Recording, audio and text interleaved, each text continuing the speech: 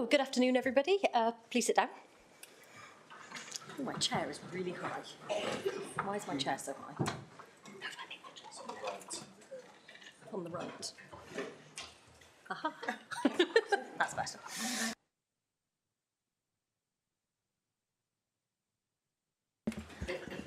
Okay, do we have any apologies for absence today?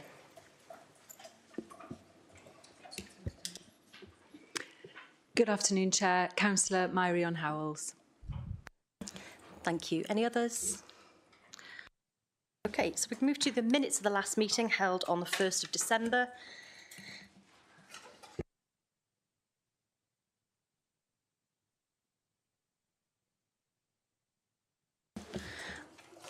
Councillor Edwards. Thank you, Chair. Can I propose an amendment to agenda item 7 of the last minutes with regard to the RLDP? I did email it over to Matt Phillips and Nicola earlier on. Shall I read it out? I don't think you need to read it out, but it will be taken. You know, it's been noted, so, and I understand that they're happy for that change to be made. Okay, thank you. No problem. Anything else, or are we otherwise happy to accept them as a true and accurate record? Good, I'm seeing assent. Lovely. Any declarations of interest? Yeah, just... Is that me? Hello?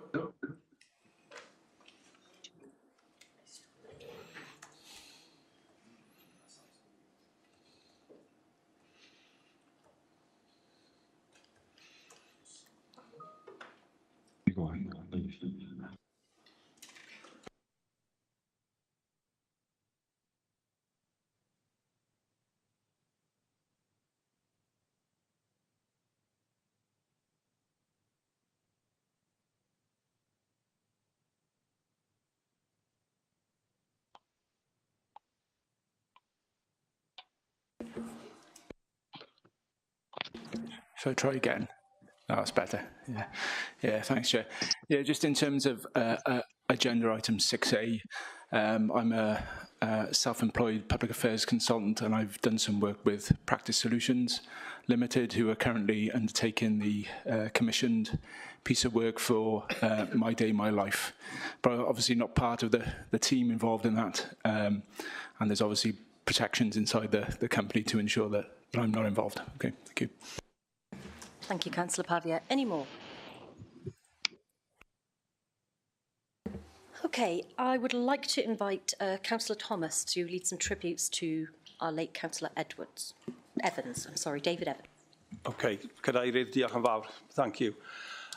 I just want to speak very briefly about the life of David Evans. Many colleagues were there on Monday at Langston Crematorium to take part in his funeral service, which was truly well attended and a mark of respect for such a dedicated civic leader.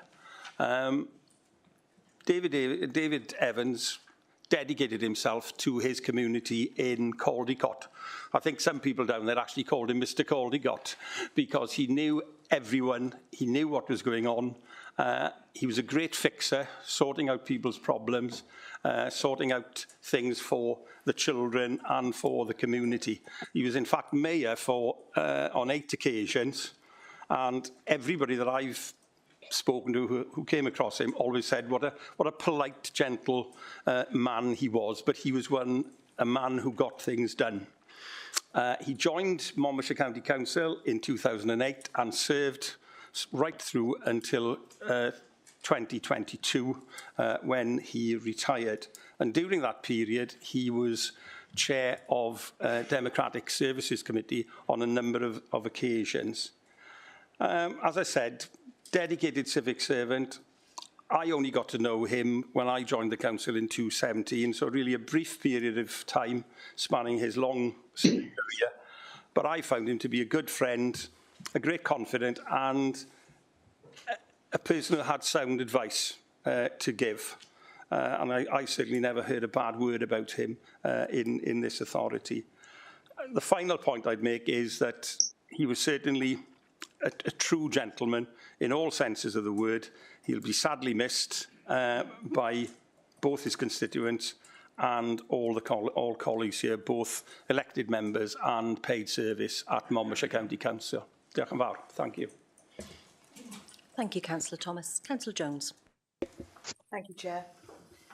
Councillor Dave Jones was a true gentleman in every sense of the word. He had no sides. When I was first elected to the council, we had no county hall, no central point to meet. And when I turned up on my first day, not knowing anything, he and some colleagues took me very kindly, took me under their wing. I'm sorry, Councillor Jones. Oh, sorry. Yeah. We can't hear it at the back, Chair. Can you speak actually into the mic, Okay, Penny? yeah. Golly, I've usually got a loud voice. Shall I start again? Okay. Right. Councillor Dave Evans was a true gentleman in every sense of the word. He had no sides. And when I was first elected, there was no county hall, nowhere central to meet. And when I turned up on the first day, very nervous, in fact, he very kindly, and his colleagues very kindly, took me under their wing. And that was the type of person he was. I worked with him a lot, and I never failed to admire how much he gave to this organisation, or indeed any organisation that he was working for, despite his personal health problems, and later becoming a carer himself. He was, in fact, an example to us all, showing stoicism and compassion, his mantra being head down and get on with it. He will be sadly missed by all of us. And going to his funeral on Monday, I thought it was an indictment of how people felt about him, because people were there from every side of the political spectrum, and they were there for one purpose, to honour Dave Evans. Thank you, Chair. Thank you, Councillor Jones. Councillor Eason. Hello, good afternoon, members. I'm sorry, I managed to get in on my iPad. I just walked in from hospital, so I'm a bit lost at the moment. But yes, I support everything that has been said by Councillor Thomas and by Councillor Penny Jones. I met David Evans before we were all both elected in 2008 to Monmouthshire County Council, together with Pauline Watts and Jim Higginson. Yes, he was dedicated to Caldicot. He was dedicated to making things better for the public. When he came to County Hall, he was of that calibre as well. He sat on various committees, and I don't think he missed many committee meetings in the whole time he was here. So I can't add any more than the tributes to be made at the moment, but may he rest in peace. Thank you. Thank you, Councillor Eason. Councillor Garrick. I just wanted to add that after working with Dave previously on town council and also on governors, he was an absolutely lovely man who cared deeply about his community.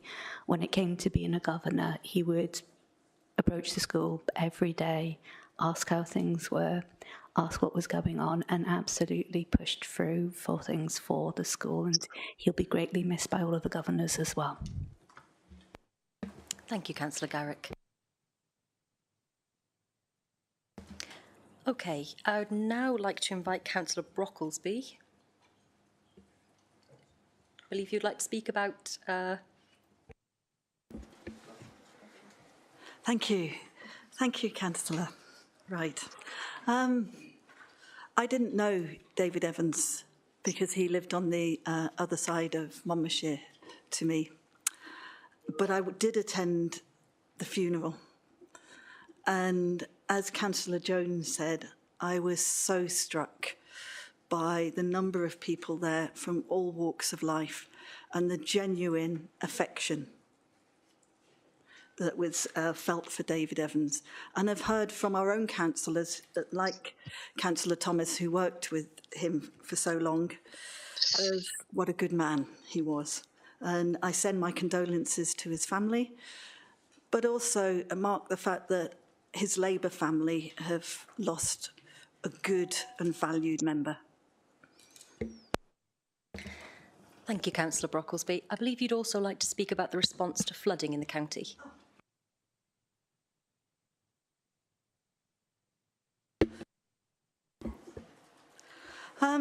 This is really on behalf of the whole council that I want to give our heartfelt thanks and enormous respect for the council officers who were involved in the response to the flooding last weekend, but also after dealing with such a difficult situation that affected many of our residents across the whole county, merely went home, had a quick bite to eat, probably a change of clothes, and got out again to respond to the snow and ice conditions that befell our council. I don't think we can ask any more of our officers than when they are able to step up and respond to these kind of emergencies. And I'm sure you'll all agree with me and join me in saying, thank you so much. Monmouthshire is a better place because you are working for us. Thank you.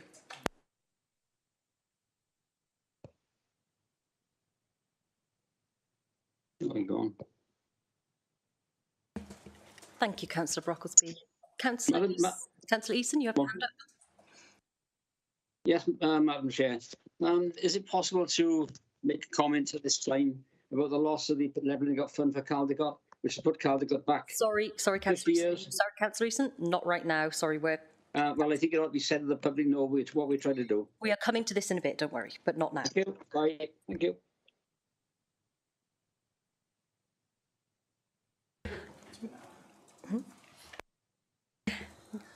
Now, we're coming to it now, in fact. Councillor Griffiths. Thank you, Chair. And it is with regret that I must report to the Council that today's announcement by the UK Government on the allocation of the Levelling Up funding does not include any of the 3 bids submitted by Monmouthshire County Council. Members will recall that these bids were made by the previous administration, developed by the previous administration. They were agreed by the former council and were submitted by the new administration in July of this year. The largest bid was for the regeneration of Caldicot Town Centre, including improvements to the leisure centre. There was the bid for the regeneration of Monmouth Town Centre and for transport improvements at Chepstow Station. The UK Government today announced it would not be supporting any one of these 3 bids. No appraisal of the bids has been published, and there is no explanation being given for the choices made. This clearly cannot be the end of our ambitions to invest in our towns. Even today, our officers have been regrouping, and we will bring to Council and its committees proposals for seeking alternative funding routes. These will include Welsh Government's funding for transforming towns, local transport grant, active travel funding. We will work with our partners at a regional level to negotiate regional funding and support from the Metro Plus programme. We will continue to seek the investment to ensure that we can make improvements in all parts of the county, be they Usk, Raglan, Magor, Abergavenny, Monmouth, Caldicot, Chepstow, and wherever else I've missed out in that list. We want to make these improvements across the county. Nevertheless, the statement today is a setback. The UK Government has announced that there will be a further round of bids for £1 billion, which has been held back. No timetable has been given. In due course, I will ask the Council and its committees to consider the merit of making a single new bid, a focused bid. And my suggestion will be that it's to realise the potential of the Sevenside area as a whole, making that area what it can be and should be, a motor of our high-quality economic development for the county, the region and the whole of Wales, recognising that that will need the highest quality town centre, amenities and transportation. That is for a future discussion, but I've declared my suggestion of a way forward there. I will end with a comment on the process of determining the funding allocations announced today by the UK Government. Until 2 years ago, funding for economic regeneration was an uncontested responsibility devolved to the Welsh Government. The UK Government has taken that responsibility back, and today we see the result. These are arbitrary, unexplained decisions made by individuals who have no accountability to Wales. I do not believe that this level of over-centralised decision-making can work for Monmouthshire or for the rest of Wales. We have a commitment and a capacity to make regeneration funding a driver of success in this county. For the future, I challenge the UK government to work with us on a new bid. If it does so, it might salvage some of its reputation.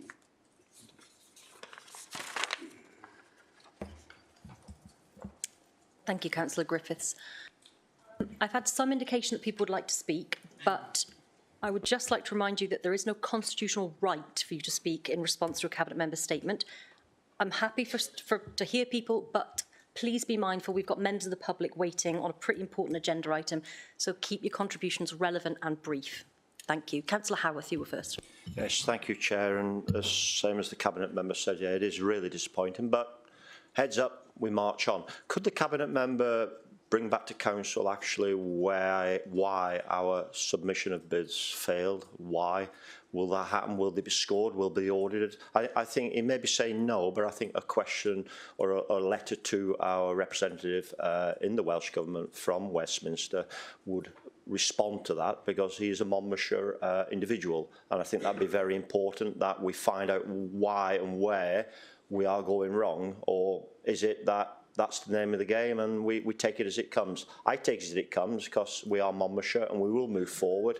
We are strong and we will accept that that's not the way that we would like to have gone, but it has. But I'd like an explanation, really. Are we not doing the forms right? A lot of applications just don't tick the boxes perhaps right, and perhaps we need a bit more time and perhaps sit back on a bid and make sure we get it right. Who knows? There's a lot of money come to Wales Mine. Yeah, I've got to say that we haven't been successful, but there are some areas which are having quite a bit of money, which is good luck to them, and it will make Wales a better place. Thank you, Chairman.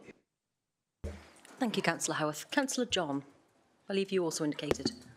Yeah, thank you. I'd like to ask a couple of brief questions. Obviously, very disappointing that none of the three bids were successful. I am very mindful that obviously Monmouthshire never got a penny under the previous regime, which was Welsh Government distributing EU funding, and I don't think that South Wales had the strategic benefits of the billions of pounds that were spent. But obviously we knew going into this process that there was a strong possibility that Monmouthshire would not be successful. There are not political decisions as to which areas get funding and which ones don't. Officials go through very thorough exercises rating these bids, and funding's awarded accordingly. And obviously Monmouthshire is up against some very deprived areas in Wales, in RCT, in Pontypool, in the Swansea Valley, in Neath. So we knew from the start that we were in the lowest priority category. But given that we knew there was a strong chance that we may not be successful, I was disappointed that there wasn't anything in the corporate plan about a clear commitment to deliver on these improvements, particularly for Caldicot, but also for Monmouth. Somehow, we need to deliver that brand new leisure centre and those improvements that Caldicot needs, because at the moment it's really holding the town back. Can I ask the Cabinet Member, when are we going to see more detailed proposals for Caldicot, and why is he proposing to put forward one bid for this third round of funding when it comes? Because obviously we have the opportunity to put in one bid per constituency. This county covers 2 constituencies, and a transport bid. Why would we not maximise our chances of getting as much funding for Monmouthshire as we possibly can? So those 2 questions, if that's okay, please, Chair. Thank you, Councillor John. Councillor Griffiths.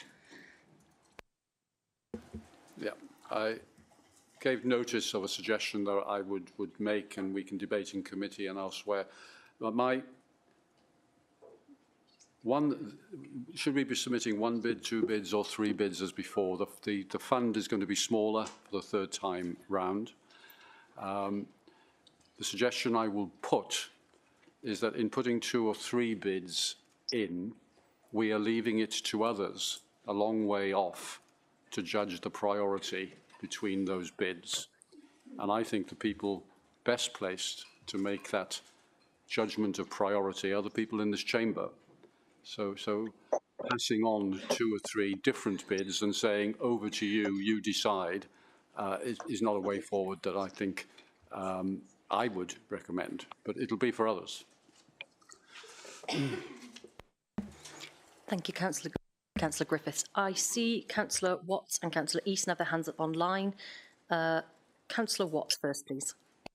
Yeah, thank you, Chair. It is a shame that I think it's £20 billion of, sorry, £2 billion. I got wildly carried away there. £2 billion has been distributed to various different local authorities across the country. So it is disappointing, despite Richard John's visit to see Boris some months, I think it was 2001, to glad hand the then Prime Minister before obviously Armageddon hit, that we didn't get any money. And I find that odd, in as much as that I remember when we had put the bid in for Monmouth, we'd already spent, even before it went through Cabinet at that point, something like £30,000 on getting consultants in to make that bid.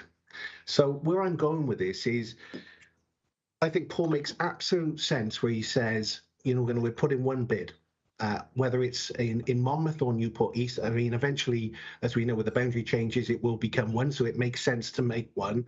But I think anything less than one, with the lesser money, simply dilutes our opportunity. So I kind of understand that, but I just urge, really, not to make the same excited mistakes. I mean, I know Paul won't be rushing down to shake hands with Richie Sunak any day soon, but not to make the same mistakes of just loading up money to kind of consultants unless we've got a very clear objective. Now, I'm confident Paul is minded to do that, but only reason I raise this is because I think we've been too frivolous before by simply just engaging with consultants and wasting money as we did under the previous administration without really properly thinking through these bids. Thank you, Chair.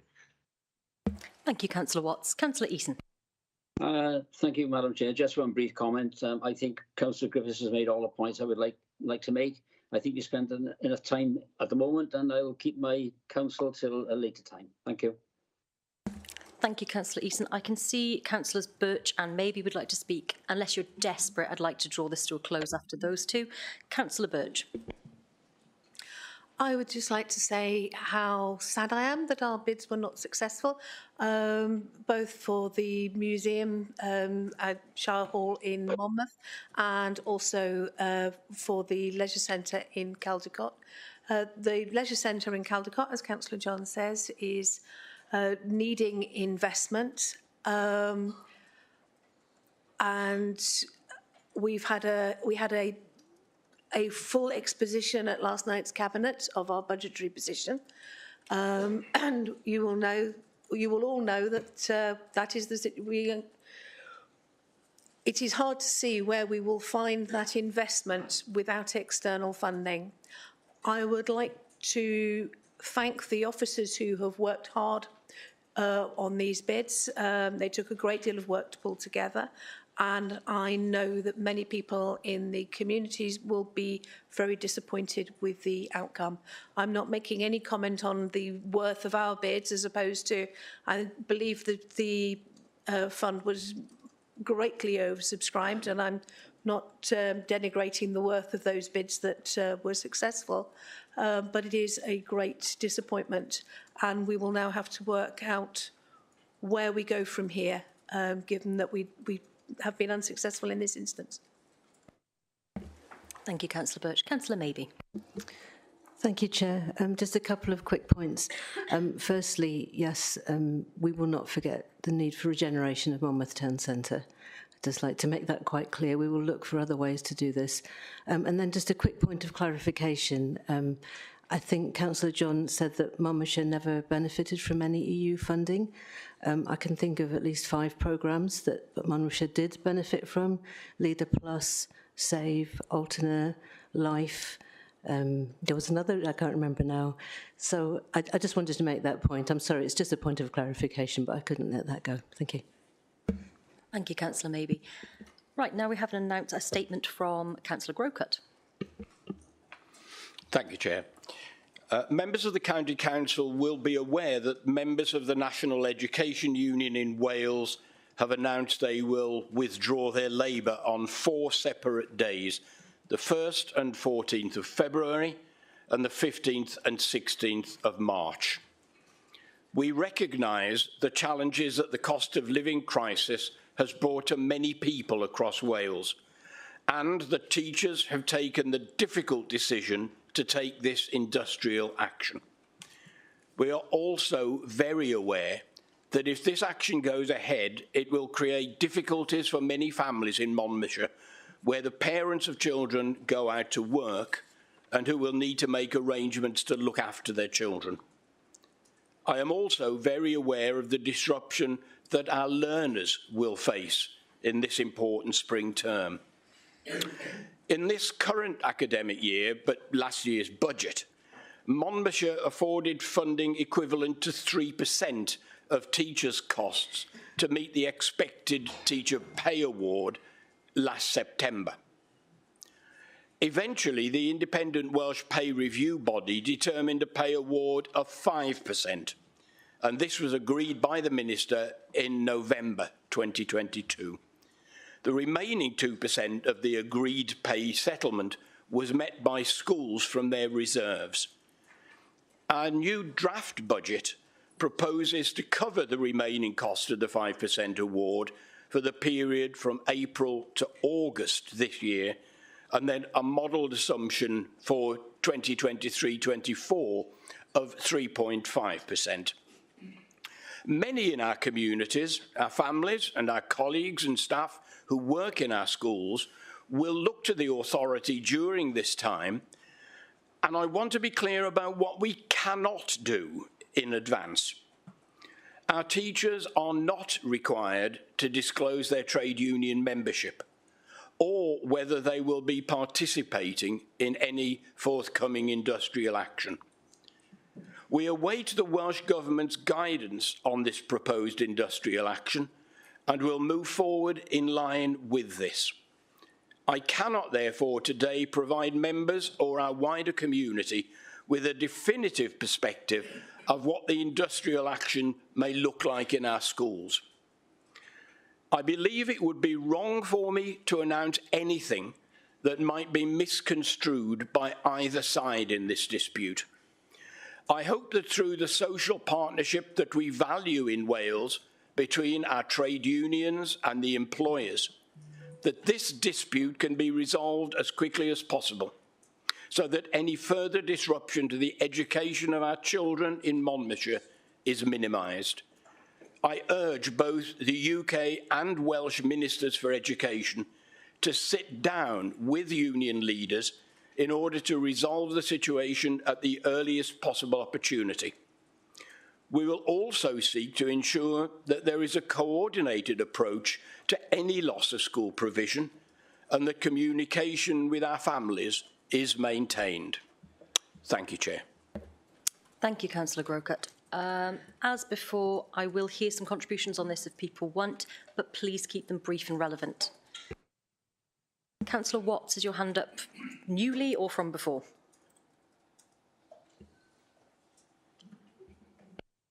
Councillor, we can't hear you. To express my solidarity with the teaching staff. They are dedicated professionals, and I think that they've got every right. They don't really want to do this, but they've really, I think that they've got no other choice. They've left, they've been pushed around and ignored for far too long. Obviously, with the cost of living crisis, we really shouldn't be treating people in this country like this any longer. Everybody, including the teachers, deserves a pay increase. So I would like to go on record and say that I would like to express my solidarity with them. Thank you, Chair. Thank you, Councillor Watts. Councillor Garrick. No, my mistake. Your hand isn't up, actually. No, okay. We will move on now then to item 6.1, call-in of Tudor Street Day Centre. I'm just going to briefly run through how the order this is going to be taken in. So, firstly, I'm going to ask Councillor Riley to give a report from the Scrutiny Committee which heard the call-in. Then I am going to read out the public questions initially, all in one go, and ask Councillor Thomas to respond to them. Then I will take individual follow-up questions from anybody who wishes to ask one. The reason I'm going to do it that way is because normally we only allow 15 minutes, of course, of public questions. I think it would be inappropriate to limit it to that on this item, so I'm trying to find a compromise way forward. Then, after the follow-up questions, we will proceed as normal with a debate.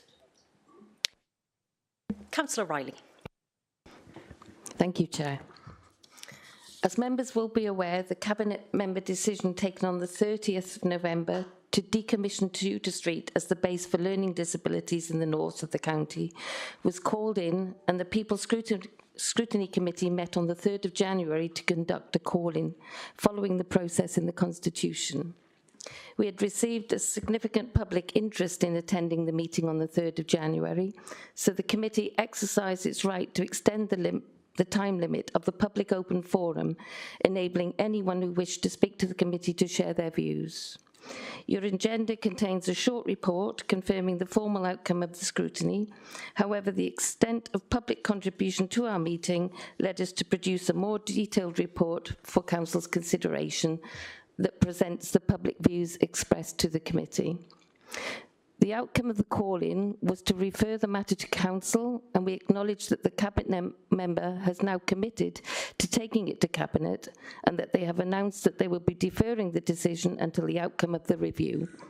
So I'd asked him to make that commitment on the record in full Council. Thank you for allowing me to introduce the item, and I'll now hand over to the Executive and officers for the start of the debate. Thank you. Thank you, Councillor Riley. So I have 8 questions I'm going to go through now. Firstly, from Kath Barton. Can the Council give an assurance that the Tudor Street building in question will be reopened to provide a service for adults with learning disabilities unless and until alternative provision is made which is considered to be acceptable by service users? Next, Sarah Griffiths. My Day, My Life has been open for decades. You are letting the people of Abergavenny down. Abergavenny won't have its original creations like they did. Where is the next landmark of disabled-friendly place, as I don't see one in Abergavenny? Next, Chris Edmondson. The admission by councillors Tudor, Thomas and Sarah Birch at the Scrutiny Committee on 3rd January that the WC facilities for people with severe disabilities in Abergavenny are completely inadequate is just one reason why a service in the community will not work for everyone.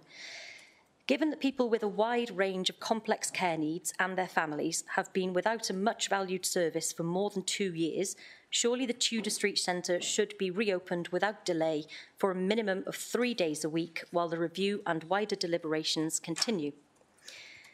David Abbott, can you outline the specific ways in which learning disabled people have been informed about and engaged with directly up to this point, please? Can you outline the ways in which you will do this in future? Owen Lewis, why they chose to get rid of a building before asking people in reviews if they wanted to still use it. The Scrutiny Committee agreed that this should have gone to full committee, not be one man's decision, and our petition to save the centre has reached over 900 signatures. Surely that shows what this place means to the community, and from these statistics, it's clear Tudor Street Centre needs to stay. People want this hub. When Tudor Thomas said the number of people using Tudor Street had decreased, I think this is inaccurate. In 2014, I was still working there, and I worked with a lot of service users then.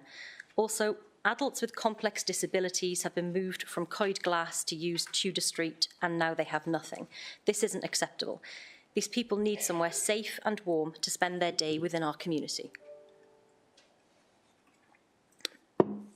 George Macmillan. Why were vulnerable people not supported during the pandemic and since coming out of lockdown not been allowed back to Tudor Street? Excuse me. Adults with learning difficulties and mental health problems should be supported. That hub is the perfect place to have developed activities and social interaction with people in a safe environment. It has disability access and disabled toilet facilities. Vulnerable people should have a choice to spend their day in and out of the community. There needs to be somewhere vulnerable people can go when it's raining to spend time with their friends. Jenny Powell. What other facilities in the area of Abergavenny have everything that is required for disabled people to use? And finally, Rachel Wright. To enable people with severe disabilities to be out in the community rather than at the Tudor Street site, community locations will need to offer specialist toilet facilities. These would need to feature not only accessible toilets, but also adult-sized changing benches, hoists, curtains, and space for carers. Is the Council confident that sufficient toilet facilities of this type will be built around the community? Otherwise, despite best intentions, service users who could previously attend the Tudor Street site may not be able to leave home. Councillor Thomas. Diolch, Cadeirydd. Thank you, Chair. I'm just going to make a very brief statement before I address those questions, but many of those questions were more statements, to be honest, rather than direct questions, but I'll do my very best to answer them.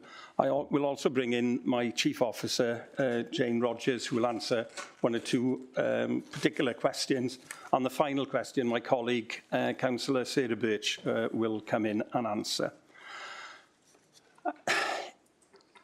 I just want to make a very brief statement. And I attended the People's Scrutiny meeting on the 3rd of January to listen to the views and concerns of members of that committee and the 12 members of the public who attended to address the committee and who remained to listen to the whole of the committee meeting. I also attended a protest at Tudor Street and did speak to people on that occasion before the scrutiny meeting. I'm grateful to those members of the public who attended, and I was pleased to listen to their views. There were a few of these people who had actually attended Tudor Street Day Centre in the past. People aired views about Tudor Street and also about services for people with learning difficulties more widely, as well as the importance of scrutiny and consultation. I fully appreciate how concerned the members of the public who attended were with the decision not to reopen Tudor Street Day Centre. In reality, the closure of the centre forms part of a much wider review of opportunities for people with learning disabilities in the north and central areas of Monmouthshire under the My Day, My Life scheme. The review was initiated in October 2022 and due to report back in early March 2023.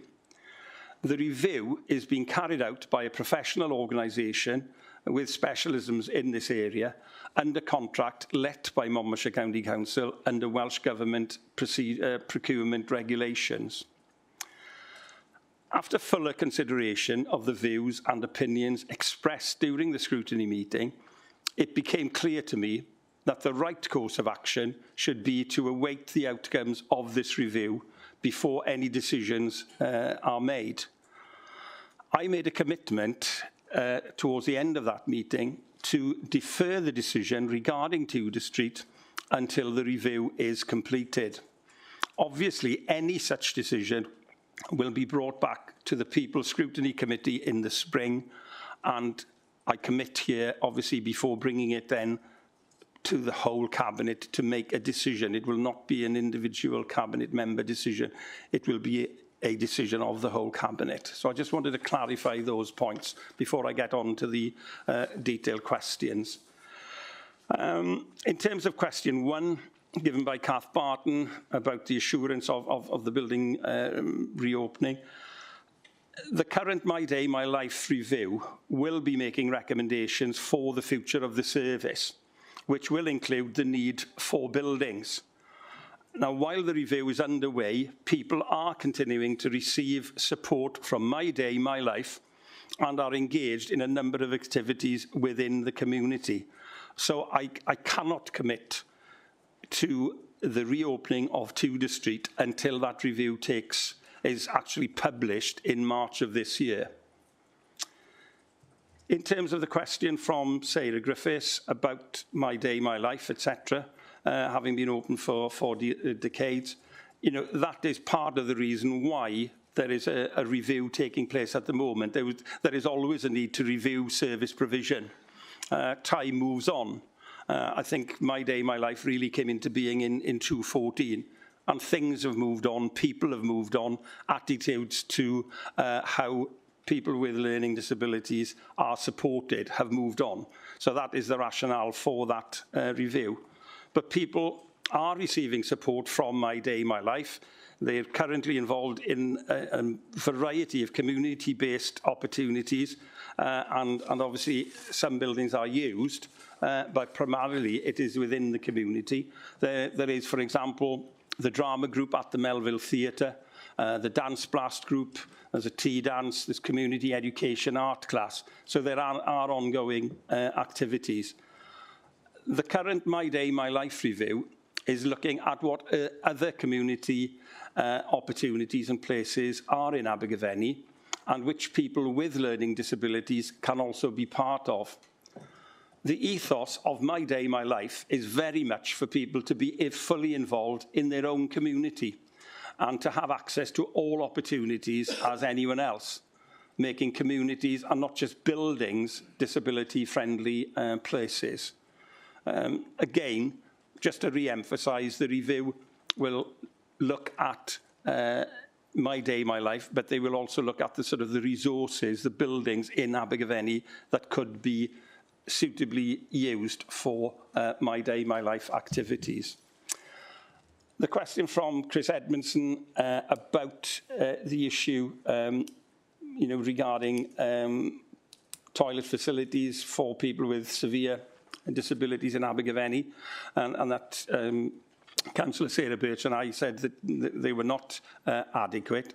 And then the issue about the complex needs, etc., and the fact the centre's been shut, for 2 years. Very much My Day, My Life, even though the centre was closed, and I know there's a great deal of affection and loyalty to that particular building, but with the advent of COVID, it had to be shut. But in fact, under the previous administration, it had been limited to 3 days a week because of lesser demand. But obviously COVID, as you all know, changed so many things. But during that time, My Day, My Life has continued to provide support to people since March 2020 and the onset of the pandemic. Pre-March 2020, the service supported people in the community as well as in the Tudor Street building. Since the temporary closure of Tudor Street building in March 2020 due to COVID, all support to people has been in the community through bespoke individual support, people taking part in a number of different activities and opportunities determined by their interests and aspirations. People do different things. Some will attend community groups such as drama, gardening and dance. Others go shopping, etc., go to the cinema or meet up with friends. The majority of people are supported by My Day, My Life. And in fact, they don't actually need disabled toilet facilities. I would accept that Abergavenny, other than the leisure centre, where there are quite good facilities for changing disabled people, there is nowhere else that provides full changing places style disabled toilet facilities, and that does impact on those people who need that level of facility. And I think that is something that we as a council will need to look into, apart from Tudor Streets and apart from My Day, My Life. It affects people who, for example, are visiting Abergavenny, who will want to change older children, adults, in that particular way. And that is something that is required. If a fully accessible changing places facility or facilities were made available in the Abergavenny area, then this would be of enormous benefit to any Monmouthshire resident who requires it, and as I said, people who actually visit. We do actually need that. But in reality, in terms of the cost of provision and the space, it would be likely to be one space where you have the facility for changing places, toilet, facilities. It's unlikely to be more than that. The type of facility that provides needs to be in a public space, and it needs to be supervised. If it were in a public toilet, for example, it would be quickly vandalised. And obviously these facilities are very expensive to install and to maintain. So it will have to be in a public building or in a leisure centre. I believe other towns like Monmouth, for example, have those facilities in the new leisure centre and also in the Bridges Community Centre. So obviously people know about that and are able to use those facilities. The question from David Abbott, I'm going to hand over to my Chief Officer, Jane Rogers. Thank you, Jane. Diolch. Thank you, Councillor Thomas. Yes, I'm responding to the question about the ways in which learning disabled people have been informed about and engaged with. So people who use My Day, My Life services were first of all told about the review via the informal newsletter that we have in place within My Day, My Life.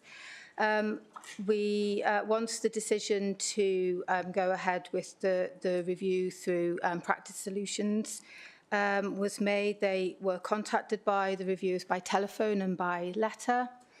The review has included individual face-to-face meetings with people with learning disabilities and their families. There's been online meetings. There's been some activity engagement days so that people can share their views in more of a group setting. A variety of techniques have been used so that people with non-verbal skills can participate. Once the review is drafted, it will be produced in an easy read version. The outcomes will be shared directly with the people involved, and there'll be further face-to-face meetings to look at the outcomes from the review. With respect to the individual cabinet member decision that was taken outside of the review, we communicated that to families concerned, some through a visit and some through a letter, just to alert them to the fact that we were seeking an individual cabinet member decision before it was made. Thank you.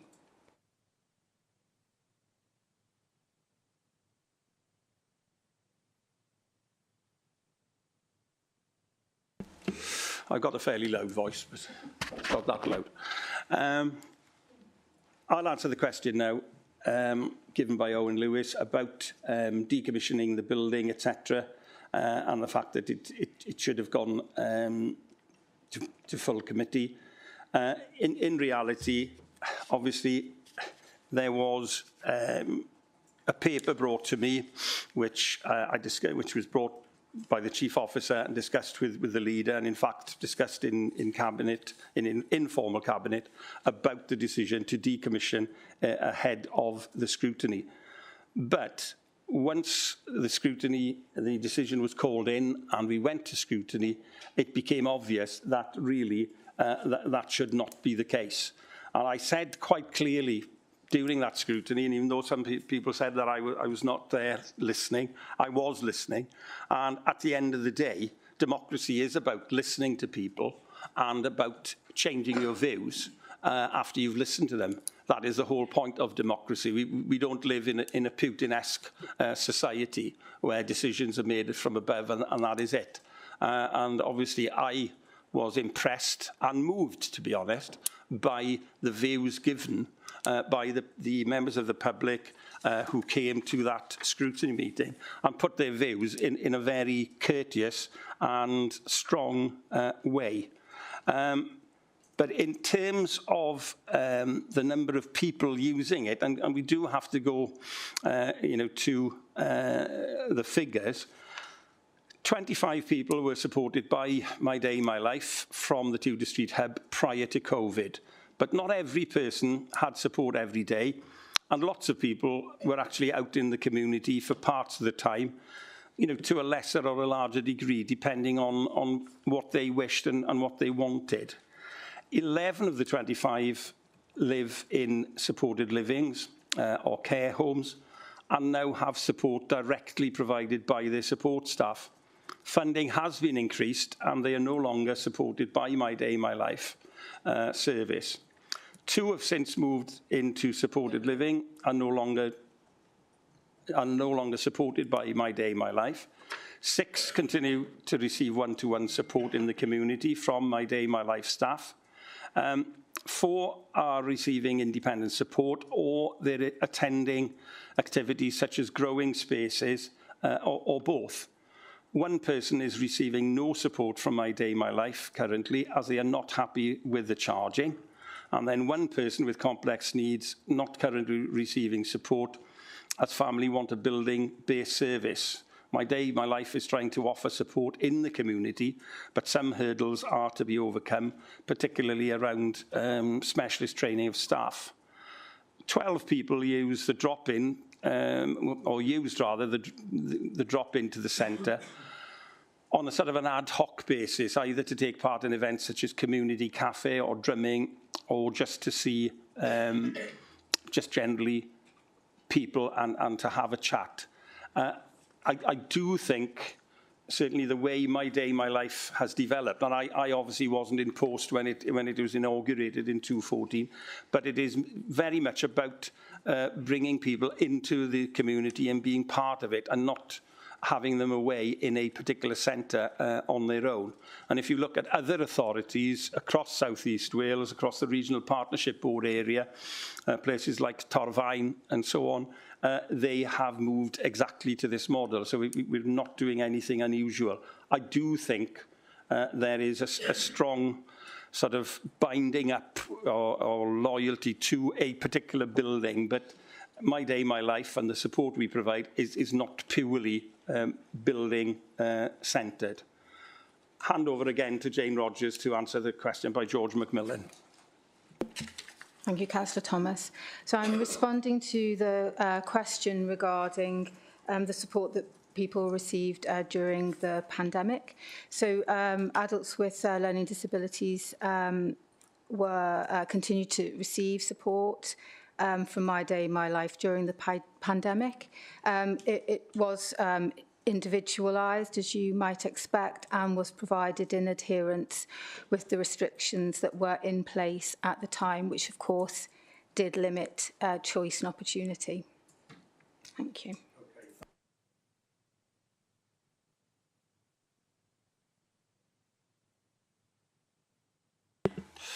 I'm not used to this stage.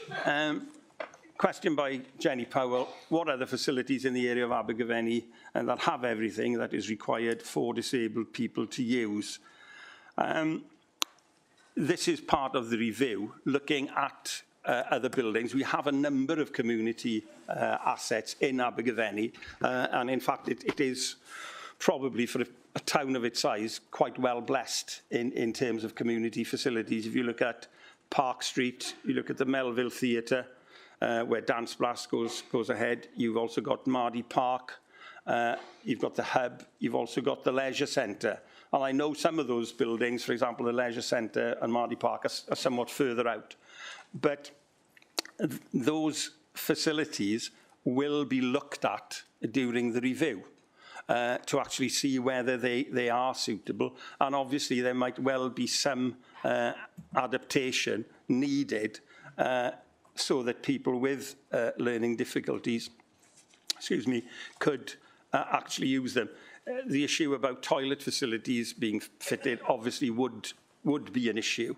From my understanding, Tudor Street only has a tracked hoist in the toilet to actually hoist people, but a facility like that could actually be transferred to another location.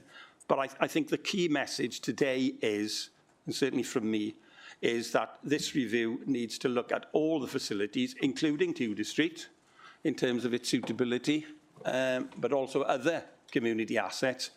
And when that feeds back, as I said earlier, that report will then need to go to scrutiny and will then, subject to what scrutiny comments upon it and their decisions, they will then have to send it to Cabinet and for Cabinet to decide, well, what do we proceed with? What do we continue to maintain and what do we not maintain?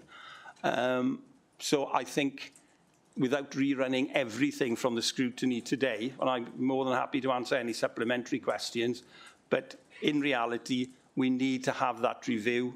I've accepted that. And from that review, we can then make, I think, some valid and worthwhile decisions. I'm going to hand over now to my colleague, Sarah Birch, who's going to deal with the last question regarding toilets, which she has a responsibility for that area. Thanks. Thank you. I think, Councillor Thomas, you've already covered most of the points regarding toilet provision. As was discussed at the Place Scrutiny Committee last week, we do have a lack of changing places toilets provision in most of our towns. The Monlife team, particularly our Disability Sports Development Officer, has been doing some work on this and looking at how we can make available the facilities in our leisure centres and advertise those on the Changing Places toilets website for disabled visitors to the town. Members will be aware that the council does not directly provide or have responsibility for funding the majority of toilet provision in the county, nor do we directly provide the majority of community facilities in the county. So, as with many things, this was an issue of working in partnership to see where facilities can be provided. But it is very much on our agenda and absolutely key to providing services in the community, and just enabling people to take part in everyday life and all the other things that we take for granted.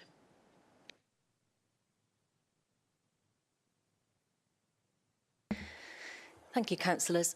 So if anybody in the public gallery would like to ask a question, you're more than welcome to. I'm afraid I am going to have to limit it to one question each, but that's all. So there is I think you've all been told that the microphone is there above your heads. Perfect. So if you just want to give us your name and ask your question, I'm afraid because I can't, I'm going to leave it to yourselves to sort out the audio ask questions in. Is that okay?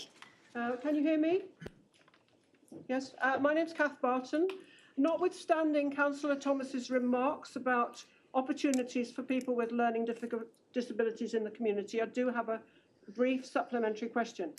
I would ask all councillors to remember what it has felt like to be deprived of the company of friends over the past 3 years during the pandemic, and to commit to enabling people with learning disabilities and complex needs, specifically in Abergavenny, to be able to have the company they choose, which to me is an essential part of what care in the community really means.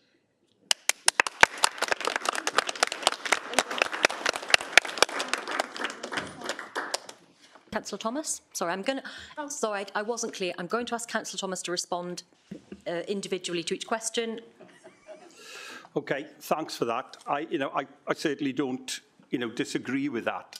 But as I say, everything hinges on the review, and the review is not ruling out saying that there will be no particular building or place for people with complex needs or people with learning difficulties to meet. And I totally agree with you. We are social people. We need that. It is very much a part of our well-being and for keeping us in a good place. But I can't commit at this stage to saying, well, it will be X building or it will be Y building. But I'm not ruling that out. It really depends on what the review actually comes up with. But I certainly note your point and I hear what you're saying. Thanks.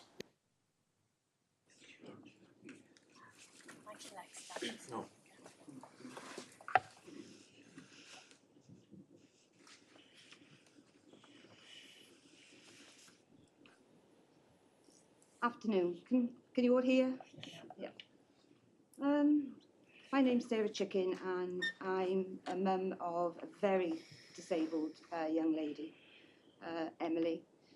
Abergavenny doesn't really meet any of the needs for very complex needs person. I've had to look elsewhere for provision, and at this present time Emily hasn't been attending a day centre, but back last year we had to go out of the county and we went to Cwmbran, where there's a day centre called Ambito, which runs 5 days a week, and it's a very busy place. Now they have able-bodied young people with disabilities, and now they are having more people with complex needs. They have all the facilities there. And again, Emily was attending Burt Dennin in Brimau because that had a hydro pool, and that's part of her need, is to have hydrotherapy. I feel very sad that I've sat and listened to some of the things today, because it isn't the activities that Emily can access. She is one of a few people in Abergavenny who cannot do anything at all for herself. And so she needs a building that has sensory activity, maybe a quiet area. She can't go into some of these buildings that we have, such as like the Park Street Centre. I don't know about Mardy Park, because to me that isn't an option. That's a lot of offices and things there, so I've been there myself and I don't see that as an option. And I feel that these young people who have the complex needs, who need more care, they cannot access the community as we would access. Every time I go out, I always have to look to see where is accessible. Changing places, yes, it would be a benefit, and for a facility like that in the area would be beneficial. Again, it's a specialised place and you have to have a special key to get into it. So I don't see how it could be vandalised from the inside, because whoever accesses it, like my family then, would have to have a special key. And we've seen that in other areas, West Wales, etc. They have one there. But I'd like to know how you come about the activities that are on offer, because I know for a fact that drumming doesn't go on anymore. Green fingers for the gardening, I think that has ceased. So there's a lot of things really that, when my day, my life in 2014 came about and changed everything, it just wasn't for the better. And I do think that Abergavenny definitely needs a hub where young people can go out, enjoy the community, but also they have that safe place to go when they come back. And also, you know, weather permits as well. You can't just walk about in the rain when you've got someone who is severely disabled in a wheelchair. But the other point I have to make is that I emailed the Practice Solutions, and the response I got was that I wasn't able to have an interview. And I do hear from other people that they haven't received letters. So how they can, at the end of the spring, say that, you know, we will come to the end of our review, and when they haven't committed to talking to various people. And I think the people like myself with a more complex young lady, I think should be addressed, because it's sad. It's very, very sad. You know, we just cannot go out and enjoy life, and to everyone else, you just get on with your life, but we can't. And that's, I really am passionate about having something in our area.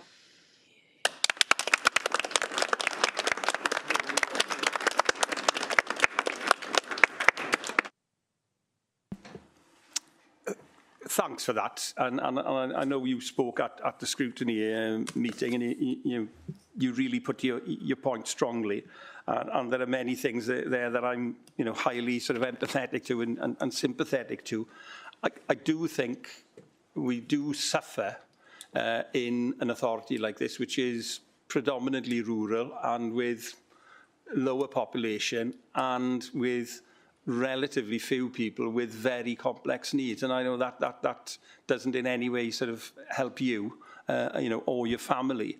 And I think that is something that we need to think about long term. But obviously, an authority like Torfaen, which has got a larger population, obviously, unfortunately, has a larger number of people with complex needs, is able to cater for that. And if you look at children, for example, in Crownbridge Day School, which I worked with many years ago, which is now in Croesau-Ceiliog, yes, children from different authorities go there because they've got a hydrotherapy pool, they've got other facilities, they've got sensory rooms, they've got quiet rooms. I do honestly think it would be very difficult to be able to provide that range of activity in Abergavenny, but I'm certainly not ruling that out. But if you look at Tudor Street, there are no facilities like that, and never have been in that building. It is a building. There are no specialist therapy rooms, etc. So, I do really feel for you and your family and for your daughter, and that the fact that you do have to travel, further afield. Hand over now to my senior officer, Jane Rogers, about the review. Thank you. So the review is specifically concerned with the My Day, My Life service users. My Day, My Life provides services for people with learning disabilities, but not for profound and complex disability that would come under the continuing healthcare bracket. The question that was posed was, how do we choose the activities? And, well, we ask people what they want and what they're interested in. Things do change. So, for example, the Green Fingers service, many of the people who were interested in that now use the growing space provision that's based up at Mardy Park.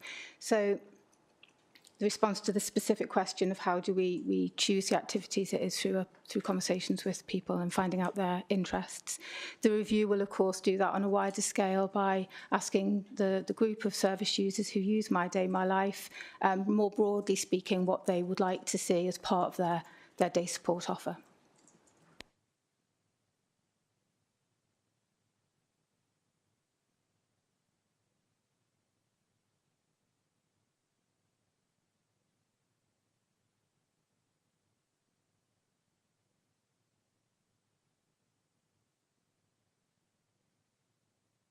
People to know and things to do. My husband has a traumatic brain injury, which he got 6.5 years ago. He goes to growing spaces. He won't go at the moment because it's too cold. He won't go when it's raining. He looks to you, you could look at him and he would look entirely normal. He goes out with an assistance dog who fetches him home if he gets lost.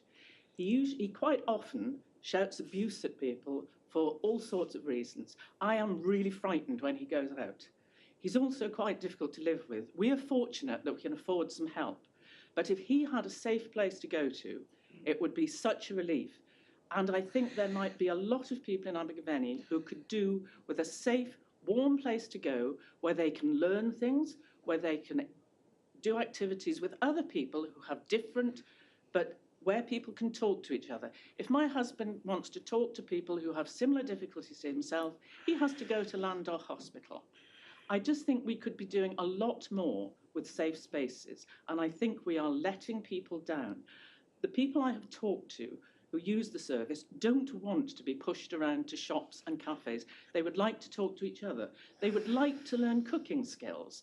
They would like to be able to, they'd like to be able to play games with each other. Please think about what we are losing in terms of our own humanity in Abergavenny. I've lived here most of my life, and I'm absolutely ashamed of it. Hear, hear.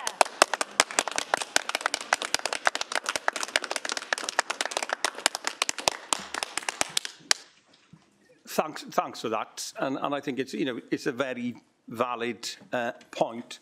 But what I would say in mitigation is the current review that is going on is, as I said earlier on, it is looking at services provided through My Day, My Life, but it is also looking at the physical resources, what is available, and I am not sort of ruling anything out, and I'm not ruling anything in at this time until we have this review. And I know today we're in a sort of a political situation, but in reality, when we're talking about people with particular needs, and as your husband unfortunately had a serious brain injury, I certainly won't want to get into sort of political baiting today, because I think this is too important an issue to do that. But what I'm saying quite clearly is, let's wait for this review. When that review comes out, it will come to scrutiny, and let's be honest, we can say quite solidly under this administration that scrutiny is rigorous and it is robust. And if that report is saying things that people don't disagree with, then obviously you as individuals will have the opportunity to come again and express your views at that scrutiny meeting once the review's taken place. So I would say, let's wait until the review is published, and then it comes to scrutiny, and then it goes to Cabinet, and we look at issues like that. I take your point about the issue of safe places, and it's obviously been accentuated because of COVID, which is not of my making, it's not of your making, but it's had a really serious effect on everybody's lives, but particularly people who have particular issues. So, I very much hear what you're saying. Thanks. Sorry, I see that you had your hand up. If you don't mind, what I'm going to do, I'm going to take first questions from everybody else. Is that okay? Lovely.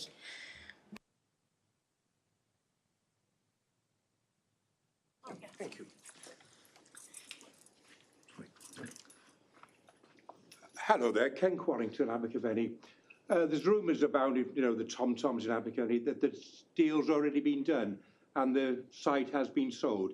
Can Tudor assure us that there's no deal being done? Is there a deal on the table with any developer? Are you in negotiations with anybody? Have you had an offer for the buildings? I mean, are you ready to exchange contracts at any day? Or haven't we spoken to anybody about it? That's the question, really. Okay. Has it been sold, or are you in consultation with anybody? Thanks for the question. And yes, I've lived in Abergavenny for 40 years, and I know the Tom-Toms are extremely strong on all sorts of issues. But in answer to your question, at the moment, there is nothing, as it were, on the table. The building is there. It's mothballed. There is no planning going ahead on it at the moment. Nothing will happen, and I categorically state that nothing will happen until the review publishes and it goes to scrutiny, goes to Cabinet. So you can send that out on the sort of the Escbongos tonight. That is the place. It's not under offer. Nothing is happening to it. It's there. It's wind and weatherproofed, and it's secured. There's an alarm system, so nothing is happening. So I hope you're reassured by that. Hi, Jenny Powell from Abergavenny. I've worked with people with mental health issues, learning disabilities, physical disabilities, much like your daughter there. And everybody needs a place to go, not just categorised into a specific box. You're talking about the reviews for My Day in My Life. Sarah Griffiths here, she hasn't had a review. No one's had a conversation with her about how she wants things to move forward. But my email telling me that I could ask a question here today told me it's not so much about My Day, My Life, it's about the building. So if that building is sat there doing nothing, why aren't you opening it up to the public to use so that groups can use it for activities for people with physical disabilities, mental health disabilities, brain injuries like your husband, they need somewhere to go. We need somewhere to go. We need to support each other through this lockdown. People have had massive impact on their mental health during the lockdown. I know it's affected me. I've had spinal injury. It's affected my life. Where can I go? That building is sat there doing nothing. You've just admitted that. Why can't we put on a craft group, put on a games night, do something in that building to keep it going?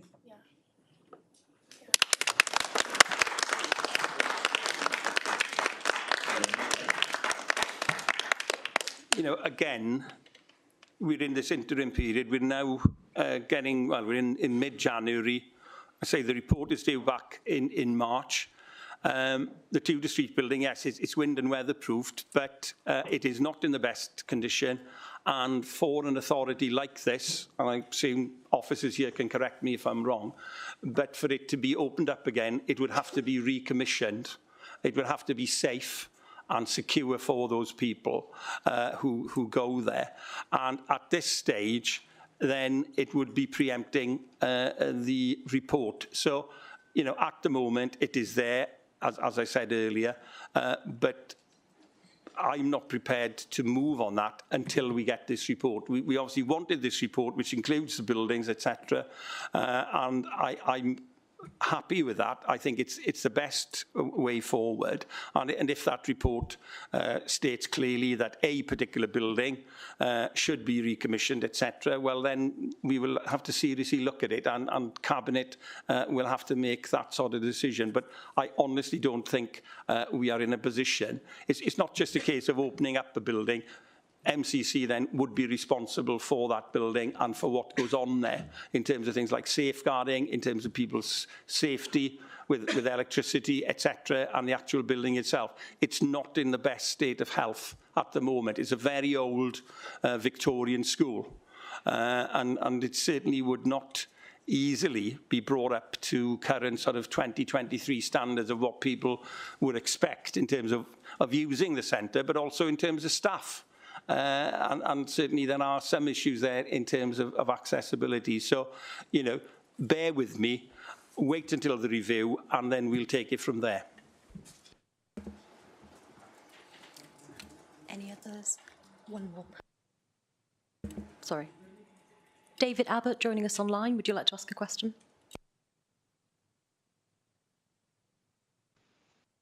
I would, thank you. Can you hear me okay?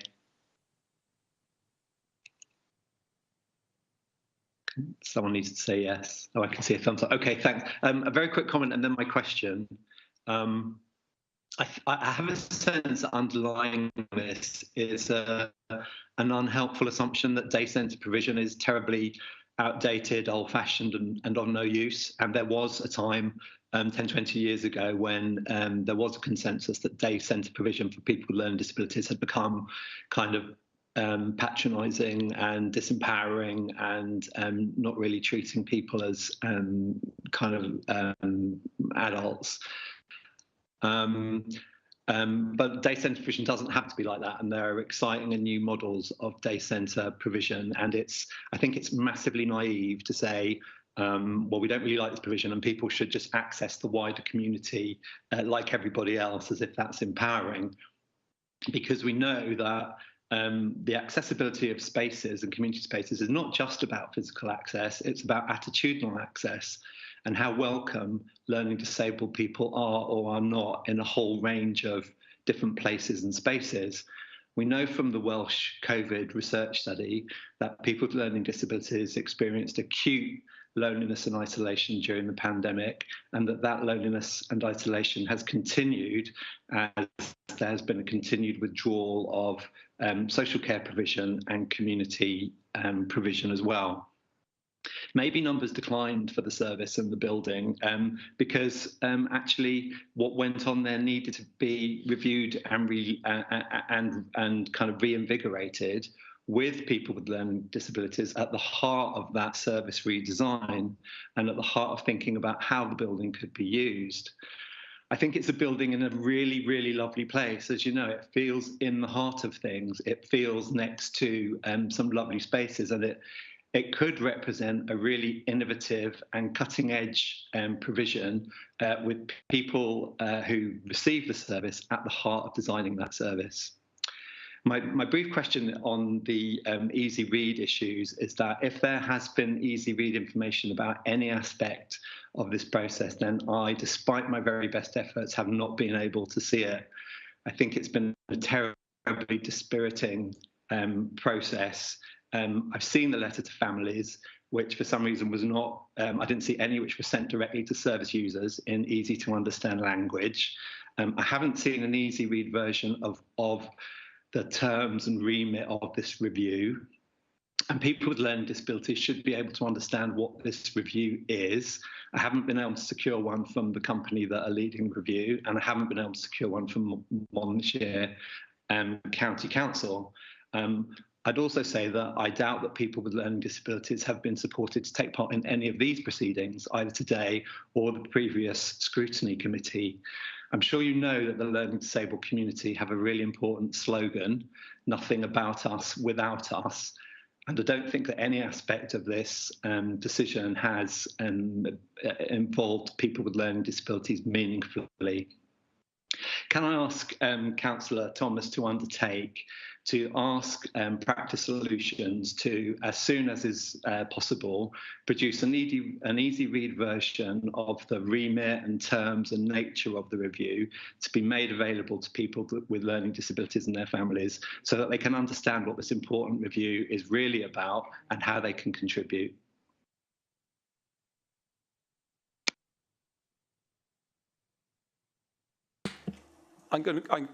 Thank you, David, for that. I'm going to hand over, first of all, to Jane Rogers, my Chief Officer, who obviously was overseeing this review from a management point of view, and obviously as a specialist in social services. Thanks. Thanks, Councillor Thomas, and thanks for your question. Yeah, I mean, the review does have people with learning disabilities who use My Day, My Life services at the heart of the redesign of that. And I understand what your points that you made about the loneliness and isolation experienced by people with learning disabilities during COVID, and that actually, you know, the review is about the way forward, what people want. And I would want to say now that I'm absolutely sure that the need for connection and opportunities for getting together in safe places is going to be one of the key outcomes from that review. I'd be very shocked if it wasn't, and that there will be then opportunity for us to really think through the assets that are in Abergavenny as well as in Monmouthshire, because Monmouth, because the My Day, My Life review that we're undertaking covers the central area of Monmouthshire as well. That once we've got the outcomes of that and we've really listened to service users, there will be that opportunity to look at what accommodation options there are and that we can build further upon. I would say about do people with learning disabilities who are involved in My Day, My Life services understand what the review is about? Well, given that they've been communicated to in a variety of ways, engaged with in a variety of ways through Practice Solutions, and that our commitment is to producing an easy read document of the outcome of the review, I'll certainly, well, and that's already in place. I can have a conversation with Practice Solutions about any other easy read material they might want to produce in the meantime. But certainly the outcome, the review outcome, would be produced in an easy read version. Thank you. Thanks, Jane.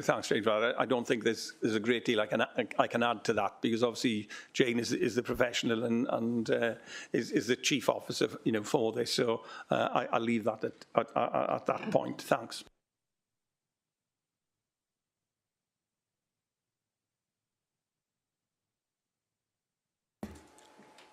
Okay, I'm going to allow just 1 second question, if that's okay. I know you've been waiting very patiently for. Thank you very much.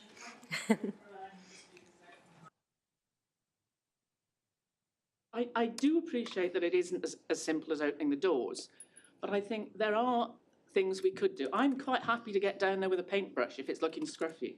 Yep. I think we need to think outside the review, because there are a lot of people in Abergavenny who are not covered by this review and who have real needs. I'd really like to see us, instead of saying we can't open it until after the review, I'd like us to stop saying we can't and say we can.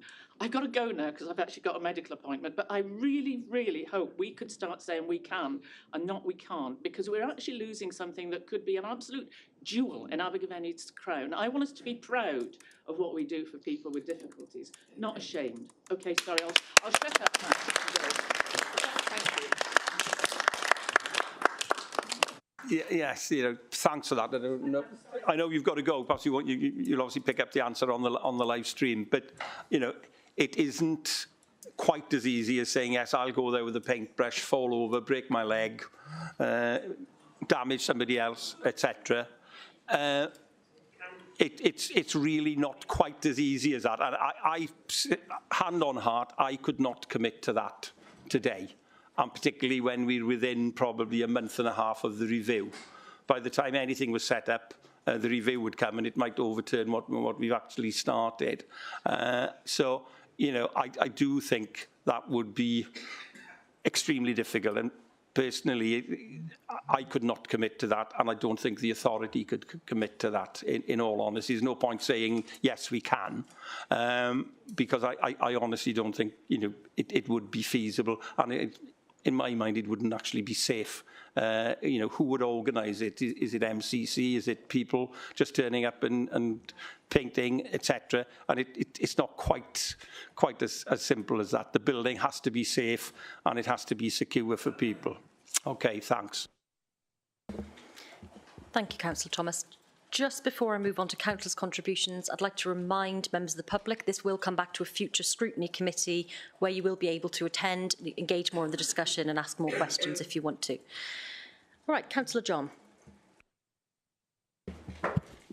Thank you. Can I start by thanking the members of the public who've come along to contribute to today's session? And I think I'd like to particularly thank Kath, Sarah, Chris, Ken, Jenny and David for your contributions, because I think you've spoken really eloquently and have shown to us that, as we're councillors, we make decisions regularly, and you've reminded us that our decisions have an impact on people's lives, and you can't just make a decision without thinking really carefully about the impact it's having. And Kath and David, I think your points were particularly sobering about the impact that the pandemic had on people's lives, and the social interaction that all of us missed out on.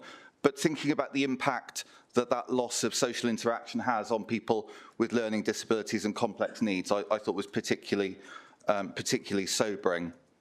I only have a couple of minutes, so I want to focus my comments today, if that's okay, on the process rather than the broader debate about the future of the service.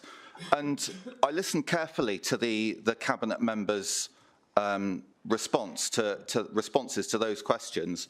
And Tudor, I was disappointed. The one word I really wanted to hear from you was sorry. We're all human. We all make mistakes. And I think it was a mistake to make this judgment, to make this decision independently, unilaterally, without proper engagement, without proper discussion, without scrutiny of the process. And I just really wanted to hear from you that you regret that this has happened in the way it has. I really don't think it can be right for one person to make a decision that impacts on some of the most vulnerable residents in our county without proper consultation and proper discussion. So I, along with Councillor Taylor, Councillor Howarth and Councillor Jones, we called in this decision because we were really disappointed with not only with the decision, but also the way in which it had been taken. And, Councillor Thomas, even at the call-in meeting, I didn't get the sense that you understood why people were as upset as they were. You could have read the room. You said that one of the options open to members was to refer the decision back to you as if everything's okay. There was no way that was going to happen, given the level of concern. So I was disappointed by your response to the committee on the 3rd of January. It felt like you just didn't get it. And while I welcome the change of heart and the decision now that we are going to wait for this review to be published, I still don't understand how this came about. You said twice in the committee that you discussed this with the leader before making the decision. We don't know when you discussed this or what the nature of that discussion was. Your colleague then corrected you, Councillor Birch, and said there was actually an informal discussion by Cabinet. But again, we don't know when that was, we don't know what was discussed, whether any minutes were taken. Obviously that discussion didn't have much impact on you because you didn't recall it. We know that there are 2 Cabinet members in the administration with responsibility for engagement. Did no one think during that discussion that this is exactly the sort of decision that needed considerable engagement with the public, elected representatives, but most importantly, the people who actually use the service, the people who know best about that provision? So I feel even now, we haven't had any regret or humility today. And you know, we need reassurance that you understand that this was completely wrong. And you know, Tudor, you've been a councillor for 6 years. You were a scrutiny chair for 3 years. So you were responsible for, on behalf of the committee, deciding which issues needed greater oversight, greater scrutiny. So I do feel disappointed. I feel that this is about judgment and it's wrong. I don't think it's good enough to say that the justification for closure is that things have moved on. Obviously, you commissioned a review into My Day, My Life. Well, what's the point in commissioning an expert review if you're not going to wait for that review to conclude before making those decisions, so actually see what those conclusions and recommendations are? Of course, the terrible irony is that My Day, My Life is supposed to be about empowering people. It's supposed to be about giving people more control and influence over their lives. And what's happened here is the exact opposite. And vulnerable people have actually been excluded from this process. I was disappointed to hear what sounded like it was verging on a political point about, well, the previous administration did X, Y, and Z. I was a member of the previous administration, and we oversaw what we thought at the time was a temporary closure of the day centre in March 2020 as a response to the outbreak of the pandemic. And I have to say, it was sobering and painful for me during the committee to hear from service users about the impact that that temporary closure had on them. And you know, we made that decision with the best of intentions to try to keep vulnerable people safe. But you know, that was very sobering to hear. I think the decision to close Tudor Street Day Centre was undemocratic. It was immoral. I fear that it may even open the council up to legal challenge. So I hope that the cabinet member will apologise to residents. And I also want to hear about the lessons that the administration's learned from this experience. How can we be confident that decisions are not going to be made in this undemocratic and high-handed way again? You know, when you make a decision such as this, you need all the evidence in front of you, including a quality impact assessment, a formal public consultation, robust scrutiny through committees, and you look at the evidence and you have to make that decision. But a cynic would think that the administration's rushing through this decision so they can flog the land for development to avoid the Welsh Government's new flood regulations, TAN 15, which are being introduced in June 2023, which will prevent the council from using that site for development. So I feel really frustrated that this process has been so shambolic. I hope that you know, this decision should never have been an individual cabinet member decision, and it does come down to judgment. You know, when when I led the authority, we had to make a decision sometimes as to whether something would be an individual cabinet member decision or whether something had to go through cabinet and would go through those extra scrutiny processes. And quite often we took things to cabinet that didn't need to go to cabinet, but we felt this needs a proper public airing or it needs greater scrutiny. And when you run an authority, you've got to be able to make those decisions.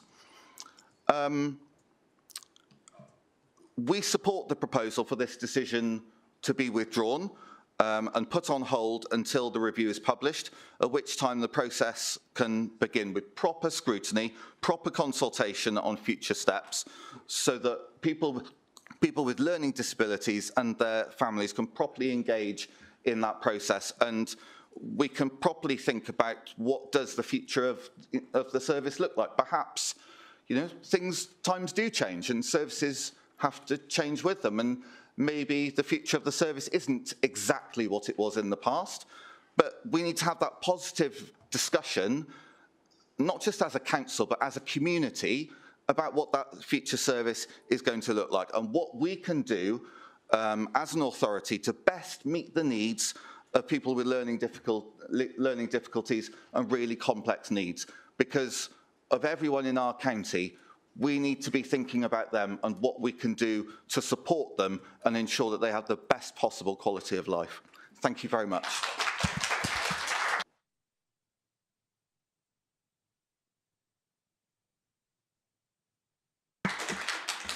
Thank you, Councillor John. Councillor Riley. Thank you, Chair. I'd like to say first that part of the criticism, a large part of the criticism of the decision made, was it was made without enough information. So I am aware that there is, as we all are, there's a review ongoing and it will come before Scrutiny Committee. I'm aware that there's a little slippage within that. I'm looking at the timescales. We should have had the draft review this week, I believe. I don't know if that has happened. That's another question. I intend to make sure that that review is robust, but there is some ambiguity in the wording of it that I would like a little bit of clarification on it. Who are we talking about as service users? Is it the people who use it, some of the people who are here behind, who have just said that they have not been contacted, and some of them have been told they won't be contacted? So are those people who are being contacted for their views within the review just the people who are being assessed as needing the service, which I believe is 8 people? There are, the terminology talks about asking people for their needs and wants, but what I'm hearing today is only needs. And I'm assuming that that is assessed needs. So what I would like to say is that more than 35 years ago, when I worked as an advocate at Llanfechra Grange, where people were completely institutionalised, and from then we have had care in the community.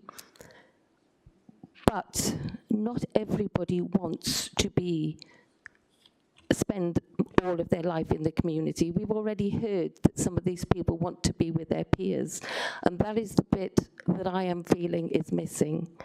I do not want to make Sarah any more famous than she would want to be, but because I have had Sarah's consent to share a little bit of information with you. When I spoke to the commissioning manager before Christmas in an attempt to try and work out where we were with this review, I was told that Sarah had the most wonderful life independently in the community, and yet Sarah has come before us twice now to say that that is not exactly how she would put it. So I would like to wait for the review. I'm hoping we won't have to wait too long. It will be, I think, scrutinised well, but I am concerned about the terminology and about who we are asking. Thank you.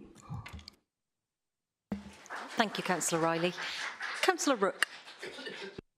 Thank you ever so much, Chair. In May, I ended up 14 years of caring for a young family member with learning difficulties. Over that 14 years, I've seen the services that were available to those children decline massively. Something simple like the closing of Mountain House School had a huge detrimental impact on the children that were being taught there. In Chepstow, there are no other services provided by the county council that I'm aware of to facilitate the needs of disabled people and people with learning difficulties. We cannot rely on the private sector or the third sector charitable statuses to provide something that we, as a corporate parent, have a responsibility to do. I understand that the 14 years that I spent as a carer happened during the Tory austerity years. Please remember that. We've seen that slow decline for a number of years. Not all of it is under this administration. The majority of it was under the previous Tory administrations. We are talking about people here. People need to interact with other people. Social etiquette and social understanding is necessary for us as a community to be able to accept people with other needs that are different to ourselves. I'm really disappointed that that the facility was earmarked for closure. I'm only pleased that we are now going for a review. Please, let's put people first. Thank you, Chair. Thank you, Councillor Rook. Councillor Eason. Hello, thank you, Madam Chair. Yes, I sat on that planning at the scrutiny committee on that day. I did have concerns that it might be brought to us prematurely. In fact, I thought there was more than one cabinet member's decision in there. It should have been 4, maybe it should have been at cabinet. I believe that the public came to us, made very good representations, very eloquently, and at the end of it, I felt that it had to go back to the cabinet, although the committee decided it had to come here for another hearing. So rather than repeat everything that's been said by other members, I believe that we should refer this back to the cabinet members for reconsideration to look at the whole of the review and then come to us again through scrutiny, as has been suggested. Thank you. Thank you, Councillor Eason. Councillor Buckler. Thank you, Chair. I'd like to thank very much the members of the public who have talked today with such eloquence and very movingly. For Councillor Thomas to say this is a political debate is misleading and not the case. From the statements we have heard from Councillor Thomas, it seems that the decision he made was based on what has gone before. He cites previous users and potential current users. Surely we need to look to the future. We need to see a full and detailed review on the future of the services that Tudor Street provided. We cannot let the people who need us most, such as adults with learning difficulties, to be ignored because of a minority Labour administration pledge to provide low-cost housing at all costs. Can we be assured that the Cabinet member, Councillor Thomas, and the wider Cabinet will take this responsibility seriously and that it will come back to the People's Scrutiny Committee in a considered fashion when the review has been concluded? Thank you. Thank you, Councillor Buckler. Councillor Callard. Thank you, Chair. I'd like to thank the work of the Scrutiny Committee for bringing this to us. I think it's been a really important debate, and I'd especially like to thank, similar to my colleagues here, the members of the public who came here today to make representations. It's such a, it's really powerful for us to hear your voice, and I really do think that you've had a really powerful effect, certainly on me, and I expect a lot of my colleagues as well. I think one of the main messages that I've heard is that the people who need to use these services, having a physical place to go and access them is really very important, and a place to have the facilities which can facilitate their care, and also having a, a meaningful time, and education and fulfilment. So, I really hope the review comes forwards with proposals that support that. I look forward to the review. As my colleague, Councillor Riley, says, I'm sure it will be scrutinised very thoroughly. And, I hope the members of the public can also take part in that. Thank you. Thank you, Councillor Callard. Councillor Butler. Thank you, Chair. I too attended the People's Scrutiny Committee call-in on the 3rd of January. I'm not a member of that committee, but I felt it was really important. And I have to say, it left a massive impression on me. There was real impact by the people, many of whom are here today, and the things that they said. I put my hand up to speak today before I realised that Professor Abbott had joined us online, because I wanted to bring out some of the things that were read out from a letter on that day. He most eloquently has said it all for me, really. But the one thing I did note is that his concern about the absence of anything new or else was something that he said in his letter. If it's not Tudor Street, then where or what is my question? We're talking about the lives of people with learning disabilities who've had a really tough time through the pandemic. It's not over for them. And I really hope that the review will provide clarity so we can take this properly forward. And I'm going to close by picking something up from Professor Abbott that he said, which apparently is the slogan of people with learning disabilities, and that is, nothing about us without us. Thank you. Thank you, Councillor Butler. Councillor Garrett. Having watched the recording of the People's Scrutiny Committee meeting on the 3rd of January, we couldn't fail as members to be moved by the life stories and experiences we heard, the strength of opinion on the proposed closure of this centre and its impact that it will have on the residents who use their families, carers and supporters in the community. And I thank them for their contributions at both meetings. We've heard some heartrending stories from residents who use the centre and feel isolated both during and since the pandemic. We heard about the benefits of having a centre, a hub, a place for them to meet, a safe place. And I welcome the decision to delay until we get this independent report and it's completed and it goes through the scrutiny process.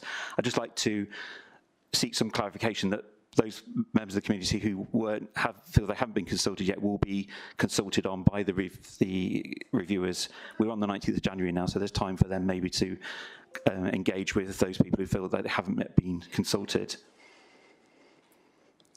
We've heard a lot about the issues with the centre. I've got a centre in Overmonna in my ward, which isn't part of this review, but I'm keen to certainly know what goes on there and the services that are provided, and to make sure that the people that use those services are listened to and engaged with. Just in support of my cabinet member, I noted at the end of that meeting there was an issue with the impact assessment hadn't been advised that it had been done by before this decision was made, and I think that's just a point of clarification. And secondly, it was the omission of the closure decision from the forward plan, so the scrutiny committee was unaware of the decision might be taken. So there was an element of procedural failure there that needs to be taken into account as well. From a personal point of view, I've been to the Sereni Children's Centre in Rogerstone, and that provides a lot of facilities we talked about, like hydrotherapy pools and a cinema. And I'd like to maybe, as part of the process that's going to start, that we look at what an Iron Bevan Health Board have done there in 2011, and whether we can see something like that happen at Neville Hall. I know that the Sparkle charity are already working at the Children's Hospital, and whether we can get some kind of adult provision brought into that as well. So I'd hope that we could, that as part of the discussion process, that can be brought in as well.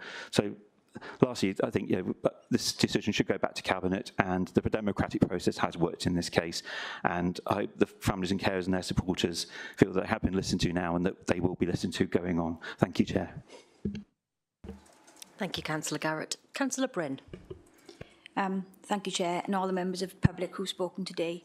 I feel it's important that should the decision be made to eventually close the Tudor Street facility, that its replacement is secured without a break in the support for the providers provided for users, and that any replacement needs to be centrally and easily accessible by public transport to ensure that the users are able to access the facility independently if they so wish, as this gives users capacity to retain or implement new life skills and gives them a pathway to a more independent life. Thank you.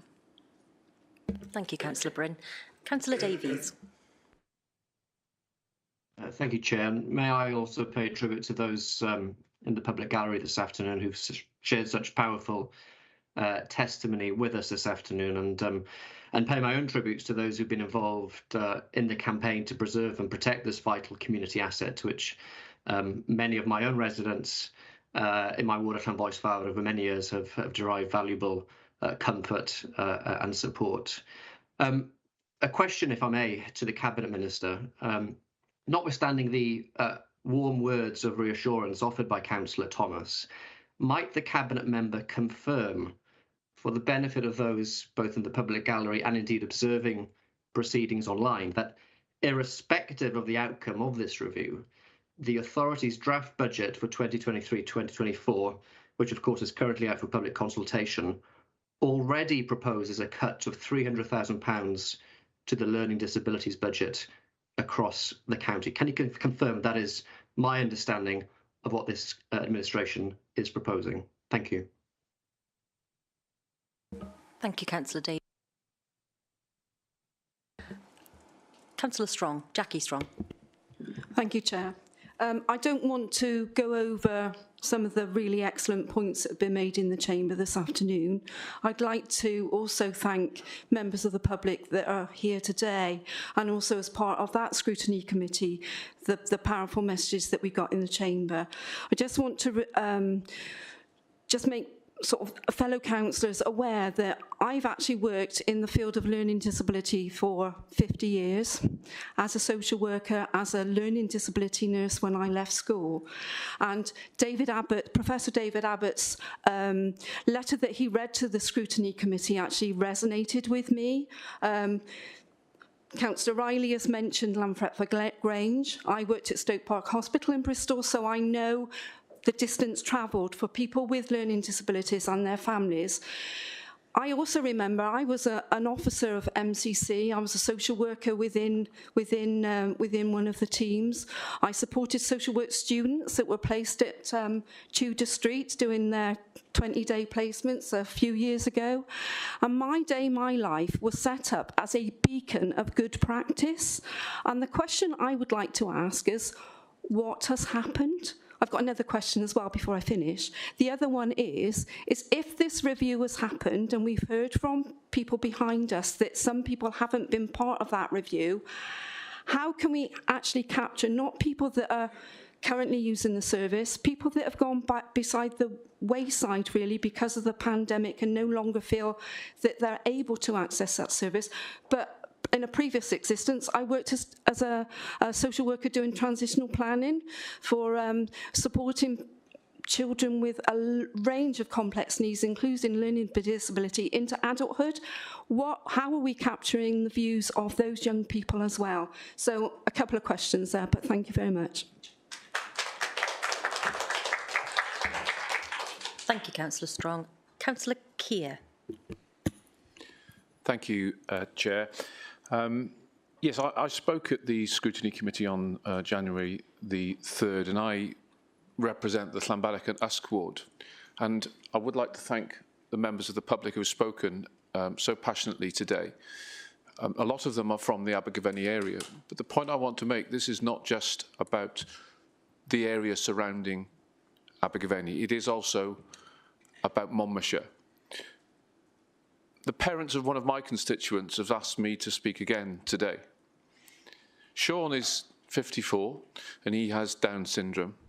He's a similar age to me. I've known him all my life as a next door neighbour, a friend, and he's an honorary constable at Usk Town Council. Prior to COVID, Sean was a regular weekly attender at Tudor Road. His father says for donkey's years. He found out about the scheme when he's working at the Spar shop in Usk, and I regularly saw the Monmouthshire bus picking him up from outside our house alongside others.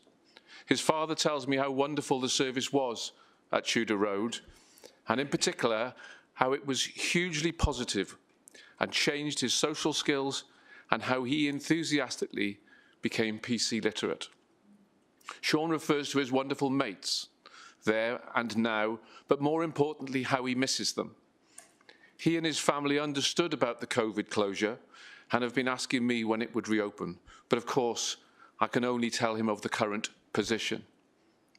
His father tells me now of his social regression and that the local facilities in Usk, the hub and the post office, whilst wonderful local services for so many, does not work for him or his family. We've heard much from this new administration, quite rightly, about equality and protecting our most vulnerable citizens at these difficult times. I'm sure not one single county councillor here, no matter what party, knows that difficult decisions lie ahead of us in the next and subsequent financial years. But we must do so in an open and transparent way so that our constituents understand why these decisions have been made. The way that this closure was announced was not that. We were previously presented with the bare bones of a corporate plan and told that the budget would be delayed until the Welsh Government settlement was announced. That process is now underway. Yet, as we've heard, the closure was agreed to me, to the public via the back door without scrutiny, and which affects many, as in Sean's case, the most vulnerable in our society. So I say, not just to Councillor Thomas, but to Councillor Broxelby, who was involved in that decision as well. When I'm looking at you, imagine those are Sean's eyes. Imagine how he feels. He's lost his mates, he's lost his learning opportunities, and his family tell me he is regressing in his social skills. His family are appalled. On behalf of Sean and his family, I hope that this process is now properly carried out, as the member has said. Thank you. Thank you, Councillor Keir. Councillor Chandler. Yeah, thank you, Chair, and thank you, fellow councillors. I support everything that's been said, and thank you for members of the public for coming. It's my particular point that I want to add that is to what's been said is my concerns about the review and whether we have confidence in the review that is being undertaken. And I say that for two reasons. One is the fact that if Councillor Thomas felt able to make a fundamental decision about the future of Tudor Street before the review was over, does that actually indicate to us that the review is merely a paper exercise in order to fulfil a legal obligation, rather than that we actually want to hear the results of it? Because if we wanted to hear the results of it, Councillor Thomas would not have made that decision. So it calls into question the credibility of the review. Secondly, the credibility of the review, I think, comes under question because of what we've heard today about people that have not been consulted. Now, what is the scope of the review? Does the scope of the review allow for this to be seen as something that is actually addressing the needs of all vulnerable people with learning difficulties, or is it just a narrow segment of them? Is it just existing users of the service, or is it potential users or people who have those needs, but actually whose needs are not being met by the service, so therefore they're not users? What is that scope of the review? Is that going to be addressing that? And if there are people that have not been consulted, it's not good enough to say, well, there's a little bit of time where that consultation could happen. Anybody that's been involved with reviews, and I've been a consultant, I know the first stage in a review process is data gathering, and then you go to analysis. At this stage, if we start adding more data when effectively the analysis has already been done, we're not actually taking that data seriously. So I really do call into question the credibility of that review. And my final point, which is slightly separate, is about the COVID closure. Clearly, it was a necessary but regrettable circumstance that led to a temporary closure of the facility. Why has there not been an impact assessment of what the impact of that closure has been on the service users, and an assessment of actually how well or not well those service users have been served by the alternative provision during that period, and what gaps have been in that provision, and why has there not been an assessment and a quicker decision, probably a year ago, as to why that centre could have been reopened, because we're in a stage where a year ago that centre could have been reopened. We needed to have a decision, a process that said, yes, this is an option, we continue the closure for whatever reason, or we reopen it. That decision has not been made, so therefore we've just carried on in a default position of that centre being closed without any proper process being undertaken. I think that's unacceptable. I think it's unacceptable to the users. I think it's unacceptable to our residents at large. And I think it's a real failure of this council and of this cabinet. Thank you. Thank you, Councillor Chandler. Councillor Brocklesby. Firstly, I would like to thank members of the public for coming. I'd like to thank them for their honesty. I would like to thank them for laying out their concerns so clearly to the whole of Council. I appreciate them doing that. I appreciate them coming to us, which for some of them does require a challenge. I'd also like to say that collectively, we got the process wrong. I am perfectly prepared to say sorry. I do agree absolutely with Councillor John. We are all humans and we sometimes make mistakes. And the proof is not the mistake, it's what we do afterwards. And I do think that the democratic process in Council has been shown to work. I did sit in and listen to the scrutiny committee, and I listened very carefully to the comments that were across the board. I also have listened very carefully to comments from councillors and from the public. I believe that these comments should form part of the review. And indeed, it's very difficult for them not to, because once voices are heard, they cannot be forgotten, whoever they come from. I can state categorically that no action will be taken, no proposals will be looked at until the review is published and discussed and debated, and that we are confident it does address current and possibly future needs.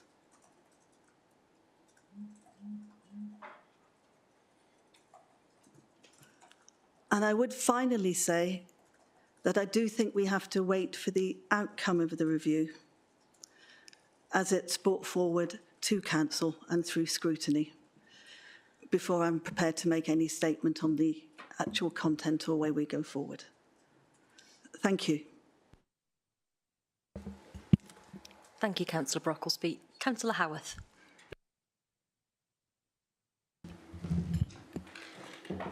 Good afternoon, Chair and members of the public. Thank you for coming today. Reference to Tudor Street and the call-in. Just a couple of things I'd like to say before I do start. I'd like to thank Leader for making that public apology just now. I think that's very important for everyone, and I thank the Leader, Mary-Ann, for that. I don't thank Tudor. Tudor, I did warn you during our chat down in Tudor Street some weeks ago now that you should pull this document before we go any further, and you declined my experience and my thoughts on that. My 19 years I've been here, and probably out of the 19 years, this is probably the third major discussion we've had. I remember schools in my ward, they came under review early on, and there was two of them and Tudor Street, and I think we may have had one other. I would urge you, Tudor, to look at bringing Tudor Street back online as quickly as possible. We have a long way to go yet before we get to a decision on what we're going to do with our buildings in the Abergavenny area. It's a long way off. We've got a budget to sort out. I can't see the review and scrutiny and making decisions and finding a new building. It's going to be months away. This cohort of Monmouthshire constituents and people in Monmouthshire which help and work in social services to make sure that our most vulnerable people, the sector, is looked after and very important, more important than many, many other things in Monmouthshire, have gone without facilities for many years now.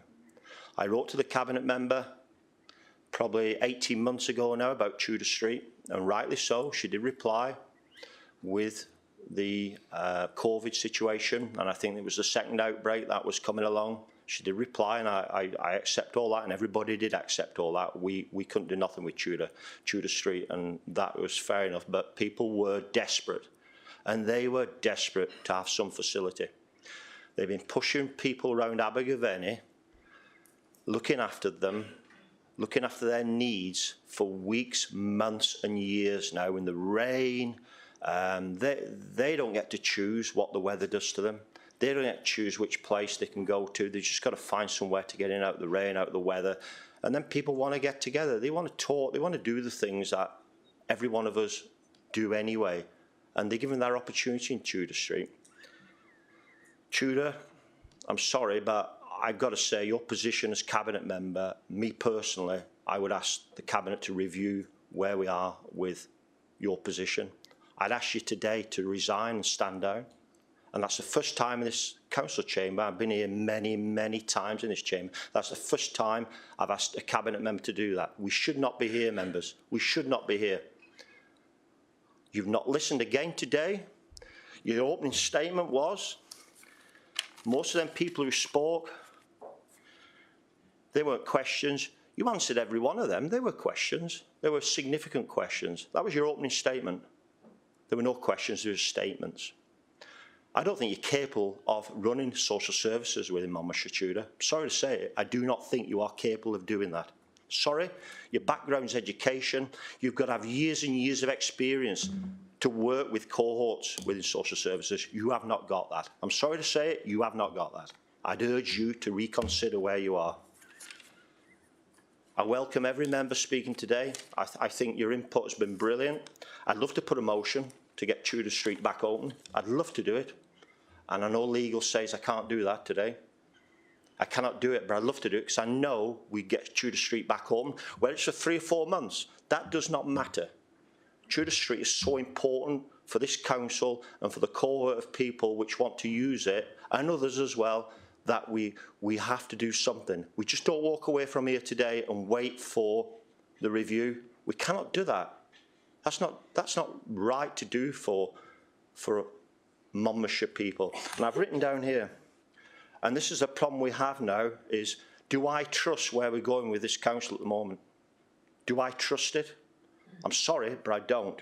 This council, we have to work together, and we have to drive things forward together, and we have to make difficult decisions together. At the moment, we have not got that. We have not got that. We are a split council here, and if this keeps happening, we have major problems within this council. We have to work together. At the moment, we are not working together, and this is one fine example. The previous leader made that quite clear. This is not working at the moment. Thank you, Chairman, and thank you.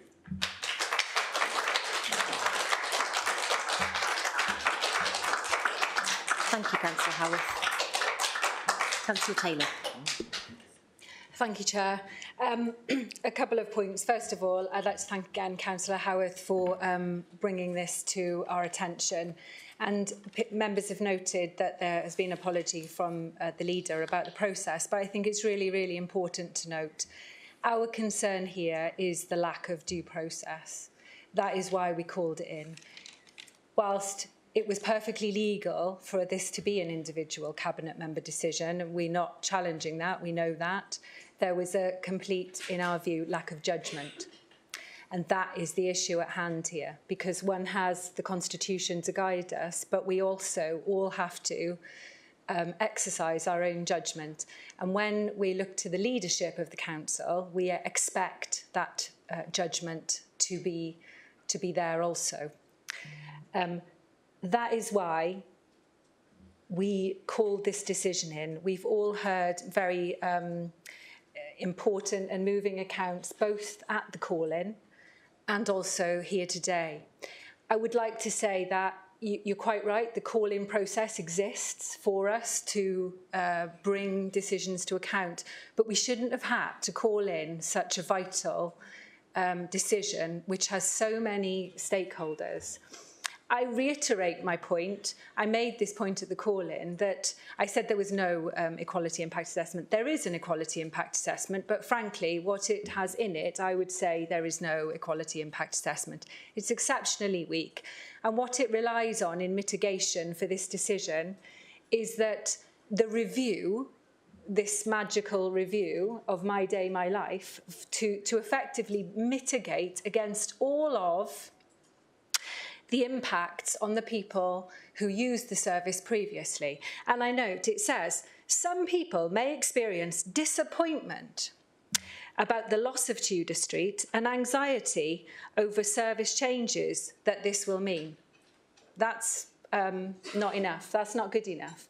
This impact assessment should have identified that the next logical stage, because there were significant negative and disproportionately negative impacts on a group of people who experience vulnerabilities and are protected by the Equalities Act, that there was a need to go to consultation and to have engagement with that group of people, their carers, their families, explicitly. So I don't want to prolong this debate any longer. I think we've heard a number of points of views, but I would suggest that there is no option, Council, but to refer this back to Cabinet for reconsideration. And so I propose that we do indeed move to, recommendations if we've heard all the contributions that there are to hear. And that I don't see why, frankly, because I think there is a real confusion and we are conflating a decision to close a facility with the My Day, My Life review. The two are not, they don't completely stack up. The decision to change the service does not necessarily equate to closing a building. It's not the same thing. They should have been two separate, very separate processes and two separate decisions.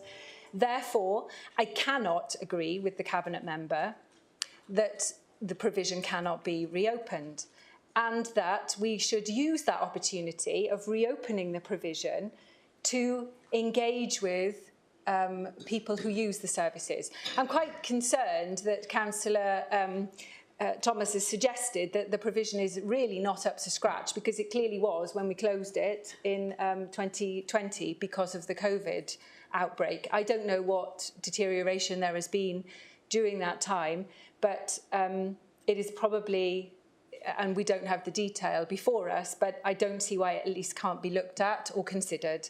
So I would urge this council to consider what options exist there. And if that isn't a realistic option, because there are legal reasons or absolute health and safety reasons why it cannot be reopened, I would suggest that we have to consider immediately some alternative provision and means by which to conduct this. The reasons, I think, members, to refer the decision to Cabinet, because we have to give reasons, are there is still a need to provide a central, safe and fully accessible, equipped venue to support people with complex needs in North Monmouthshire. That would not seem to have gone away. As per the request from users, Tudor Street should be considered for reopening. There is a lack of pre-decision scrutiny. There is a weak integrated equalities and future generation assessment, which failed to highlight all the potential disproportionate negative impacts for people with complex physical and or learning disabilities. There has been no formal, comprehensive engagement and consultation on the specific matter of the Tudor Street hub. The mitigation in respect of the negative impacts are exceptionally weak, and there appears to be confusion and conflation between reviewing My Day, My Life and the core issue here at hand, which is the closure of the Tudor Street facility. Service users should be fully involved in developing and shaping the future service offer, and they have not been involved in the decision to date. And the administration needs to recognise and accept the value and importance of due process and engaging with interested parties. And also that there is a huge value in effective opposition in bringing decisions which are not adequate back to Council for reconsideration. Thank you, Chair.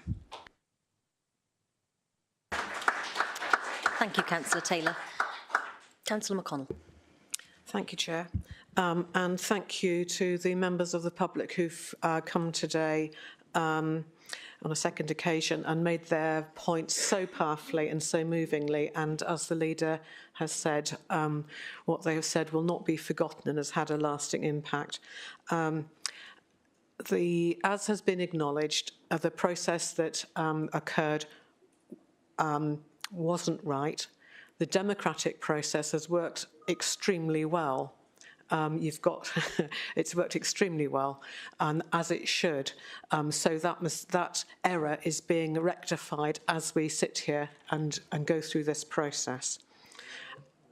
There have been many voices in this debate from all sides of the council, very, very supportive of those behind us and the members of the community that they represent.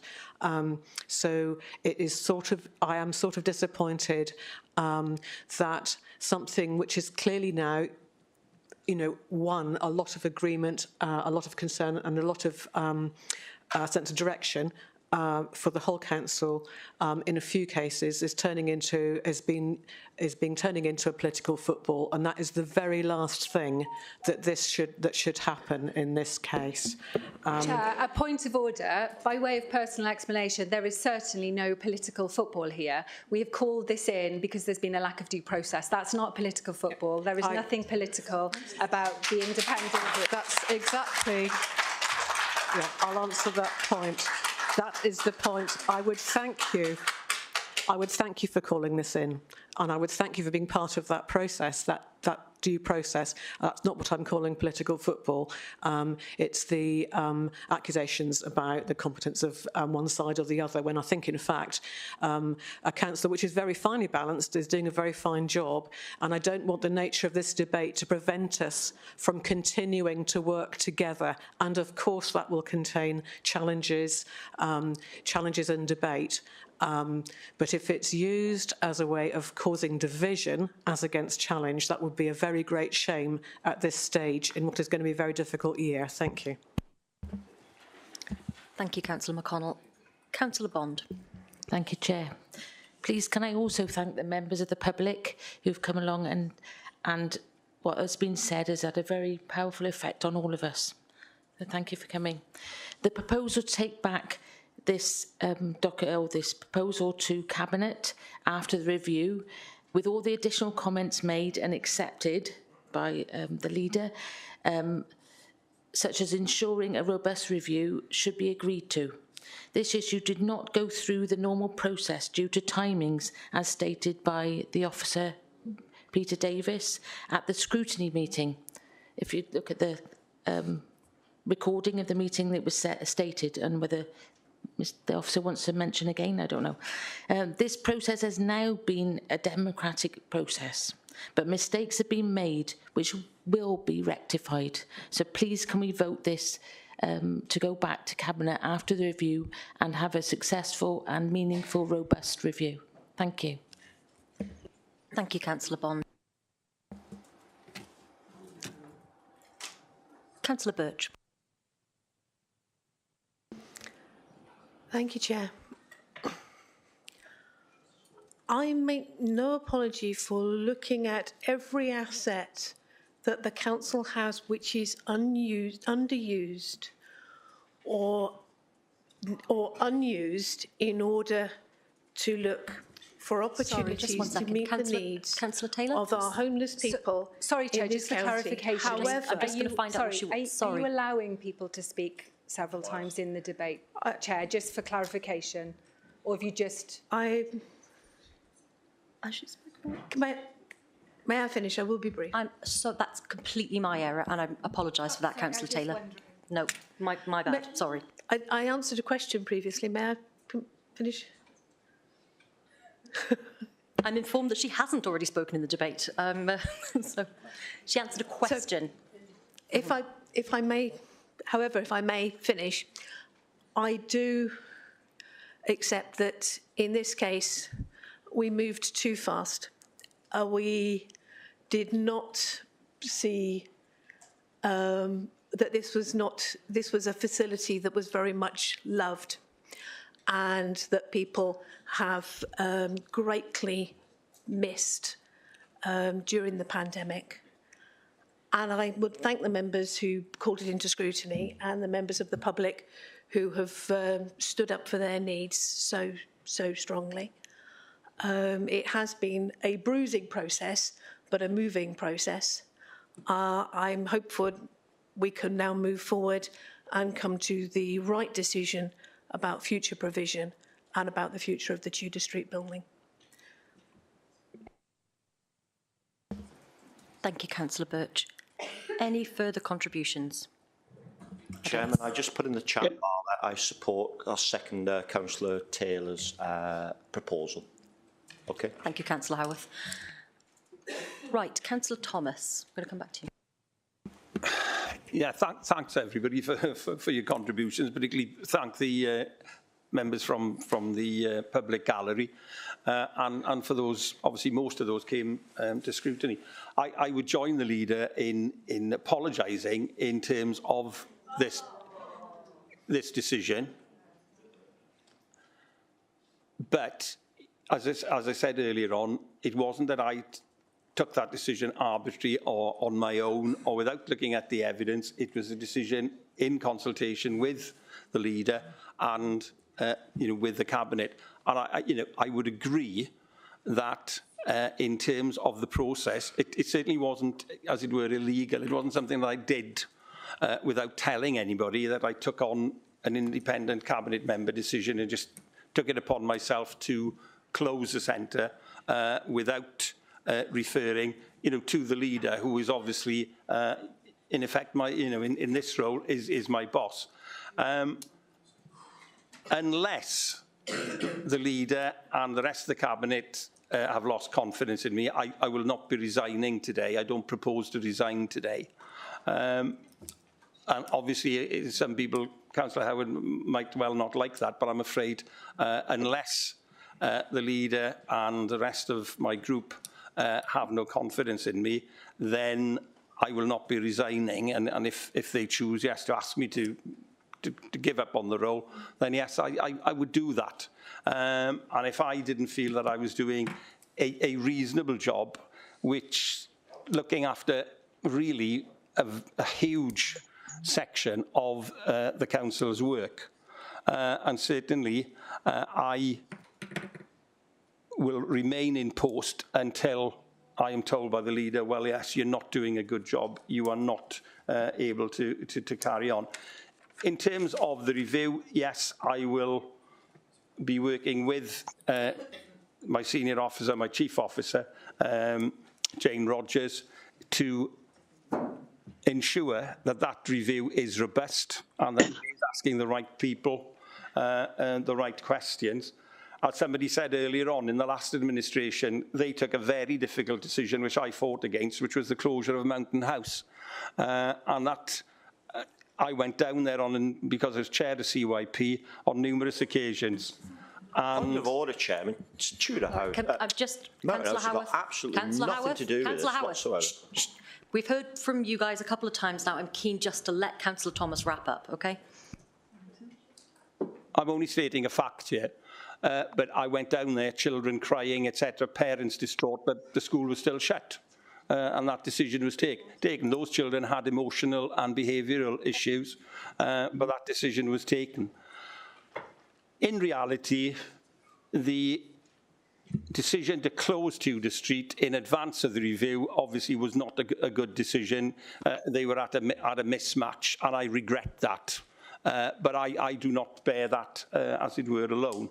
Plus the fact that this issue was not on the forward work planner, which also created a problem in scrutiny not being aware of it. So as far as I'm concerned, we wait now for the review. I ensure that it is robust and far-reaching, and then when that review comes out, it goes to scrutiny, and then it goes to Cabinet, and then a decision is made or it is thrown back.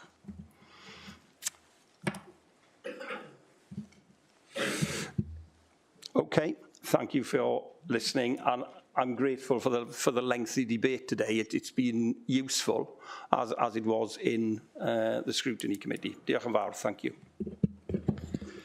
Thank you, Councillor Thomas. Councillor Howarth, come on now.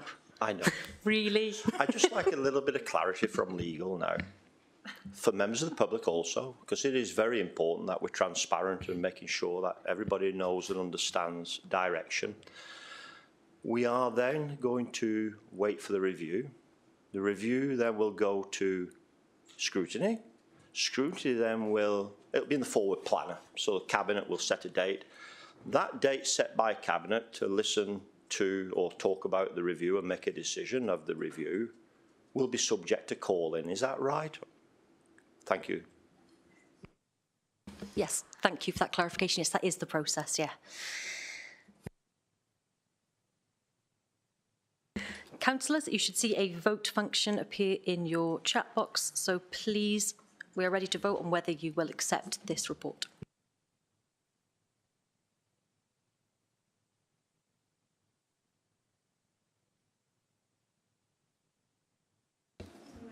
Chair, that does not give us the option that we want. The proposal was that we refer it back to Cabinet, not to the Cabinet member. Aha. Yeah, so the call-in process is that you return to the decision maker. Now, the commitment that you've had today from Councillor Thomas and the leader is that it will be dealt with by Cabinet, and that's their commitment to give. But the decision for Council has to be to return to the decision maker.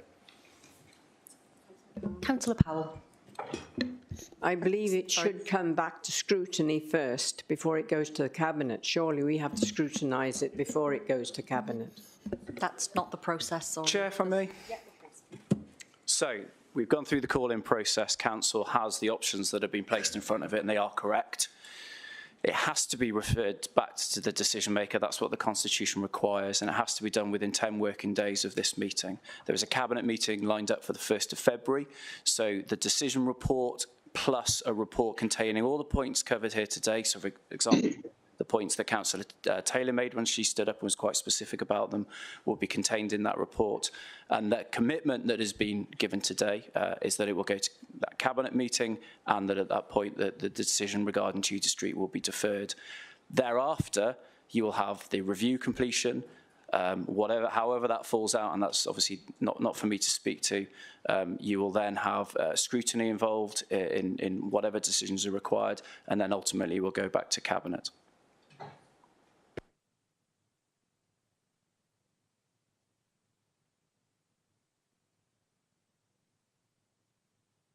Chair, I sent you a message. I can't vote on my iPad. Thank you, Councillor Easton. I've seen that. We've noted.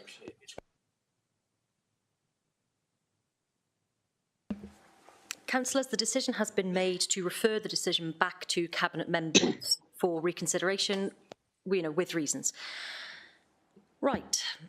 Thank you all so much for this in-depth debate, and we are now going to take a 15-minute break, come back at 20 to 5. Members of the public, you're welcome to stay on for the rest of the meeting, or you can leave. It's up to you.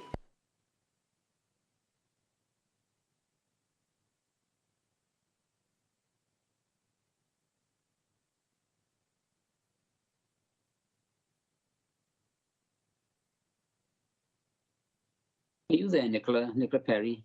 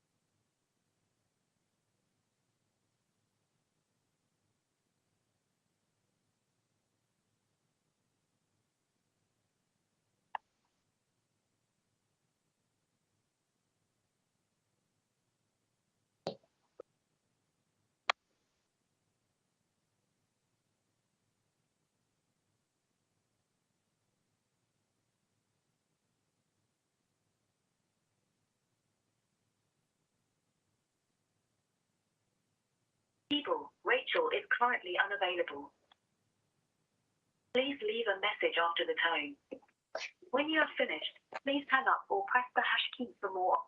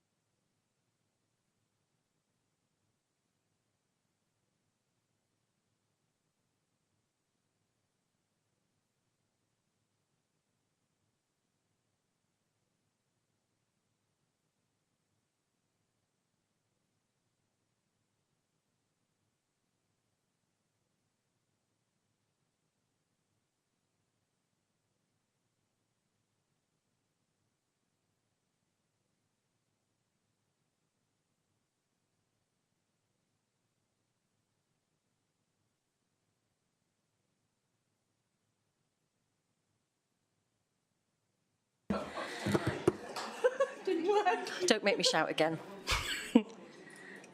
Councillors? Oh, that was nice. No shouting or banging needed.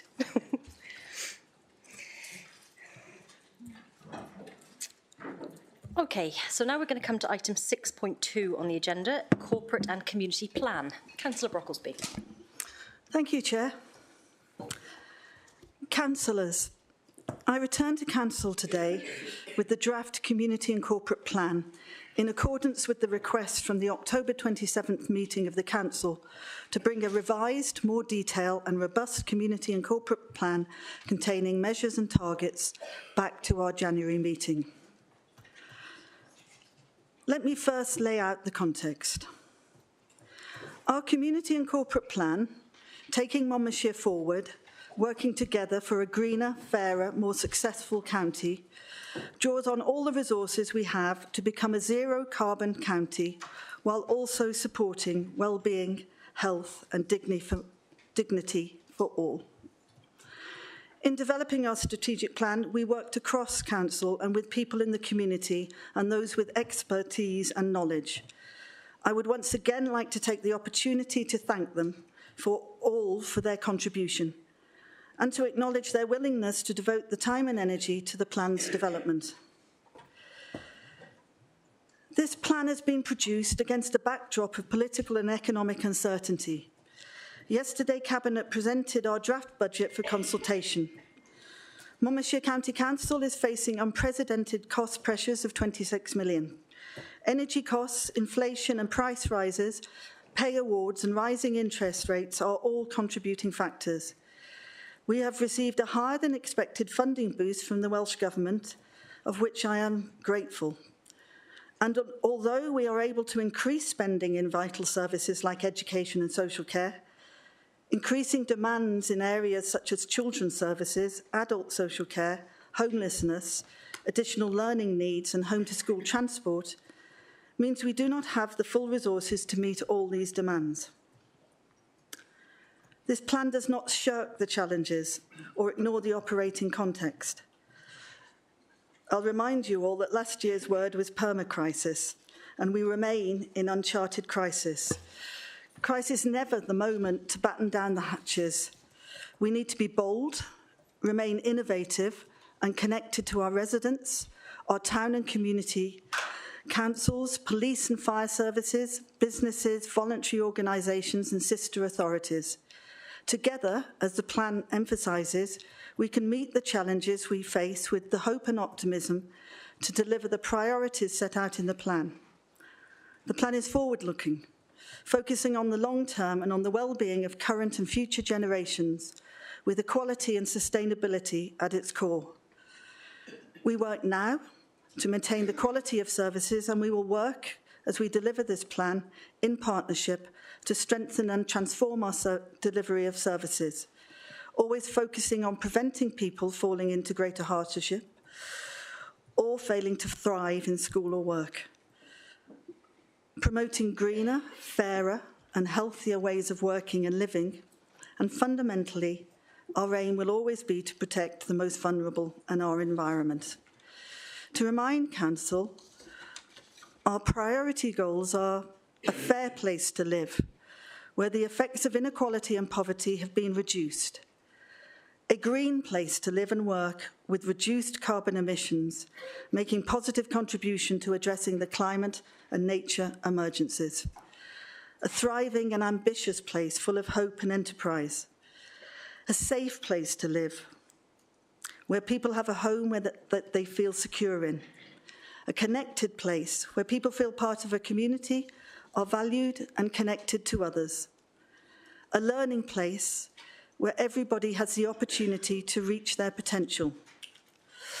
As a quick aside in response to Councillor John's earlier comment about Caldicot, I would remind him that this plan sets the strategic direction for 4 years. It can go into the deep, granular detail because that rolls out through the business plans. But what it does very clearly is show our commitment to town regeneration, and working across all our towns to make that a reality under the circumstances that we face. Again, I would remind Council at the October Council meetings, councillors did not challenge these priorities or the planned strategic direction. But there was an agreement that more detail was needed in order to hold the administration to account and to know how progress would be measured. We hope now that we respond to comments made, that it would be weighty in pages, weighty in measures. Size matters, as Councillor John then observes. Small is not necessarily beautiful. The plan I bring to you now for approval has been worked on together by Cabinet members and officers and shared in draft form with councillors involved in the working groups that guided the plan's development. Additions since the last version include the inclusion of 2 columns to show how actions will be measured and to specify the Cabinet member who is accountable, a section on enabling functions of the Council of financial planning, workforce procurement, as well as digital and data management, a table showing how the objectives align with the 7 wellbeing goals of the Wellbeing and Future Generations Act, a table of measures which highlights recent performance, and the baseline provision for key measures that will be used to track progress. The addition of a measurement framework as an appendix to the report before you today. I will turn now to this measurement framework that we set before Council. The authority is operating under the expectation that the financial settlements over the next 5 years will be challenging. It is not possible, nor is it prudent, to set precise medium targets for all measures at this stage. More than ever, we will need to be agile, innovative, and seize opportunities that enable us to remain firmly fixed on delivering our priorities without losing sight of what is realistic given the resources available. For this reason, we have included in the measurement framework and some indicative targets for now. We will do more work on this once the budget is finalised and share it with members in the first quarter of next financial year. I would remind Council that the Community and Corporate Plan is a matter for the Council. It's part of the policy framework set out in the Constitution. However, specific targets for individual service are a matter for the Executive. It would not be appropriate for Council to assume responsibility for setting those individual measures. Neither can we measure from a standing start. We build on what has been monitored under the previous administrations that is already aligned with our priority goals, what we are required to track through national policy frameworks such as the Wellbeing of Future Generations Act, and new measures that will enable us to monitor specific and anticipated outcomes under this plan. We have therefore set baselines that are a mix of national and local measures here. A lot of the satisfaction questions are part of the National Survey for Wales and are gathered using an agreed methodology which is consistent throughout Wales. Some, such as recycling rates, are national measures which have a consistent methodologies. Others are local. It is for our internal audit department to look at and form a view about the robustness of our data collection arrangements, which can include looking at the definition of local measures. The work on definitions hasn't been finalised yet, as we were initially expecting to have until March to produce the measurement framework. As I have emphasised, and it is emphasised in the plan, tackling inequality is core objective. We cannot do this consistently without knowing as far as possible who our services are reaching or not reaching, and who are benefiting or are not benefiting. As the United Nations so succinctly puts it, we cannot count those who are not counted. The measurement framework therefore seeks over time to look behind the headline measures referring to people, when we know that populations are made up of many groups, including those with protected characteristics as defined by the Equality Act in 2010. These groups will be affected by services in different ways, and we may need to introduce particular actions or mitigations as we strive for greater equity. Some of the data we already have, some we will need to establish.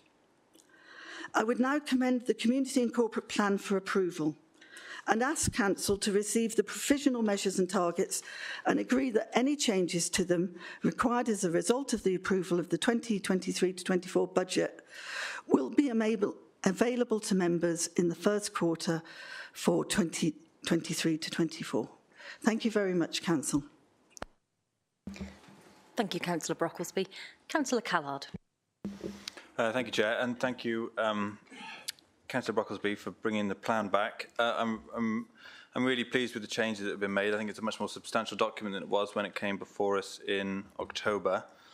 Of particular interest to me are the areas around climate change. I was interested to see how much higher our per capita carbon emissions are in this county compared to the Welsh average. I think a lot of that may be explained by the rurality of our county, but it's still, it would still be nice to see us move further up the rankings in terms of our carbon output. And I'm really pleased to see steps in the plan, such as changing over our council's fleet with more electrification. I think that'll be a really positive step. And in addition to that, the focus on trying to encourage walking and cycling will obviously help. Certainly in my ward of Llanfoist, Farren, Gavilan, I know a lot of work has been done, most of it by the previous administration, in fact, to increase walking and cycling routes between Llanfoist and Abergavenny. And I'm really pleased to see that those are moving forwards, and we'll continue to take those on. So thank you for the new plan, and I'd like to recommend that this council approves it. Thank you, Councillor Callard. Councillor John. Thank you very much. Leader, thank you for the presentation. And can I start by welcoming the revised document? It's certainly a significant improvement on the previous draft. It's absolutely a more substantial document. I think it sets out in far greater detail the challenges that we face as a local authority, and also the inequalities which still exist here. I think it's clear about the challenges we face in terms of reducing carbon emissions and the transition to net zero, tackling homelessness and delivering for minority groups.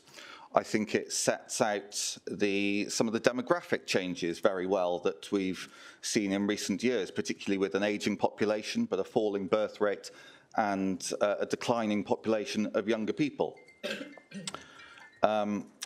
I agree with Councillor Callard that I certainly approve of the priority given in the document to active travel. I was also particularly pleased to see the section on supporting people from Ukraine, and I think we can all be proud of the significant contribution that Monmouthshire has made, having done more than any other council in Wales to welcome Ukrainian families here. But you know what I was particularly interested to see in this document was what drives you as a Labour administration. You know, after a generation in opposition, coming to power in the election in May was the first time a Labour administration had come to power in Monmouthshire this century.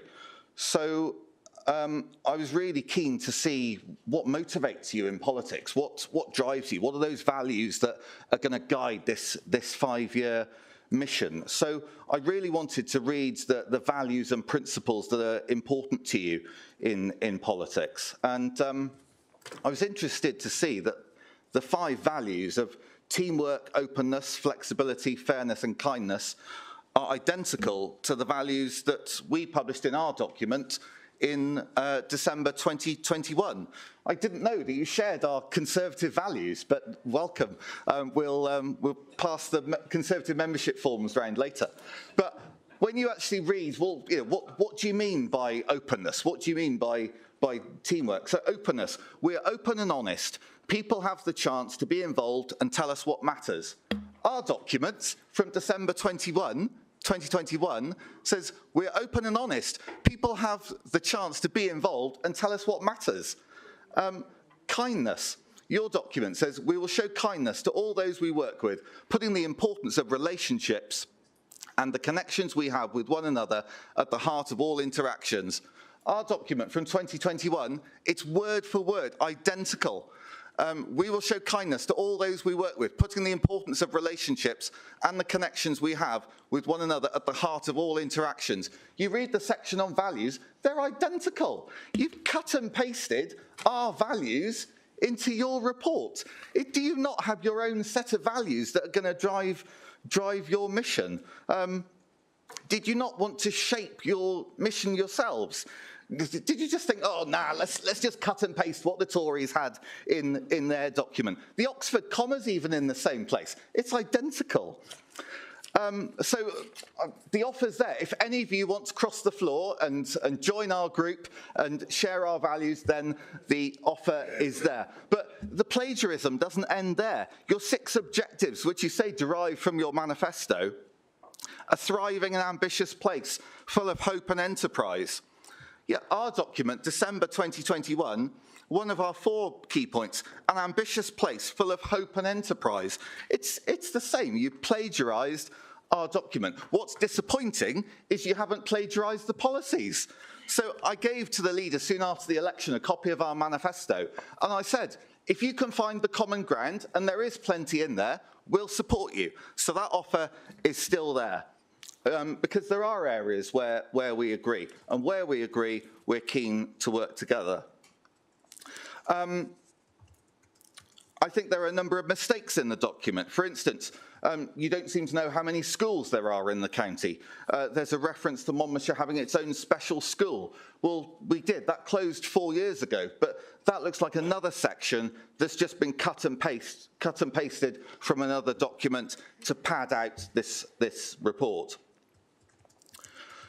While I welcome the introduction of additional aspirations, greater detail about how performance will be measured, and clearer lines of accountability, there are still many gaps.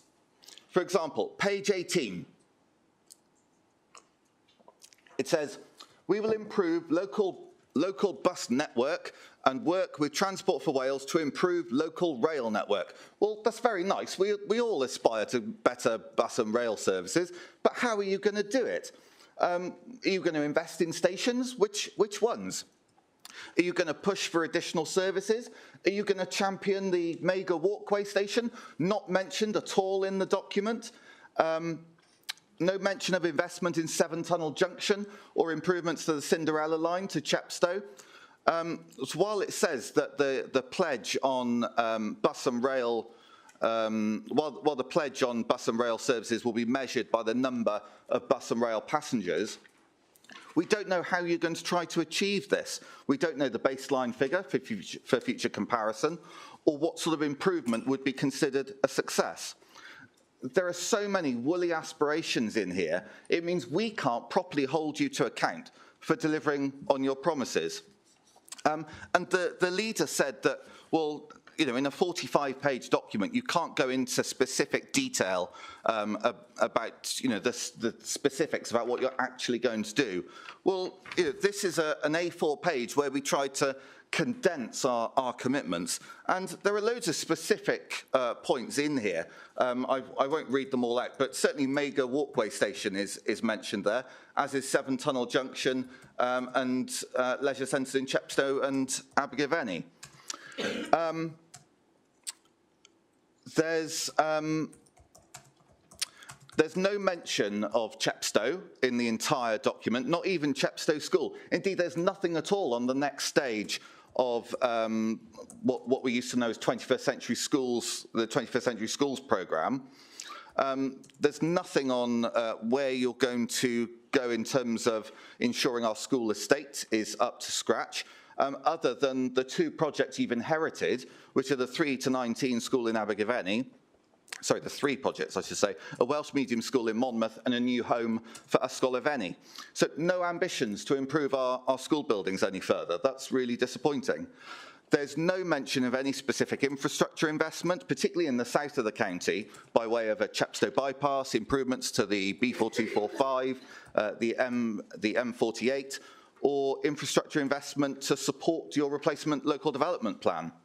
And I'm sure colleagues will say more about that later.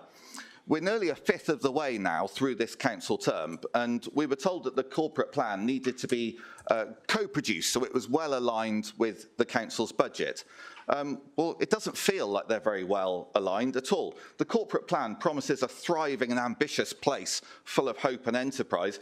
The budget doesn't feel particularly hopeful or entrepreneurial. In fact, you're axing the discretionary business rate relief scheme, and far from being hopeful, you're so ashamed of this budget, your press release announcing the start of the consultation didn't actually include any of your proposed savings.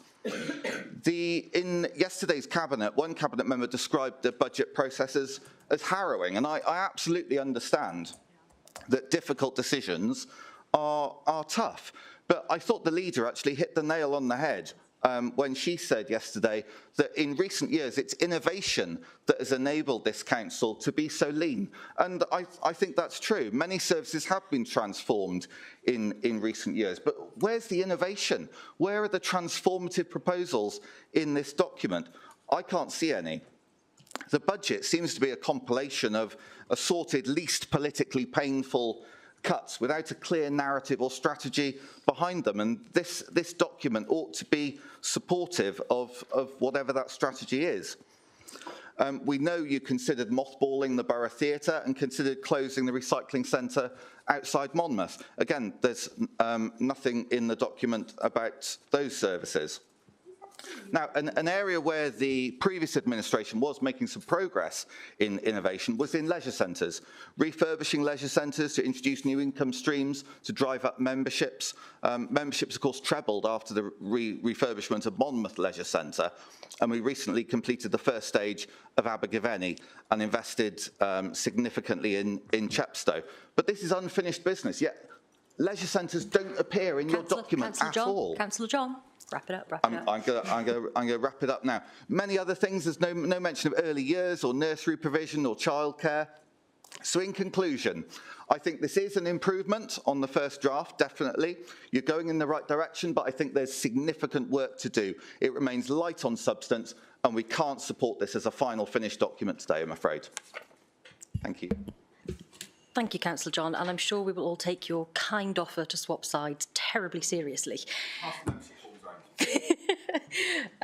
Councillor Maybe.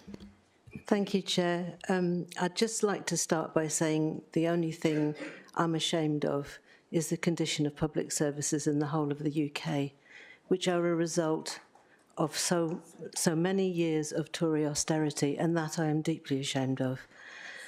The other thing I'd like to say is that we've been very keen from a very early stage to share the detail and discuss detail with opposition members, and we would love to have any substantive comments that you have. Very few people have actually come forward with anything substantive.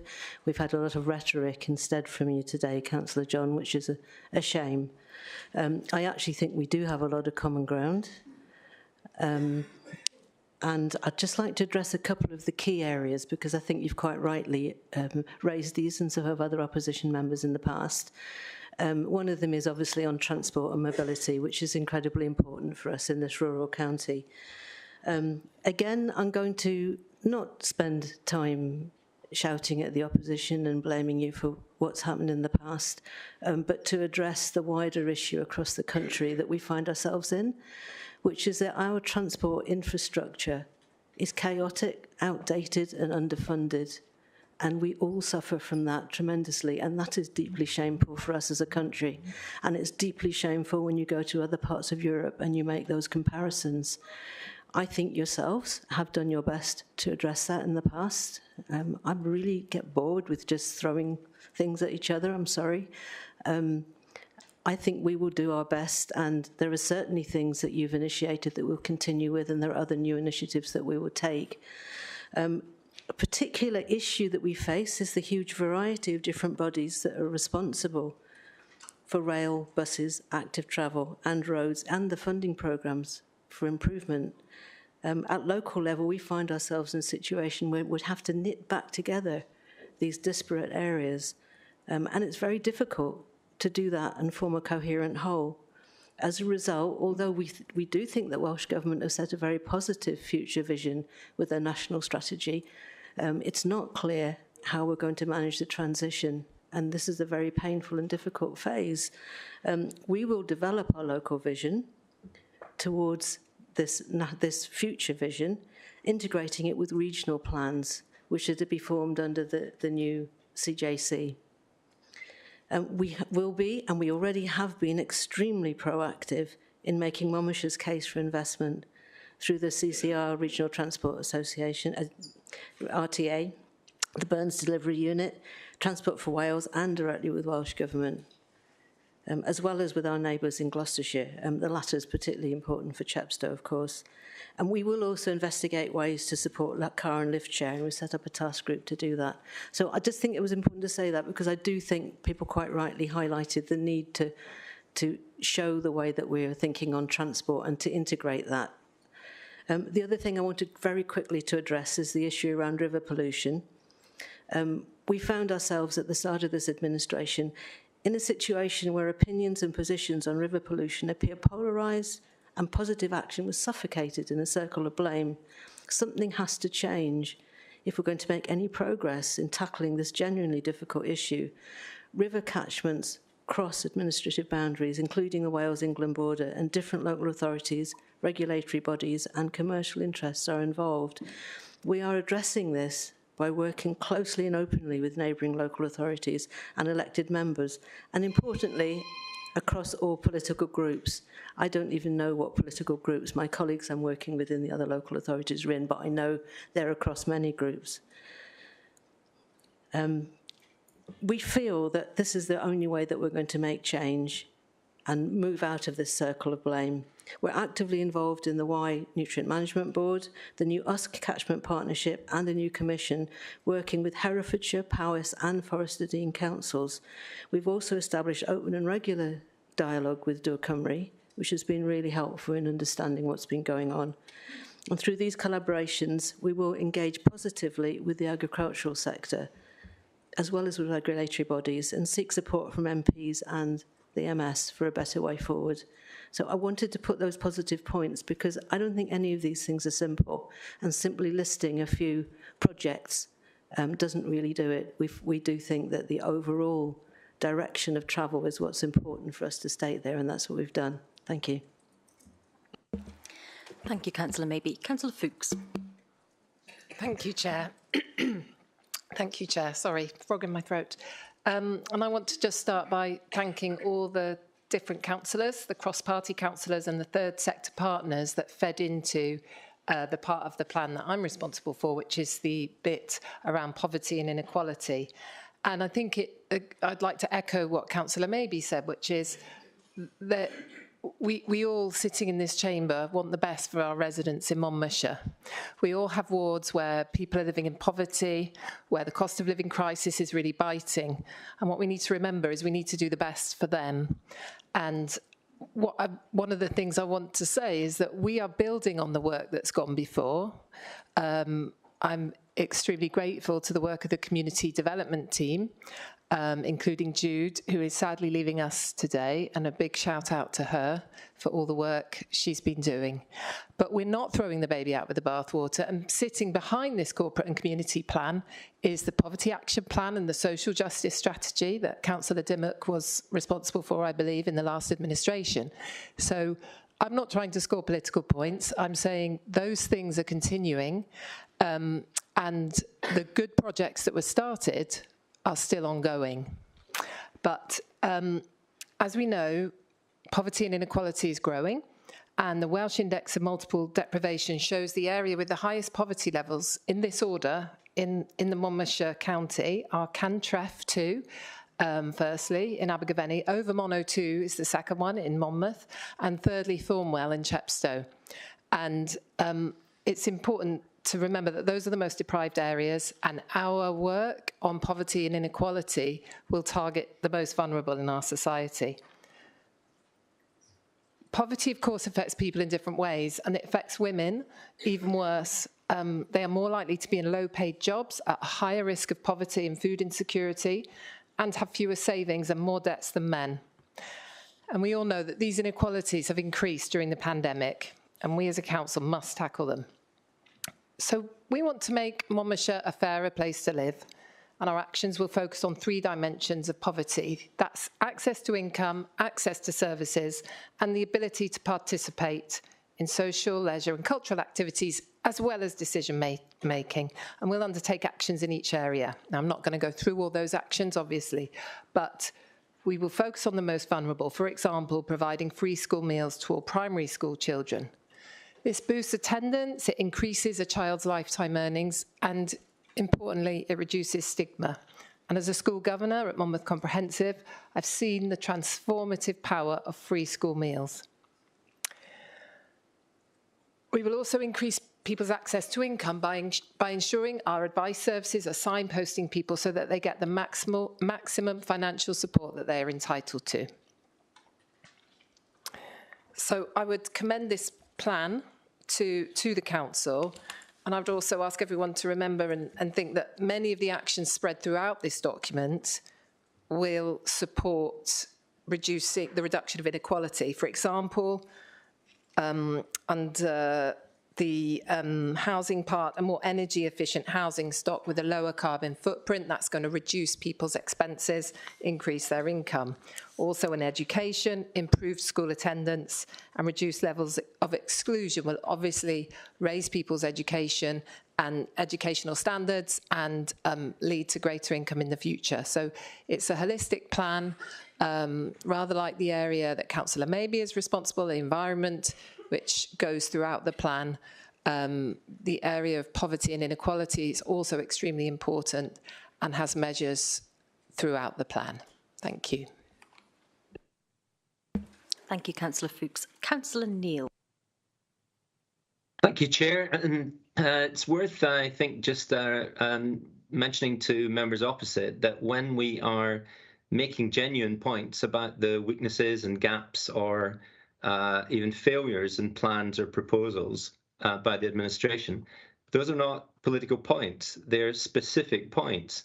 And it's only reasonable and proper that we make those comments. So I think the suggestion that these are political points is really wide of the mark. My particular point is that this is described as the final version of the Community and Corporate Plan. We've now seen the administration's budget proposal for the next financial year, and it really is very hard to find genuine links between the plan and the budget, which begs the question that if the plan is dependent on the budget, why are we considering the plan for the second time in January when decisions around the budget will not be determined until March? Does this mean we will receive a third version of the plan later in March? Thank you, Councillor Neil. Councillor Birch. Thank you, Chair. I think Councillor John has very humorously put out the areas where we are building in continuity with the things that the previous administration has achieved. I don't think it would have been helpful for us to have stated unnecessarily differently the values by which all of our staff are asked to come to work, to bring their best selves to work.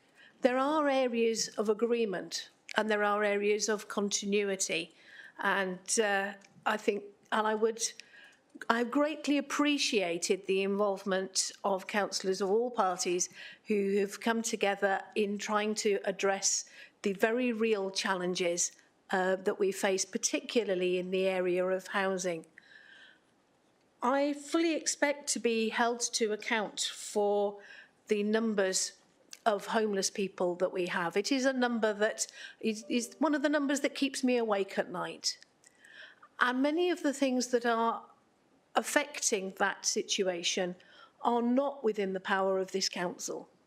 They are decisions taken at Westminster about things like local housing allowance rates, benefit rates, interest rates.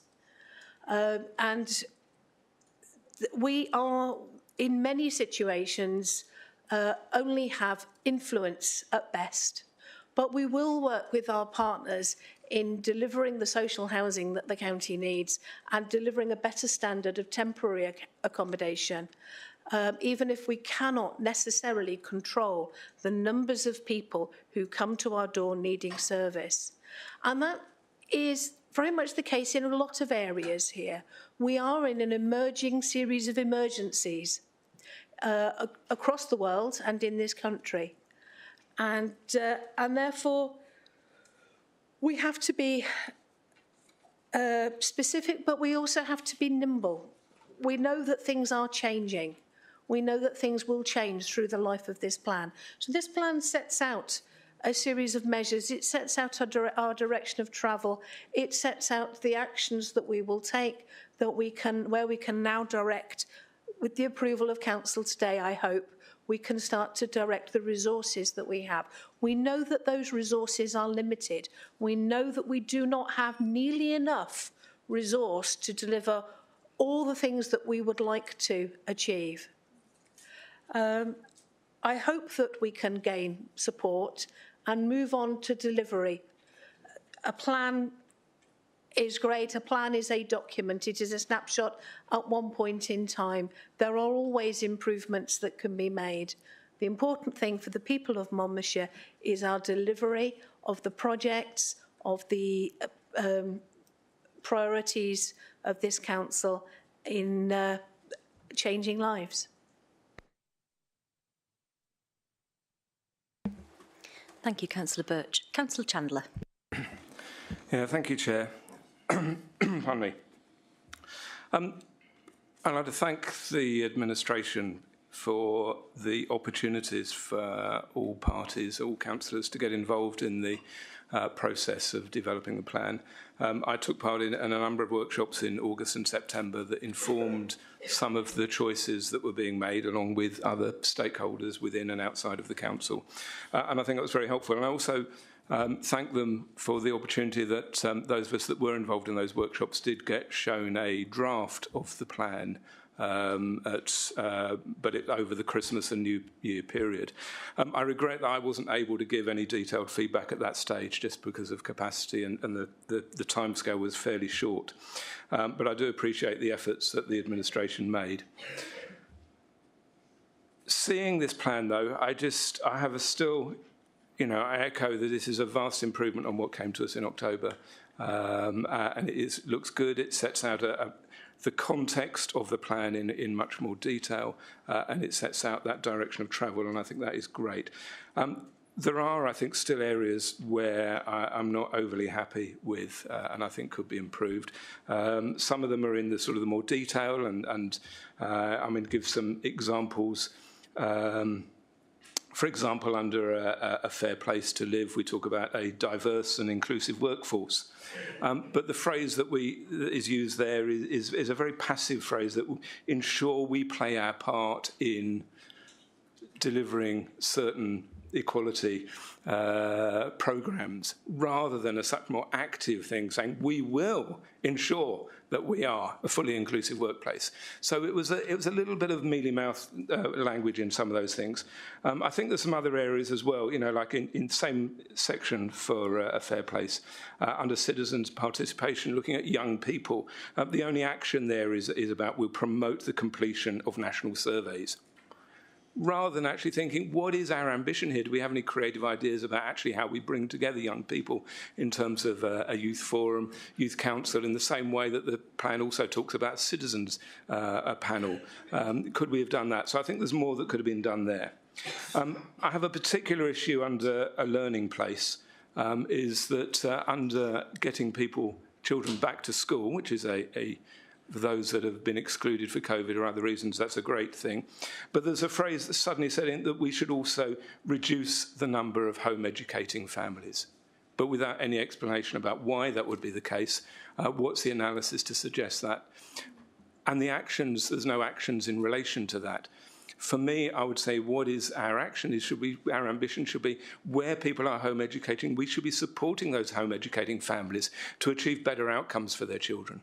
And that would be much better, as well as also recognising some of the reasons that people home educate is because the needs of those pupils are not being met at the school, often because of the neurodiversity that those children have and the fact that schools are not particularly adept at dealing with neurodiverse children and pupils. So I think there's more that could be done in those areas there, so I still want to push more.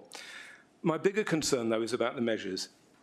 The measures that are in both the paper and in the accompanying measurement framework, I think don't stand scrutiny. Often the measures do not relate to the actual actions in the plan, or they're quite arbitrary, and there's the ones that are missing. So, for example, if we're talking about the Nature Recovery Action Plan, where we're talking about cleaning up our rivers, there is no measure that relates to the quality of our water. When we're talking about land, local agriculture and switching to regenerative agriculture, there is no measure that talks about actually the number of farmers or the number of hectares that have actually been impacted and have switched their practices to a more regenerative agricultural place. So I think there are some real gaps there, and it does feel like we put in the measures things that we already measure or that are easy to measure, rather than actually relating it to both the strategic objectives within the plan, but also the actions that are listed in the plan. I could talk about some more others. I mean, there's another one under sustainable transport. A measure there is a number of electric buses. Well, that's great. I would support more electric buses, but actually that's not in the plan that we'd have more electric buses. So we've got a measure that doesn't relate to an action. So I mean, I think there are things there that we could do. Similarly, exercise referral scheme. Actually, the targets in the appendix actually suggest that we want to reduce the completion rate of people that go to the exercise referral scheme. So there's a lot of gaps here that just need a bit more scrutiny, need picking up. In conclusion, though, I think what it relates to this, and it does relate to the measures, is the plan itself, as I said, is in large measure, I think, is really good. But when it comes down to the detail of the actions, there's a lot of talk about process, there's a lot of talk about generalisations, there's a clear direction of travel. But even taking into account the financial straits that we're in at the moment, there's no clear sense of the administration's ambition. And that, I think, is what it really fails on. That sense of, actually, this is what we want to achieve, and this is what we're going to be held accountable for. I still don't get that. And I think the paper that says that we will be informed of these new measures in the first quarter is actually completely inadequate. We need to be more than informed. We need to be engaged with what those measures are, which are hopefully are much better and much better thought out and much better sent than the ones we've already got.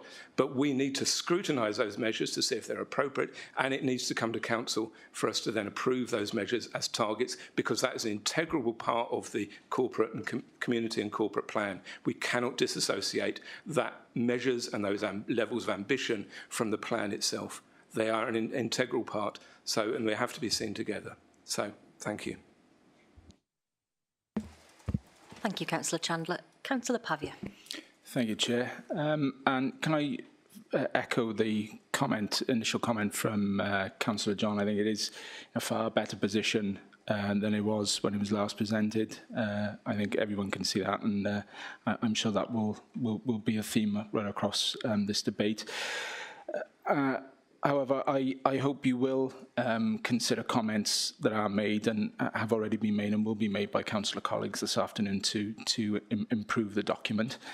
Can I thank the Cabinet Member for Social Care and Safeguarding, Councillor Tudor Thomas, as the Cabinet Member responsible for that element of the plan that I was part of, a working group to engage in. I think he's captured the majority of my additional comments on the previous draft, and I'm grateful for that. In terms of a learning place, again, I was part of the working group. However, when I sent my comments back to the Cabinet Member, I was probably right up against his deadline. I might even have breached that deadline. So if that is the case, I can only apologise to the Cabinet Member. I just want to flag up a couple of those comments that I sent to him, and hopefully we will give them consideration. So first, I think there's very little in the plan about our ambitious Welsh and Education strategic plan. I can see there's elements of the broader policy position about the use of Welsh language on page 11, but I think more could be emphasised from early years right the way through the life journey, through education and beyond, in the use of Welsh. In terms of Chepstow School, again, I think Councillor John did highlight this in his comments earlier on. I'm still of the understanding that the current administration is committed to the renewal of all our secondary schools, but I don't think it's captured here under the developer strategic review of all our schools. I think it needs to be emphasised. I think that certainly the parity of experience for learners needs to be emphasised there, and I would hope my fellow council colleagues in Chepstow would agree with that, even if the business case is still to be examined and developed. I think our ambition should be there. There's nothing clear on the development of the education workforce in terms of professional development, and it doesn't need to be substantial. But I think, given the statement and comments about any EU action earlier on in the meeting, I think that there should be something in there on that. There's nothing there, I think, on the use of school assets for community benefit, and how we can link that in across policy, ensure there's policy linkage there with other ambitious goals. And I think there's nothing really there on ambitions for early years provision either.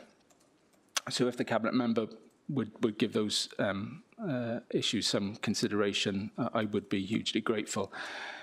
One last point that I would like to make, and I think while initially reticent to continue the policy direction that this council put in place on the Chepstow bypass, and I know there's a number of members on the administration benches that would quite like to quietly drop the policy. I think the Cabinet member for sustainable economy, I think, realises the pressing need for this, and I think I've said such in other meetings, particularly in relation to the development plan in the Forest of Dean, and I think he told the Forest of Dean as such. However, the line maintain and improve key highway infrastructures, including roads, pavements and bridges, I don't think cuts the mustard in this regard, I'm afraid. There needs to be a formal identification of this goal. It was passed by the council, a previous council, and it's very much still in play unless the administration wants to bring forward a motion to drop and not pursue it. They're more than entitled to bring that forward, but be open and transparent about doing that. So as I said, I think it's vastly improved. However, I think there's still a few more steps to get into a position where we as a council can improve this. So thank you. Thank you, Councillor Pavia. Councillor Bond. Thank you, Chair.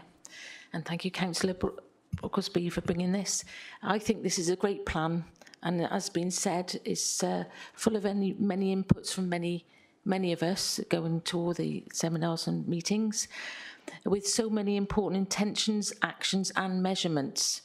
People have said that perhaps not enough measurements or extra ones could be added, and it meets the realities, inequalities and issues for the residents of Monmouthshire, which are highlighted on page 32 and 33 of the document. And I feel it's good that we appreciate the previous administration, or even before that, had good values. It's surely a good thing, and we have a lot in common. Those are actually values that I like to live my life by. So they're very common. This much appreciated plan will help the health and well-being of residents in many ways. Unfortunately, delivery will of course be dependent on budget constraints. So in addition to what has been said, I'd like to share a couple of points, if I may. I particularly like the increase in support, the number of people who volunteer, because as we've realised that we've got a lot of older residents in the percentage, and to keep them actively involved is good for mental and physical health and well-being, as we all know. And also for the involvement of residents, for the citizens panel and the children and young people in the surveys, I think is a really good idea. I think the building on the Welsh Government's being the first in the UK to to ban the use of single-use plastics. So to follow that up is really good and to work towards achieving it. And also the cutting waste, reusing, and it's close to my heart, reusing uniform, Benthic, or the community fridges. Yeah, and particularly it's helps the environment, but also helps people's pockets in this cost crisis we've got. So also the increase in leisure centre usage, and as we've just lost the levelling up bid, as we've talked about already, which is absolutely awful, and which we need to do things to help Caldecott thrive. And the money for the bid was not just for the leisure centre, it was also to purchase business premises so that we could then reduce the rates and get more active usage of those buildings. So this corporate plan is for the regeneration of all in Monmouthshire, not just Caldecott, as I just mentioned. Another one, in the thriving and ambitious place, the sustainable transport, as we've discussed already, or people have said before, is vital and necessary for the future and all our futures. And the last one I wanted to mention was around the need for affordable housing, and seeing that there's greater than 4,000 families that are homeless, and with 32 individuals on page 33. So as I said, this is a great plan to meet the needs of the people of Monmouthshire, and I fully recommend its adoption. Thank you very much. Thank you, Councillor Bond. Councillor Butler. Thank you, Chair. Sorry. Although I recognise the significant amount of work that's been done since the first draft was presented, I do not feel I'm ready yet to accept it. It is important to note that the plan is being presented today and has been put together largely by a minority administration. We, all of us, whatever our particular colour, have to own this document, and it is, after all, what our residents will hold us to account for.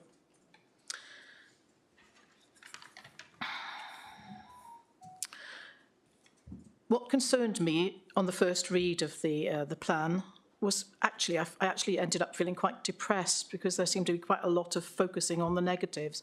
And I think Richard John actually pulled up some of those. Yes, we are in challenging times, but as always, we do not know what the future will bring.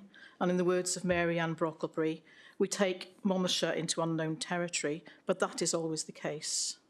However, there are some innovative ideas, and I worked with Sarah Birch in the housing section of this plan. And, I really do, think there are some innovative ideas, and I'd like to mention some of them that are in the plan.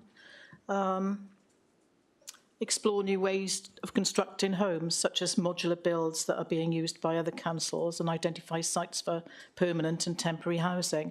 I think that's a jolly good idea. Also, to put in place processes for the council to buy accommodation to rent out and acquire homes. I think those are good ideas. It would be interesting to see how that will be taken forward. One of the problems I did have with the report was the repetition of statistics. I found that to be unnecessary. Parts it reads like a report. Yes, as councillors, we do need to know the statistics. It is the evidence we need to take our decisions. But I feel these are best left to the infographics, some of which were quite interesting. And they repeated what had already been written. They're much more acceptable, I think, to the average resident who might want to read our plan. I have to say, though, I was actually quite taken aback by the statistic used on average health life expectancy, which I at first misread as life expectancy. However, I'm not sure whether I've passed my best before date, as there are two different sets of statistics, quoted on page 4 as 64.3 years of age for females, and on page 5 as 69.3 years. So there are these inaccuracies through the report. It is important we have reference statistics, and I think that was not adequately done. I couldn't find the references. I did find a few other inaccuracies in the report, as well as typos, as other people have mentioned. But I'm now beginning to sound like that retired teacher that I am. So I regret that at this time I do not want to own this plan. I'm sending it back marked as good effort, needs improvement. Thank you. Thank you, Councillor Butler. And my mum is also a retired teacher, so I know just how that goes. Councillor Keir. Yeah, thank you very much, Chair. Yeah, I'd like to acknowledge, as we all do here, the huge amount of work that's clearly gone into this and the significant advance from the first draft. And I thank everybody involved in that.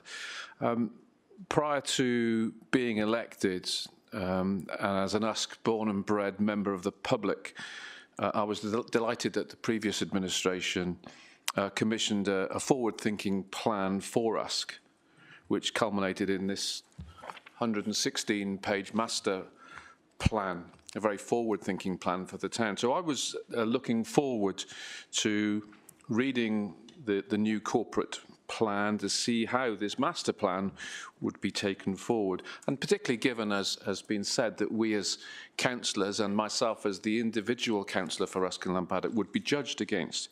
So could I ask the leader, please, what message I can take back today to my constituents about the administration's ambition for Usk, my hometown, given that Usk has only been mentioned 3 times, and that relates solely to the river.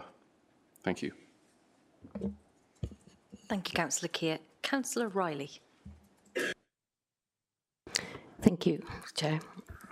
I'd like to focus on making Monmouthshire a fair place to live. Monmouthshire is the most unequal county in Wales. I represent, half of my ward that I represent is one of the most deprived areas in Monmouthshire. In the summer, I went and sat alongside some of the most deprived children in the most deprived ward, where they had a free meal, a good quality meal, and enjoyed it, which we now provide all across Monmouthshire, making it a fairer place to live. It was brought to my attention that some of those children in that school, the same ones week after week after week, or never, had any money for the fair snack, for the healthy snack. So every Wednesday, I have an arrangement now where I pick up fruit from the food bank to take so that those children have a healthy snack. And to do that, I walk past a queue which is getting longer and longer. Every week I go there, I'm embarrassed to walk past a longer and longer queue. Poverty and inequality is growing, and that has been exacerbated by Westminster economic crisis. I hope that by providing those free school meals, we improve food security and help families save on their food costs, and make sure, by it being a healthy meal, that we help to combat childhood obesity and we save this country money in the long run. So I would like to focus on making Monmouthshire a fairer place to live. Thank you. Thank you, Councillor Riley. Councillor Dimmock.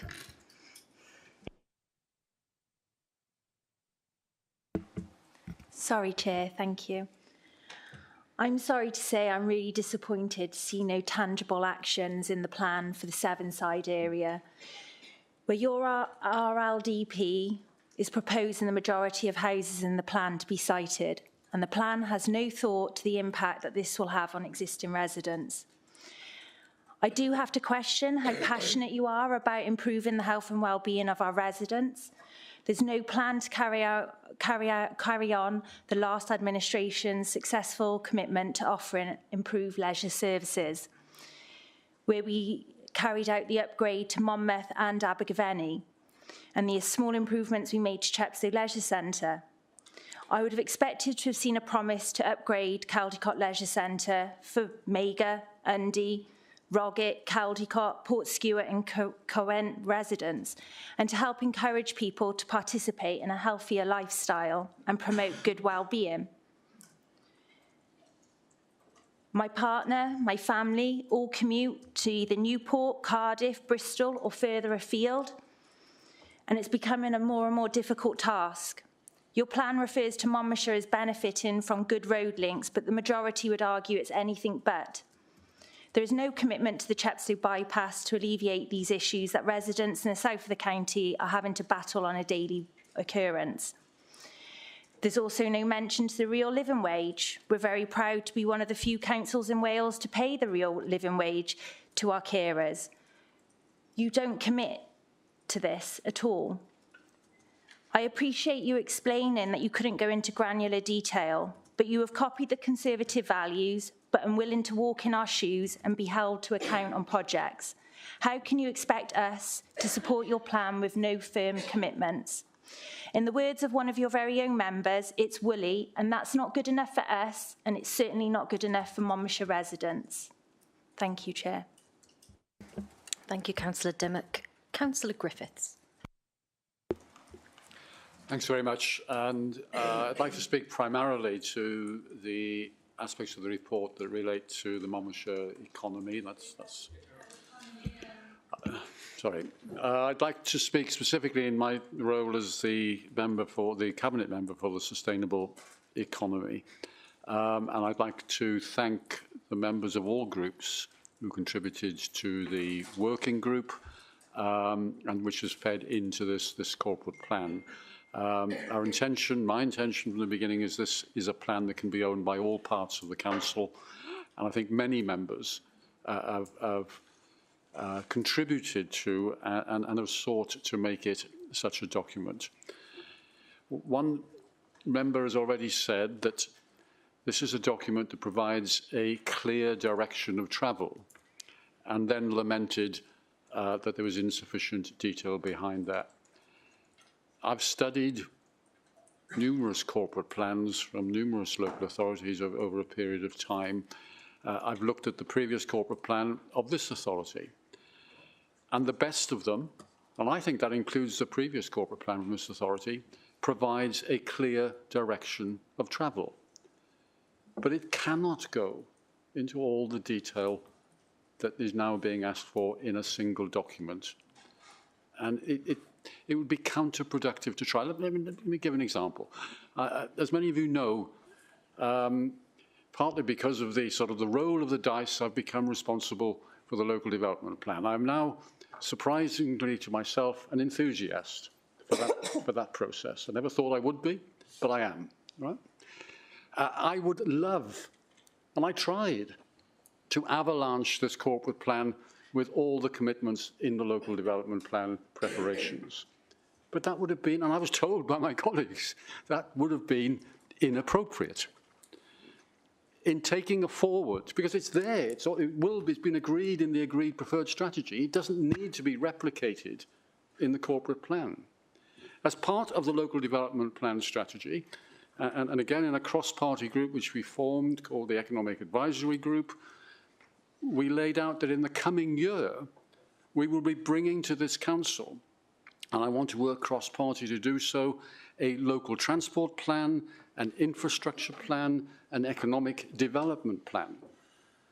I am already buzzing with ideas of what should be the content for all those documents.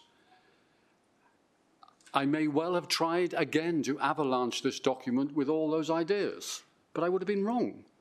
One, it's the wrong place. Two, the document would become unwieldy. But three, there is that work still to be done with partners and hopefully members from across this party to put those plans together as separate documents. They don't belong here, as some are suggesting. So people are saying to me, I've heard in the debates now, where's the reference to the mega station? Well, that is already a commitment of the whole council. It is unchanged. It doesn't have to be here. It will feature in the local transport plan. Almost weekly, action is being taken by the executive to promote that station. The reference to, and I've got another question later today, why isn't there reference to junctions on the M48? Again, they will come forward in further documents. Again, they don't belong here. We've got our commitments for enhanced rail travel, for active travel. Progress is being made. They're on the public record, but we cannot. They belong in the other documents. Not all of that can be here. And I've got the same point with Councillor Keir. I've taken an interest. I've attended meetings on the Usk placemaking plan. It is an impressive document.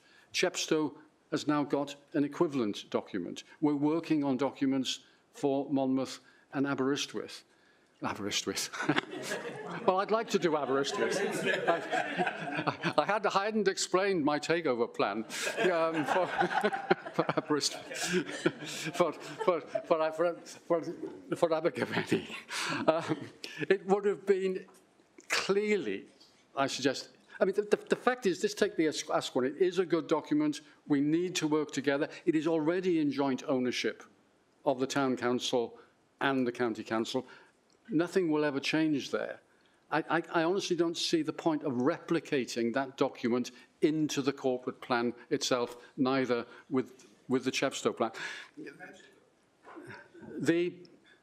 But I haven't mentioned any of them, but I'll come back to the key point. The most we can expect from a corporate plan, and it's important to have it, is that direction of travel which has already been declared as clear.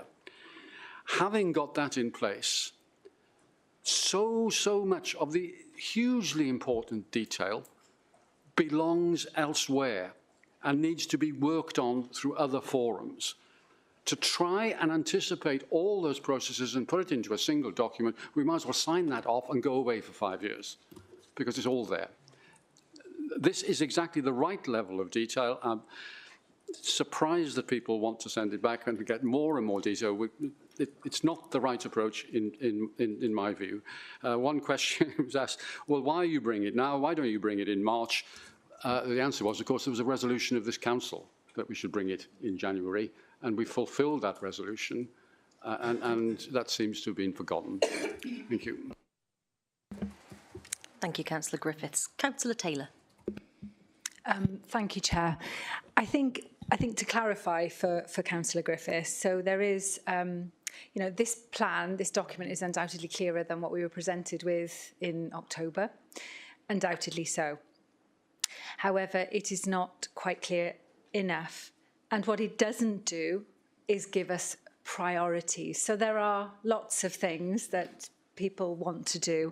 And it also, for me, so it isn't about giving us, killing us with detail, but it is providing us with the priorities for this administration within some of this, because it's not easy to see what that is at the present time.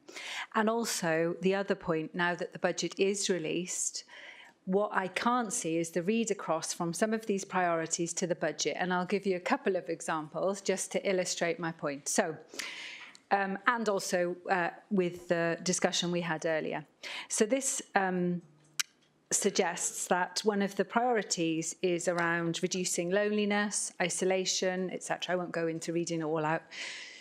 Today, for example, we talked about a decision that had been taken by the Cabinet member to close a provision, and what we heard from those people who were affected by that decision was how that had and the temporary closure had negatively affected their ability to socialise, how they felt more isolated, the actions speak louder than words on a page.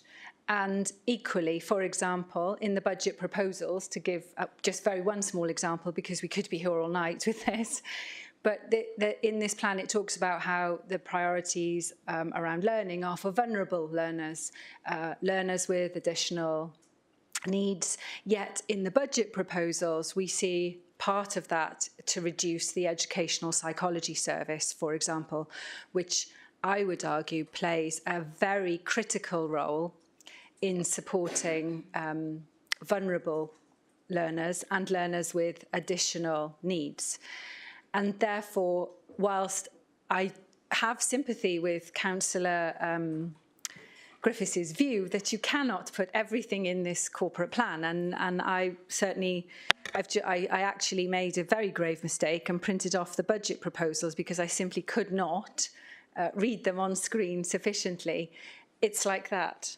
So I don't want that in the corporate plan, Councillor Griffiths, but what I do want is to be able to discern the priorities that we're likely to see significantly acted on and brought forward over this 4-year period, as opposed to broad aspirations. And, you know, within there, I would like to see, so I appreciate what Councillor Maybe says, that, you know, it's very difficult and you are trying to build on some really good work that's been undertaken, not just by this administration, by the whole council, because the whole council is involved in taking things forward. The administration has to get on board with it if you're going to make some progress, but I would argue that you can make progress even without their support sometimes. But the point is, it needs to be clearer. And you're quite right, Councillor Griffiths, we did ask for it to be brought back. We did say, look, you know, rather than saying, look, we can't accept this, this is not good enough, we gave the opportunity for it to be brought tight. Now, you indicated that January would be, you know, better and sufficient, and perhaps it isn't. You know, I appreciate there's huge amounts of work going on with the budget. We have sat in this chamber for 10 years and we've had lots of difficult budget discussions. I agree that it has never been quite as difficult as it is this time.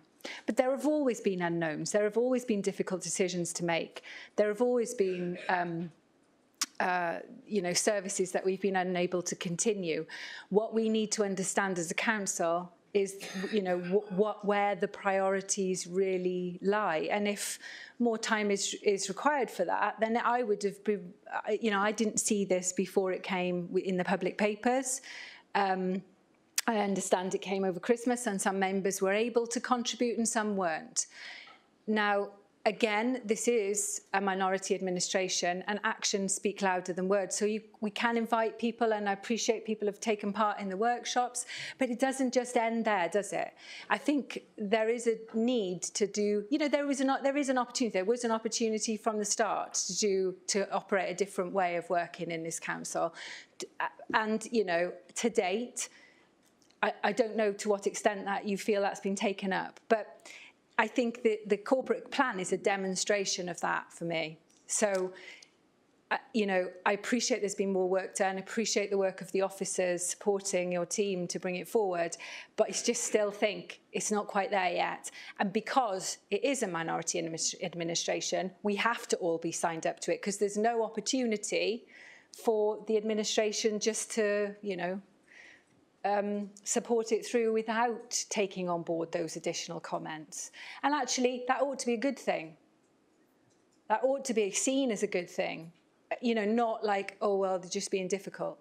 Like, there is an opportunity here, and we have to work together. The budget, you know, exactly what we were saying about the budget, can't afford to bring that forward at the 11th or the 13th hour, and now we have an additional budget meeting.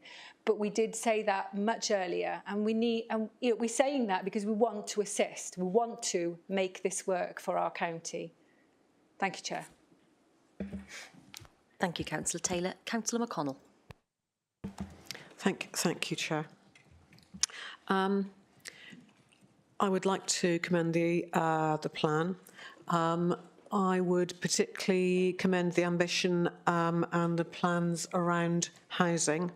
There are few needs more fundamental to living a decent life than a roof over your head. I think air and water come first in Maslow's hierarchy of needs, and you're right there at housing.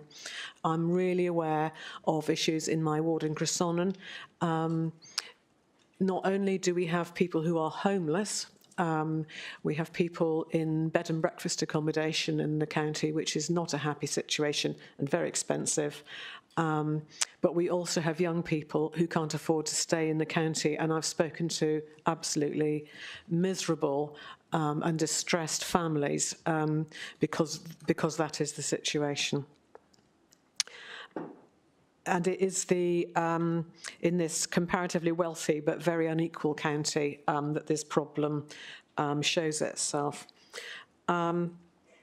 So I commend the plan to significantly increase the availability and general affordability of housing, and that will always have my absolute vote. I'm going to pick up on that that recognition that the clear direction of travel, this has already been mentioned, is there. And I'm also picking up another expression which has been used by quite a few people, which is that we need to improve the document. A document's a document. The question I would ask is, if we improve the document, will we do, however more we improve this document, will we do anything differently? And I think, against a clear direction of travel, the answer is probably no. So I'm going to recommend adoption on the basis that we work together. Councillor Taylor has usefully and correctly pointed out that in a minority administration we all have to work together, and that's not necessarily a bad thing. And I concur with that. But not if we're going to spend the next 6 months improving a document when the direction of travel is already clear. Thank you. Thank you, Councillor McConnell. Councillor Grocott. Thank you, Chair. Perhaps I could start off making a few comments about education and come back directly to the comments made by Councillor Pavia. I would like to thank Councillor Pavia for very positive comments that he sent in, that he alluded to in his comments. They do reflect, as indeed did comments from Councillor Louise Brown, a real genuine hope of working together, I think. And I've reassured both of those councillors that I'd be more than happy to try to fold into the document the very reasonable and positive points that they have raised. One point that nobody has yet made, and that's why I'm bold enough to put my hand up to speak at this late stage in the debate, is that the world, when the last corporate plan was published, and the world that we're living in now, are very, very different. There has been a global pandemic that has really set back many of the aspirations in all the democracies of the world. When you look at the priorities that I have set in CYP, things like getting children back to school, narrowing the gap in achievement, measurably cutting down the impacts of poverty.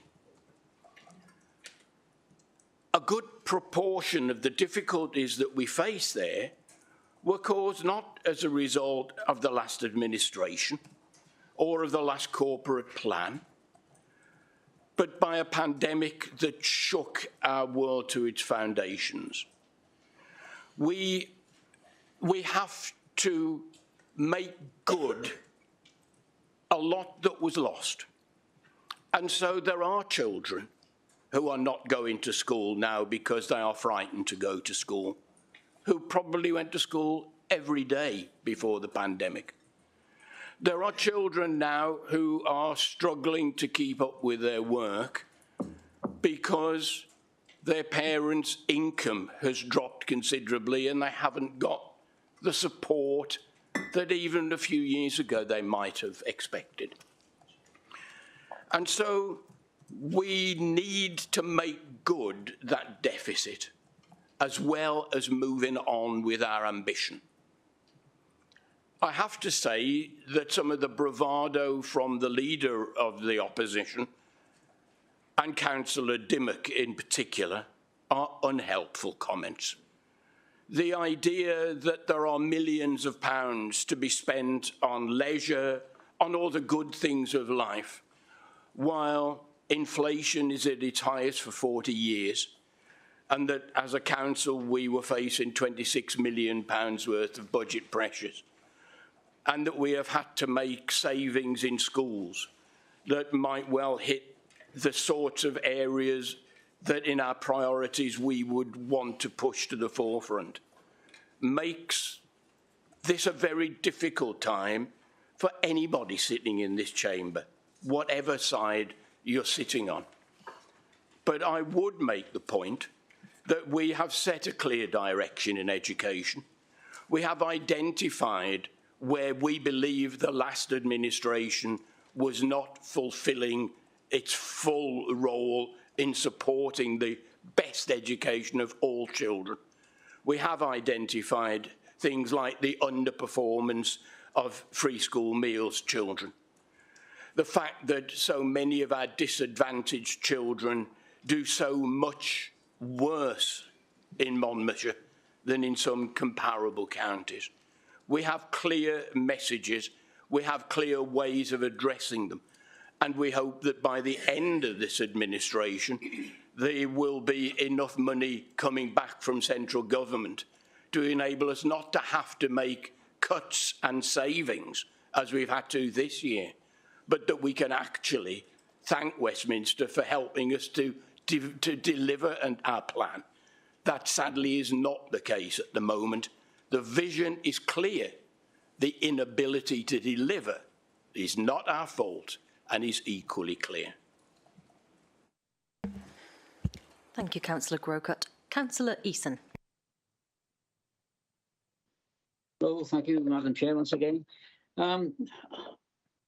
I heard what Councillor Dimmock said, and I don't agree with everything she said, but I do agree with a lot of it. I heard what Councillor Griffiths said, and I think the two knitting together as to what I feel we should be looking for a thriving and ambitious place. It's disappointing that we didn't get the latest, I'm not going to go into that too strongly, the latest levelling up fund, but we must continue to work with, as it says in the Thriving Plan, we must work with national, regional and local partners to increase investment.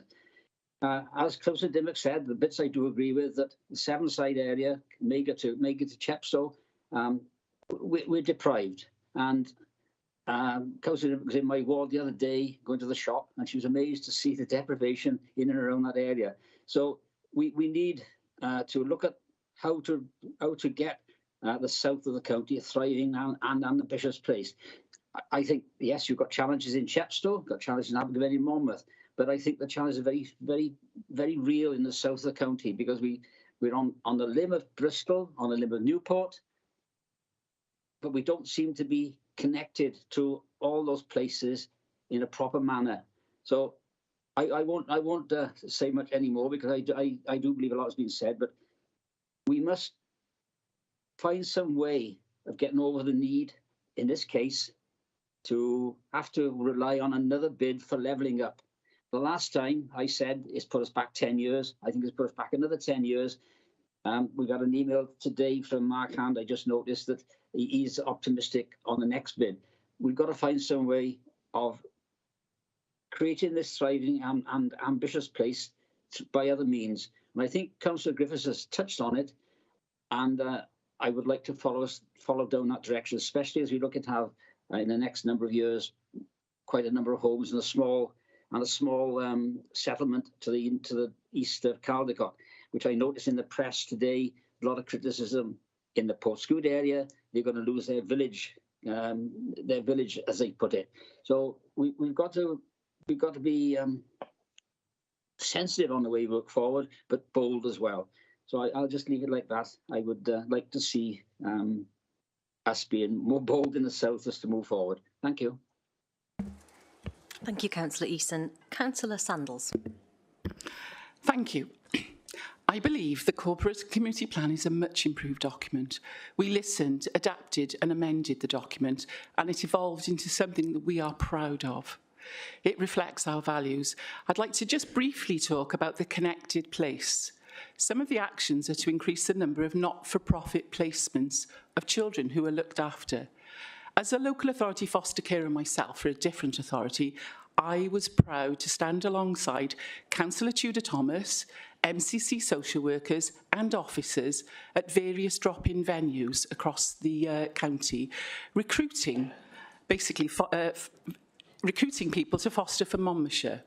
And we spoke to many members of the public about the benefits of fostering for your local authority, obviously Monmouthshire. I am proud that we had, at the last count, 17, although I am aware, Jane, it's probably much higher than that by now, inquiries from people considering becoming an MCC foster carer, many of which were really serious inquiries. Members, this is huge and can change things in the future. This is due in no small part as well to the fantastic work of our comms team who pushed it on social media. And many of the people that we spoke to, I spoke to some families that came to Caldecott Hub, and they'd said, oh, good, you're here. We saw it on Facebook. And they had all turned up specifically because of the posts that they'd seen on social media. So that was brilliant, and I think all credit should go to the comms team. I'd just like to finish with, as Councillor Griffiths said earlier, this document contains just the right amount of detail. I commend this corporate and community plan to the Council. Thank you. Thank you, Councillor Sandals. Councillor Jones, Penny Jones. Chair, I appreciate the improvement in this document and the way forward since the first presentation in October. And I enjoyed the opportunity to take part and be part of the process. And I enjoyed the opportunity to be part of the process. I agree with Councillor Griffiths about detail and depth. Too much detail is off-putting and unnecessary. However, as Councillor Keir has very clearly pointed out in the chat bar, a simple mention of the issues or places, for instance, we will take forward the agreed USC master plan, would cover the anomalies and the way that things have been missed out, places have been missed out. Residents can then feel included. At the moment, vast areas of Monmouthshire have been left out of this document. Vast areas, named areas of Monmouthshire have been left out of this document. And I feel that this is detrimental to the document itself, but also to the, it's not good for the people who are reading it. So please, could that be perhaps added to, just a simple line here or there, as Councillor Keir has pointed out. And I'd just like to add a personal little comment about the healthy life expectancy. As a golden oldie in this chamber, I looked at that and nearly had a heart attack because it is so wrong. I know it says healthy, but how many people are going to read that? There will be a mass exodus from Monmouthshire if you keep that in. So please make it clear. Please put a life expectancy so that it is comparable to the Welsh life expectancy figures. Thank you. Thank you, Councillor Jones. Councillor Garrick. Thank you, Chair. I'm incredibly sorry to hear there are members here who feel they cannot accept the plan. That said, I'm not surprised. I did say previously in Council that the plan would not be accepted by Councillor John unless it was his, and I do note you staked a very early claim on it in this session. By the way, Richard, I was also fascinated to hear that you did not know what the Labour Party stood for, particularly considering that we are in Wales and we have been the popular party of the people for over 100 years. However, listening to your impassioned speech earlier about the values of this council, such as teamwork, which is indeed the core tenet of the Labour Party, and solidarity. I hate to break it to you, I think you might be a closet socialist. But no, let's be serious. Let's remember that this plan does indeed set out the manifesto pledges which we as an administration were elected on. And that is the plan that our residents in Monmouthshire have voted for. My colleague, Councillor Griffiths, has already explained that this is the corporate plan, that it's a plan that sits on top of our processes and our documents within the council and cannot and should not be expected to include every item and every detail. And Councillor Taylor, I have full sympathy with you on the response to the budget proposals. I've been there for months. Let's address where we are. Let's take note of the Pareto principle. We should not let perfect be the enemy of good. I know that every single councillor in this chamber would like to see a perfect community and corporate plan for our residents. Let's also be aware of where we are. we are in a minority administration. That means that we do have to compromise. And it is incredibly easy to sit in opposition negatively and to move to vote down every option for progress that our county has for the entirety of this administration. And you do have the power to do that. But I would ask my colleagues to consider, what benefits does this bring your residents? What benefits does this bring your council? And at which point, and I'd really like you to consider this, at which point do you feel it is appropriate to say we can move forward as a council? Because we can do this dance again and again and again and again. But what are you doing, apart from telling people in Monmouthshire that you're unable to negotiate and compromise and work with the administration that has been elected to allow our community to move forward during one of the hardest times that our residents have seen in decades? Colleagues, Monmouthshire actually needs this plan. It needs to be able to move forward with a working plan. It needs a plan that allows the good people that are in front of this chamber to move on and do their jobs for the people of Monmouthshire. I would implore you at this stage to consider the fact that the plan is needed and should pass. Thank you, Councillor Garrick. Councillor Peter Strong. Thank you. If I can just quickly pick up the point made by Councillor Penny Jones on the inclusion of the average healthy life expectancy. I think it's a really, really important figure to include in any plan. The gap between healthy life expectancy and actual life expectancy is clearly crucial in our own planning of how much support we're going to need to provide for elderly people in the future.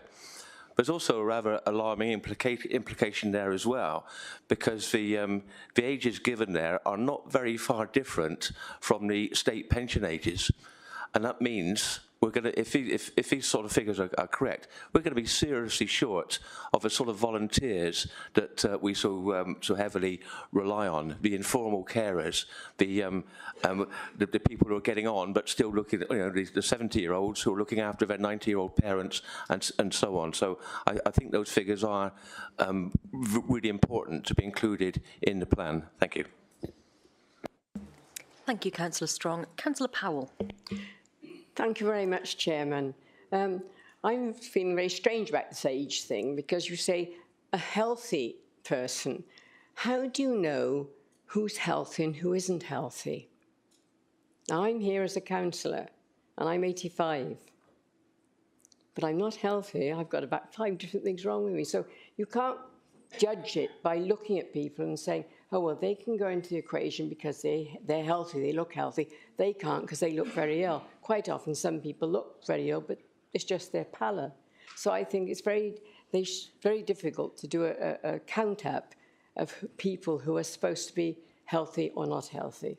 Thank you. Thank you, Councillor Powell. Any further contributions? OK, back to you, Councillor Brocklesby. Thank you, Chair.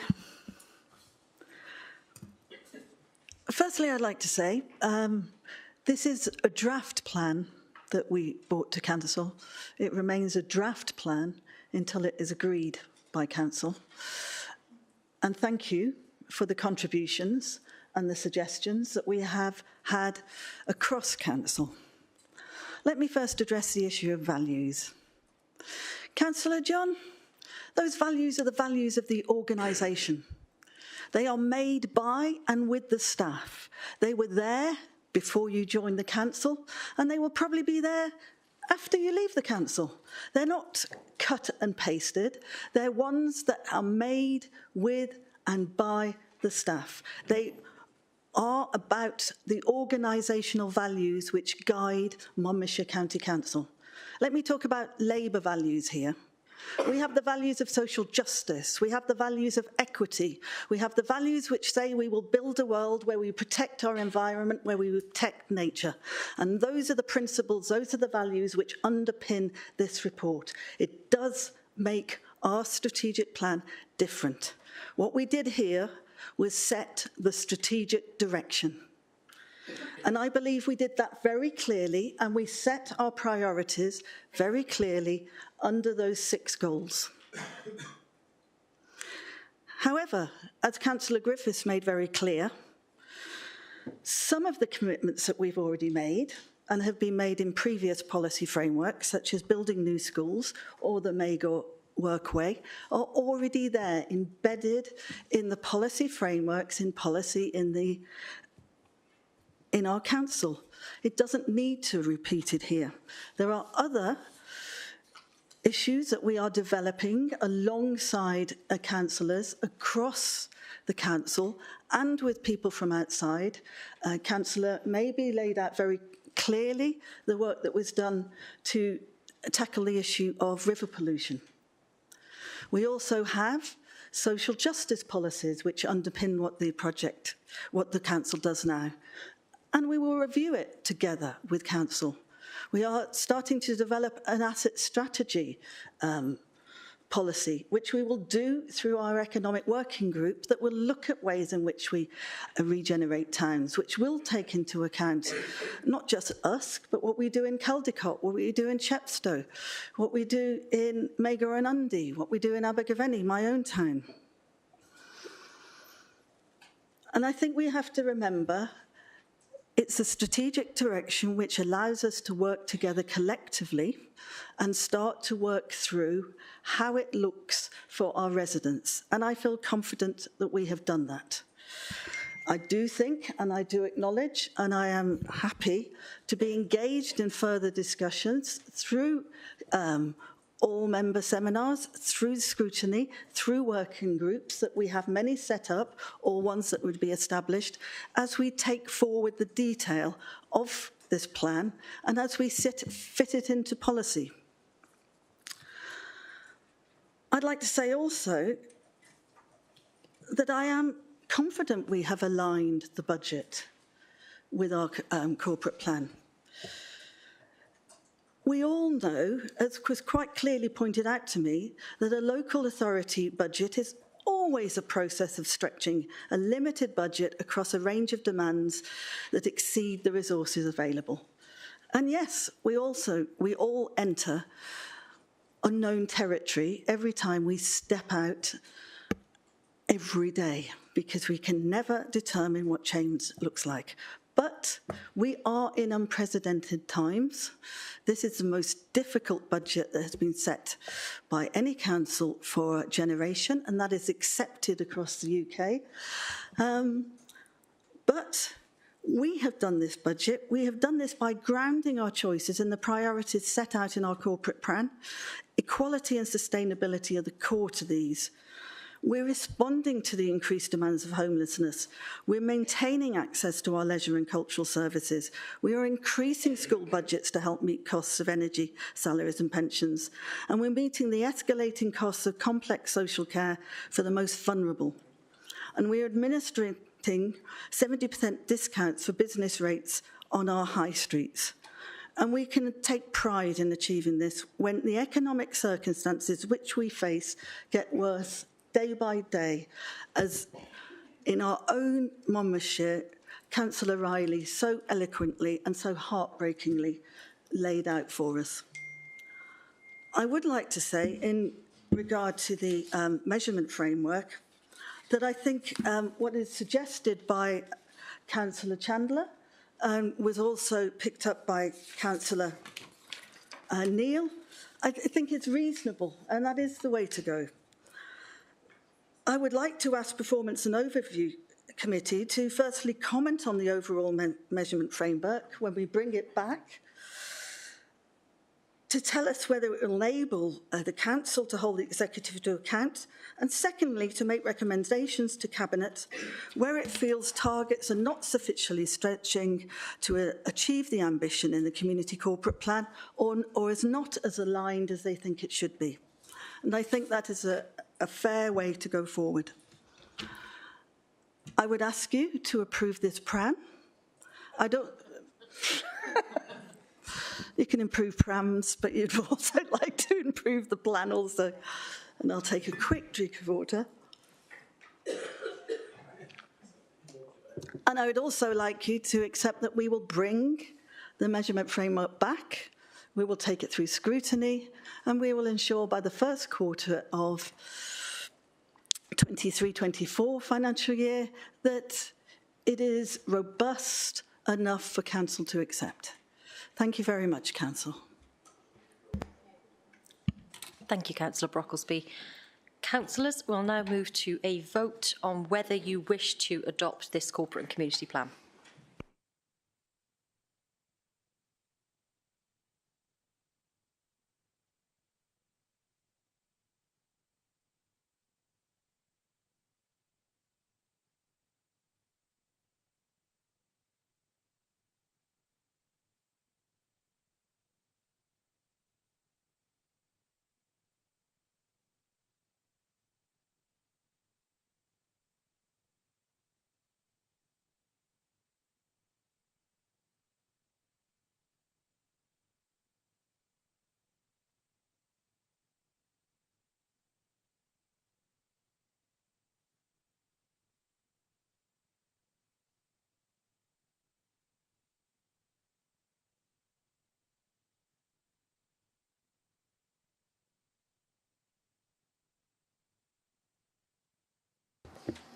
Sorry, councillors, we're chatting away up here because we had different polls lined up and the wrong one has gone in, so please ignore that one.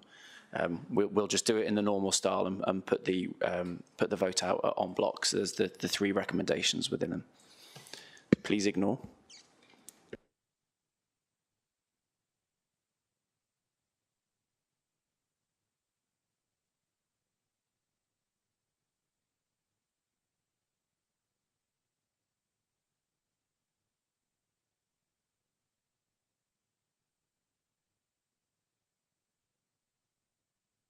Yeah. Are we voting again, Chair? We are indeed, Councillor Easton. We're just awaiting the next poll.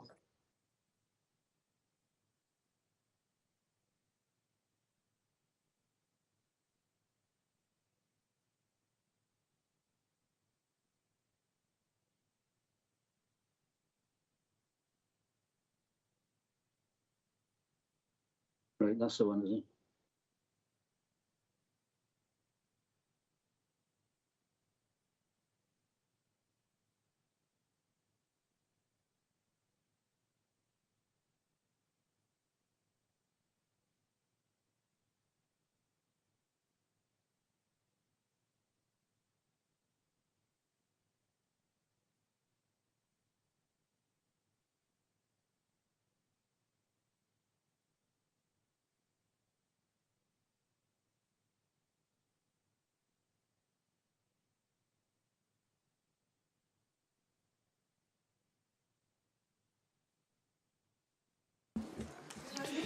Councillors, there are 44 of you in this meeting and 43 votes. So can you click again? It won't make any difference if you click for a second time. It won't count you twice, but it'll just get us up to those 43 responses. Sorry, 44 responses that we're looking for.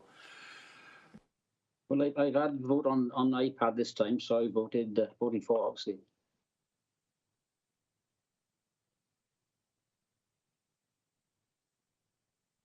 Do you know that, do you? We do know that, yeah. He hasn't been here for the whole age. He hasn't been here for ages. No, he didn't come back. No. Could we have a recorded vote, please? Is he 44? Yeah.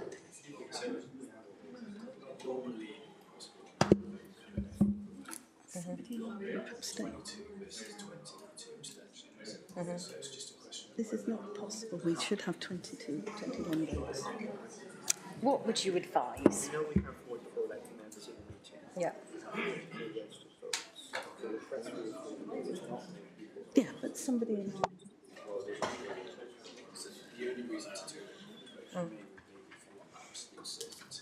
I don't understand why we haven't got 21 votes. Fine.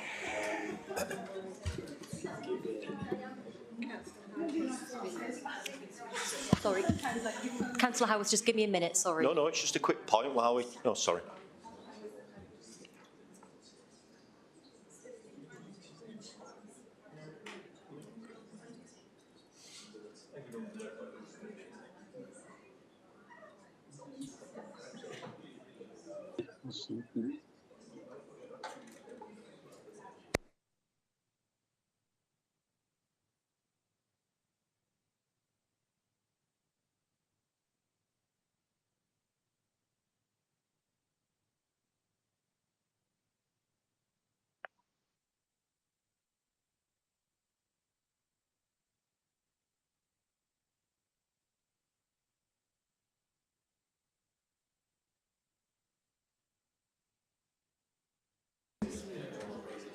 Okay, councillors, given how close this is, we are going to go for a recorded vote after I've taken some advice. So there we are.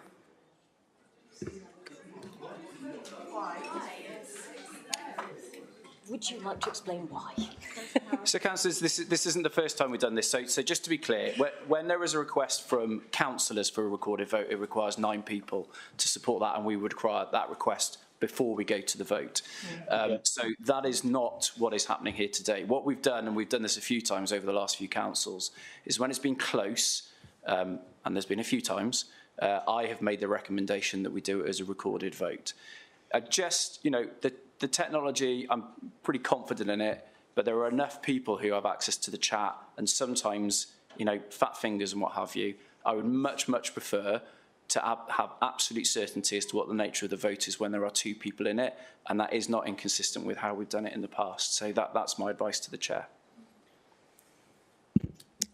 And I'm taking that advice. So let's go again. Okay, Councillor Jill Bond. 4. Councillor Brocklesby. 4. Councillor Bromfield. Against. Councillor Brown. Against. Councillor Bryn. Against. Councillor Buckler. Against. Councillor Birch. 4. Councillor Butler. Sorry. Against. Councillor Callard. 4. Councillor Chandler. Against. Councillor Crook. 4. Councillor Thomas Davis. Against. Councillor Dimmock. Against. Councillor Eason. 4. Councillor Edwards. Against. Councillor Fuchs. 4. Councillor Garrett. 4.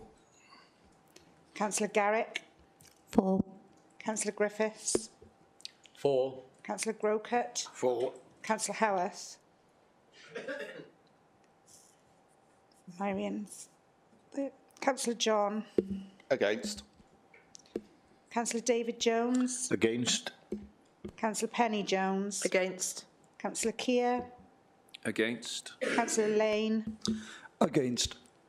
Councillor Lucas. Against.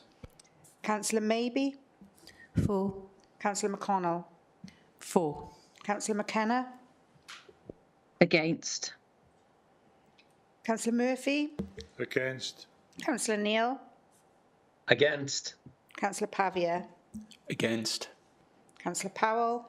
Against. Councillor Riley. 4. Councillor Rook. 4. Councillor Sandals. 4. Councillor Stevens. 4. Councillor Strong, Jackie Strong. 4. Councillor Peter Strong. 4. Councillor Taylor. Against. Councillor Thomas. 4. Councillor Watts has left the meeting. Councillor Webb. Against. Councillor Wright. 4. Is there?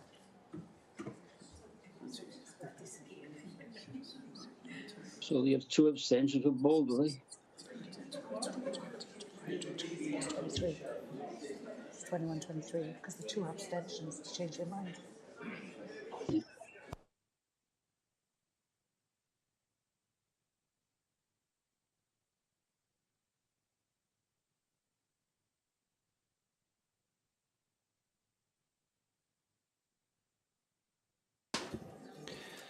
So, councillors, the results are 21 votes for, 23 votes against, and therefore the report has been defeated.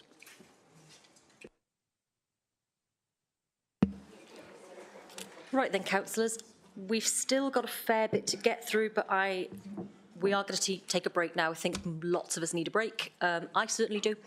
So, mindful of how much more we have to complete, can we try and keep the break to a proper tight 10 minutes?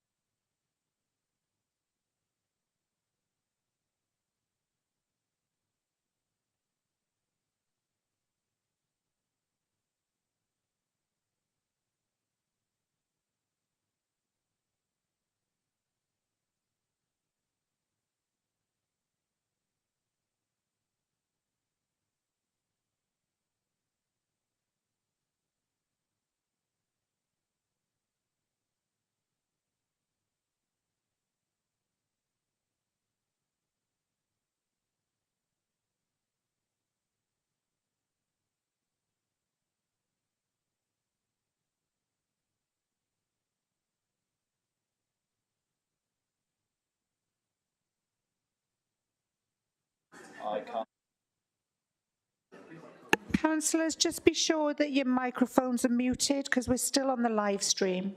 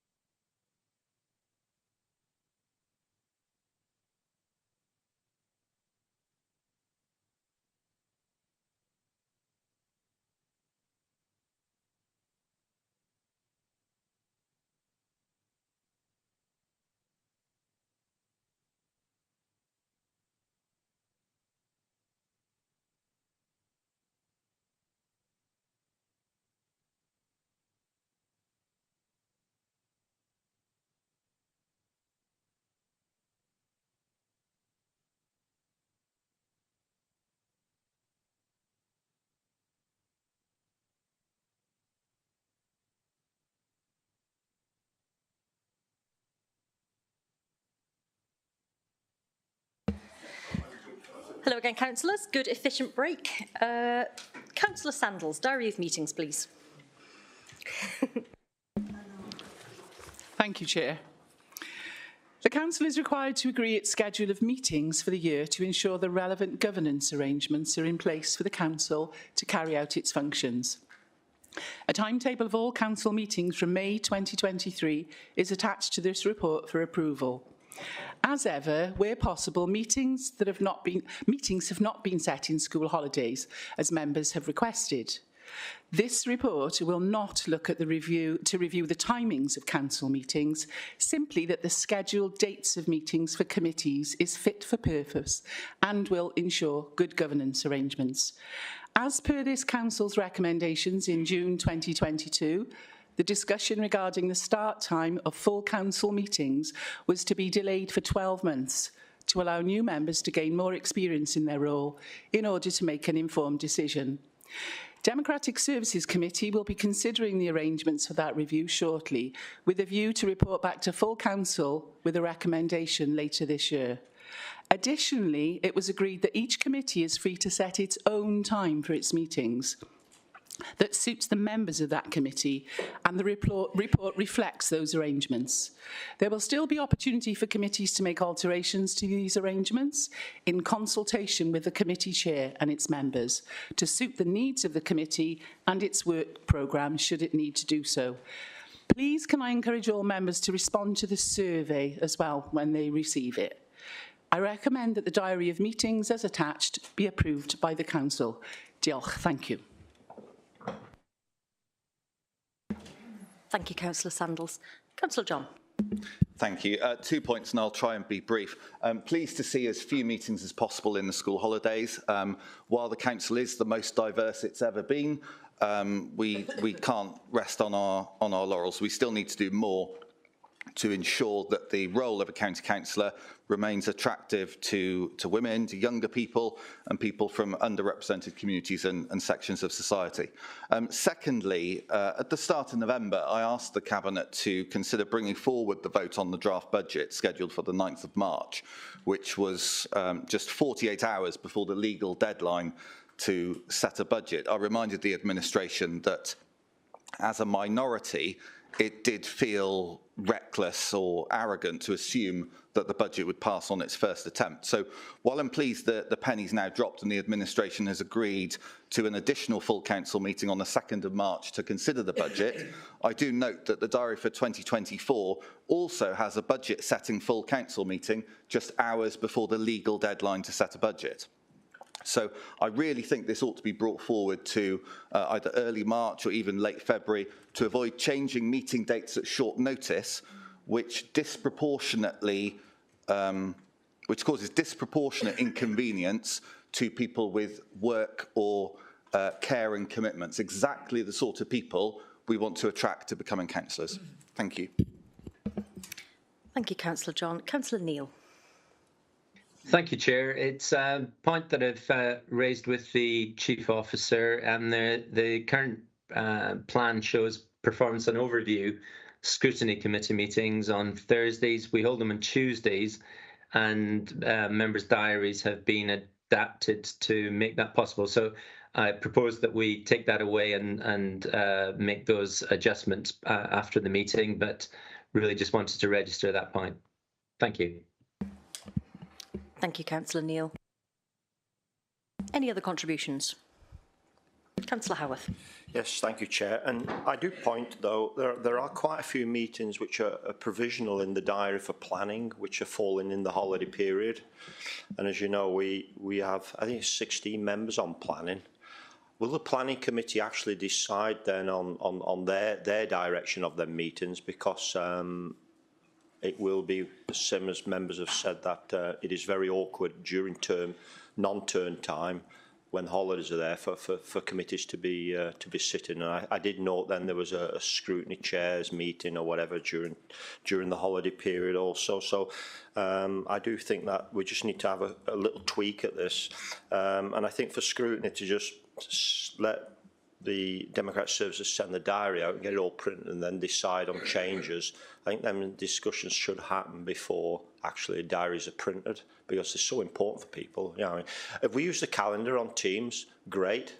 But meetings aren't going in Teams, i.e. on the calendar, because if you're not invited, it doesn't go on Teams. And I use that sometimes, and it is really awkward. So you've got to use the paper format, or you go on the website or whatever. If we're not going to use diaries, paper diaries, let's finish them all together, and we'll do a different method. I don't have an issue with that either. But we need to get it right. But changing scrutiny meetings and letting the scrutiny committee decide, I think they need to do it now before the diaries are, or whatever we do is printed, if we decide to go down that way, because it's absolutely nightmare, because you think you've got a meeting and you haven't got a meeting or whatever. So I just bear that in mind, everyone. Thank you. Thank you, Councillor Howarth. Councillor Fuchs. Just a minor point, but anybody obviously in the council could just buy a physical diary and write the dates in if you can't manage an electronic diary.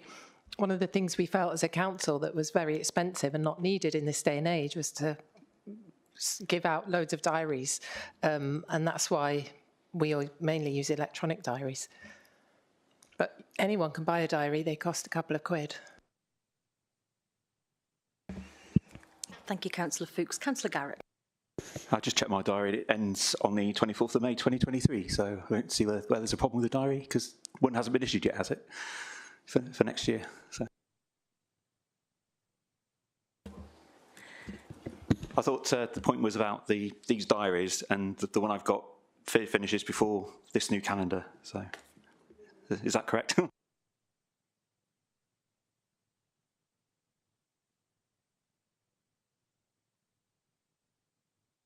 Any more contributions? No, good stuff. We shall move to a vote on whether to approve this.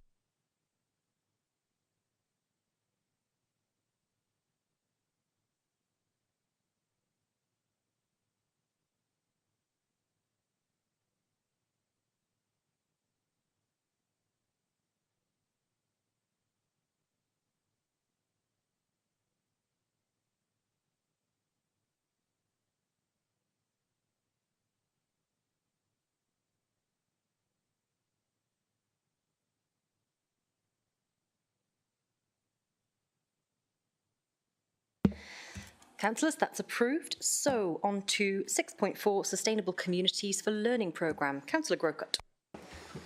Thank you, Chair. One of the more interesting powers of county councils, excuse me, is that they name new schools.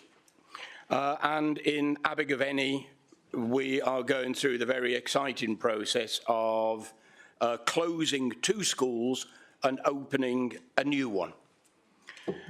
It has, however, created some difficulties, and those of you who are from the Abergavenny area and use sort of Abergavenny chat sites will have seen tremendous arguments, both for and against the retention of the name King Henry VIII. Thinking about this, I had a Blackadder moment and developed a cunning plan, which was to engage the town council in undertaking a survey of names, and we similarly asked the children in the 2 schools what they felt the name of the school should be.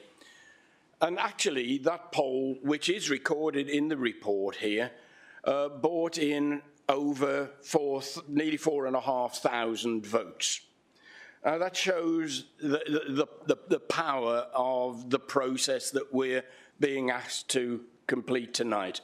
I was worried that it would cause tremendous social conflict. It has hit the headlines in the local newspaper, for example, and I thought that if we could do what was seen to be an unbiased poll run by a separate organisation, it would give us a clear view of outcomes. It's an exciting time at the school now. We've got the new head teacher is in post, and it'll be great when we can actually tell him that his school has got a name. The recommendation actually sets out the options there. We could either go for King Henry VIII 3 to 19, Derry View 3 to 19. Those are the 2 schools currently being closed down. Or a more modern name, and I came up with one almost off the top of my head. My brain doesn't work that well. Everybody's told me it's an absolute rubbish name. But it was an attempt to put down a more modern name that the school might try to emulate. I've spoken with Matt Phillips and with the chair and with the leader of the opposition and various other people, and everybody agrees that I could change the recommendation slightly so that it is more clear that we are, as a council, very firmly of an opinion. And so when the time comes, because members will want to make comments, obviously, but I will be proposing that this council chooses the name King Henry VIII 3 to 19 school for the name of the new school, because of the nearly 4,500 respondents, over 4,000 said King Henry. But people may want to make comments about the school anyway.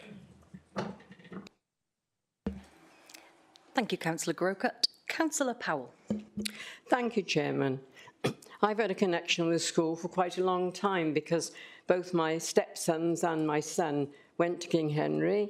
I was a governor there for, I think it was about 12 years altogether, and I gave up at the end of last July because I thought I'd been there long enough. And it's a wonderful school. The thing is, in 1542, King Henry VIII, who was a benefactor, named the school King Henry VIII School, and he appointed the first head teacher. Some people were saying that because this is going to be a different school, they want a different name. But if you look at the site of the original school, which is actually the Freemasons' headquarters in Abergavenny, and you look at the other places where the school has been, each time it's been a different school. So I think that takes that argument out from it. There's another thing. There are several bursaries connected to King Henry VIII. I think I might be wrong. I think Councillor Lane could probably put me right on it, but I think it was when the one school was sold, when the last one they've got now was built, and there was money left over. And these bursaries have been used for young people when they leave King Henry VIII. They can apply for a bursary to help them to go to university or to go into their apprenticeship or whatever. And there is a wonder that if we do change the name of King Henry VIII, whether they will still be valid. So that's just a by the way. But I think that the name King Henry VIII is so useful and so connected to Abergavenny that I think we should keep King Henry VIII. Thank you. Thank you, Councillor Powell. Councillor Callard. Thank you, Chair. I don't know, and someone correct me if I'm wrong, but I might be the only one here who's a pupil at King Henry VIII. Oh, someone at the back. But since 1900 and frozen to death. I wanted to say that I do have a bit, a bit of a conflict in my mind about this. Naming the school after someone who represents entrenched inequality in our society and murdered a number of his wives, and then went on to split the Christian church, creating centuries of conflict. However, that taken, it's been King Henry VIII for the last 481 years, and I think, as Councillor Powell mentions, it is a tradition in Abergavenny, and I would support, in spite of the issues, continuing with the name King Henry VIII. Thank you, Councillor Callard. Councillor Thomas. Yeah, thank you, Chair. I just say really briefly, my connection to the school, one son went there, I taught there for 12 years. Everybody I've spoken to wants King Henry, and I know that's only a sort of a straw poll, but in my mind, and certainly in the kids' minds, it's always KHS, etc. And I think to go to something bland like, Abergavenny Community Learning Hub or whatever would be highly unpopular. So, I realise what he did, etc., but he did dissolved the monastery in Llantori and started the school. It's kept that name right through, as Councillor Powell has said. So I would just say very much in favour of keeping the King Henry VIII name. Thanks. Thank you, Councillor Thomas. Councillor Hughes-Jones. Thank you, Chair. Just a minor point, really. The report says that the divisions wards affected include 12 wards. There is a 13th, the Criconi ward, and members of the Criconi ward or residents of the Criconi ward tell me they're quite happy with the KHS name. Thank you. Thank you, Councillor Hughes-Jones. Councillor Lane. Well, as an old boy of the school since about 1961, when it was King Henry VIII Grammar School 1542, with its motive ut prosim, we serve, I would hate to see the name changed. It is part and parcel of Abergavenny's history. It was endowed in 1542 by, yes, as Maureen said, King Henry VIII, when the parish church of St. John's became the grammar school. I wasn't there, I hasten to add then. But then the priory was dissolved and then it became the parish church. King Henry VIII Grammar School, as it was, is absolutely entwined with the history of Abergavenny. So I would hate to see the name changed. Thank you. Thank you, Councillor Lane. Councillor Bond. Thank you, Chair. Just a quick thought. It's sustainability. Maybe it reduce waste if we keep with the same name.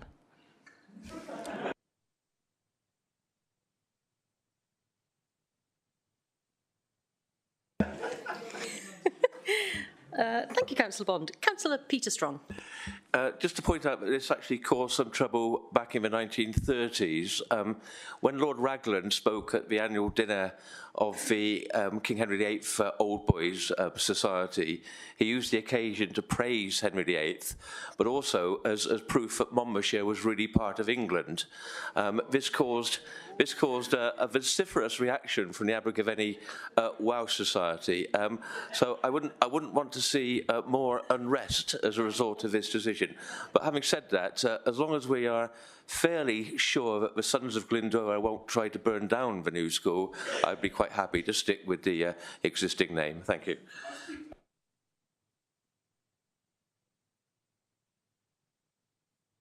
Thank you for that, Councillor Strong. We always welcome your history lessons. Councillor Howarth. Yes, Chairman. I'd like to move, please, because I didn't know King Henry personally, but Tudor could make his mark as well with Tudor Street, couldn't he? All right.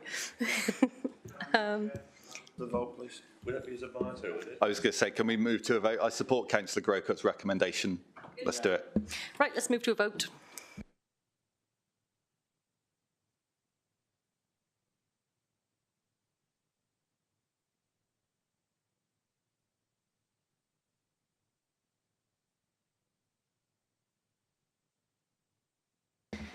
Councillors, that's clearly approved. And now, appointments. Councillor Sandals. Thank you, Chair.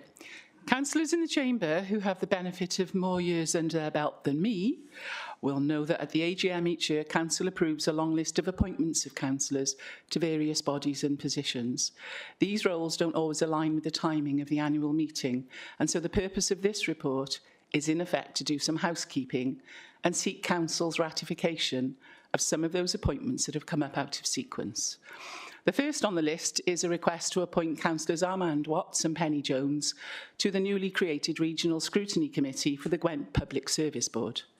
As the councillors are chair and vice chair of our Public Services Committee and represent the requested political balance, I'm happy to make this recommendation to the council. The second recommendation in the report is the new role of LGBTQ+ champion that we hope will serve as a further example of how this council places significant value in the rights and voices of the diverse population we have across our county.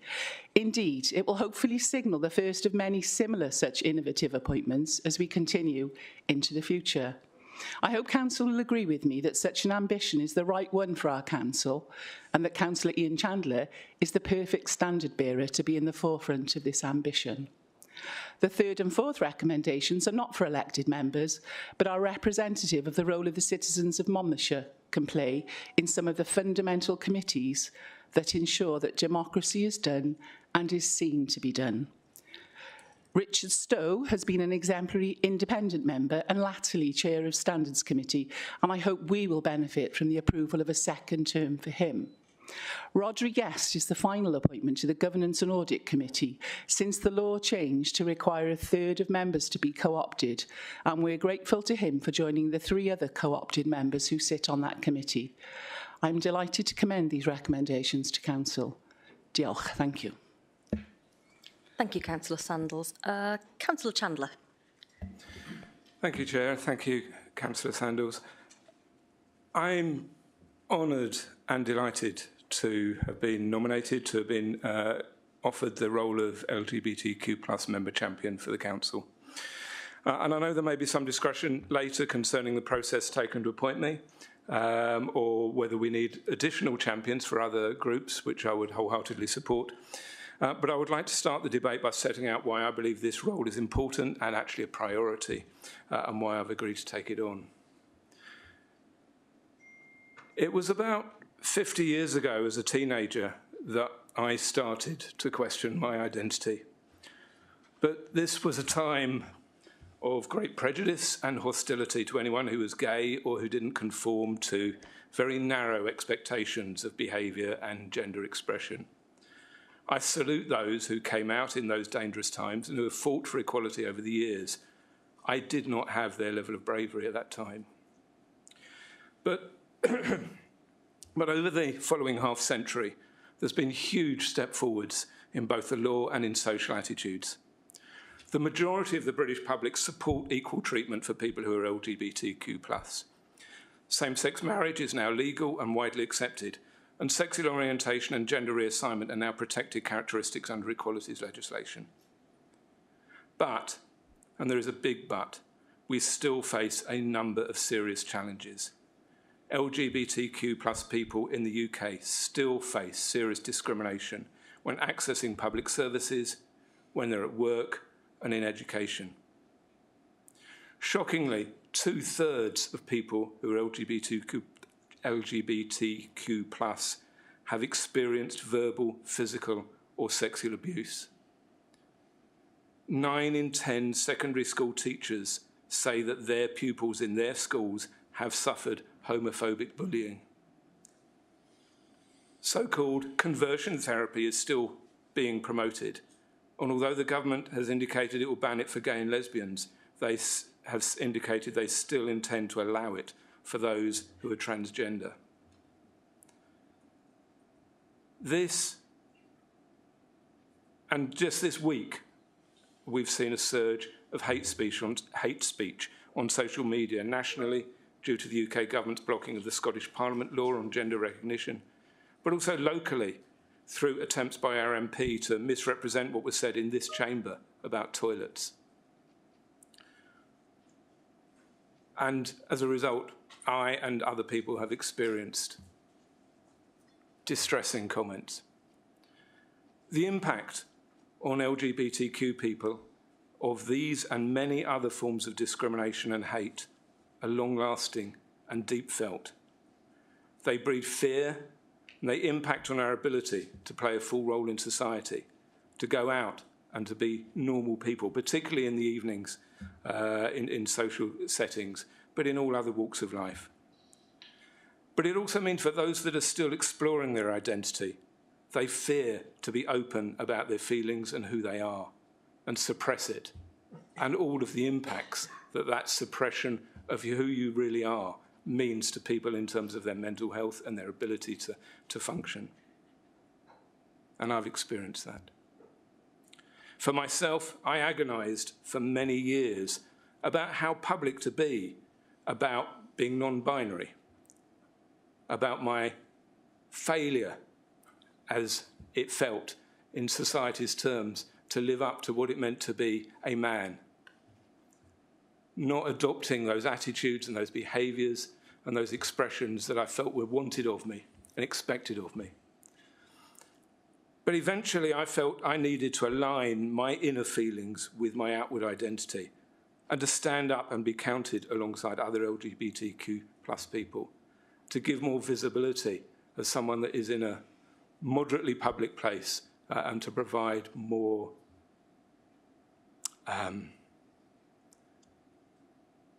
more shelter for them, more acceptance, more recognition that people like me exist and that we play a valid role in society. So that is why that I'm delighted to take on this role of member champion for the LGBT community, a community who suffer more oppression, more hate crimes than any others. And this is, I'm talking about the LGBTQ plus community, both residents in the county, but also staff in the council. I will be their voice, and I will attempt as best as I'm able to represent them, both in this chamber, but also out in the community, in the society at large. The way I perform this role will evolve over time. There is no template for this. There is a generic job description for member champions, which you all have copies of when you first became a member of this chamber. But how this particular role will pan out, that will evolve over the time. I don't have a clear pathway yet. But most importantly, I want to hear from LGBTQ plus staff in the council and residents in the county and respond to their needs and interests. It's a challenging role, a role that I hope that I'm up to, but it's certainly a role that I'm proud to take on. So thank you.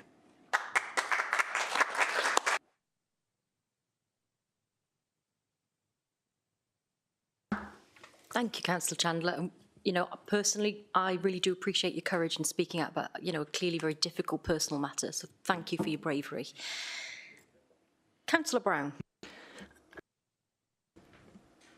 Thank you, Madam Chairman, and thank you for the account from Councillor Chandler. I'm sure that there are very similar accounts in relation to the other protected characteristics within equality. In the recommendations, the report draws an analogy between the Armed Forces champion and the LGBTQI+ champion.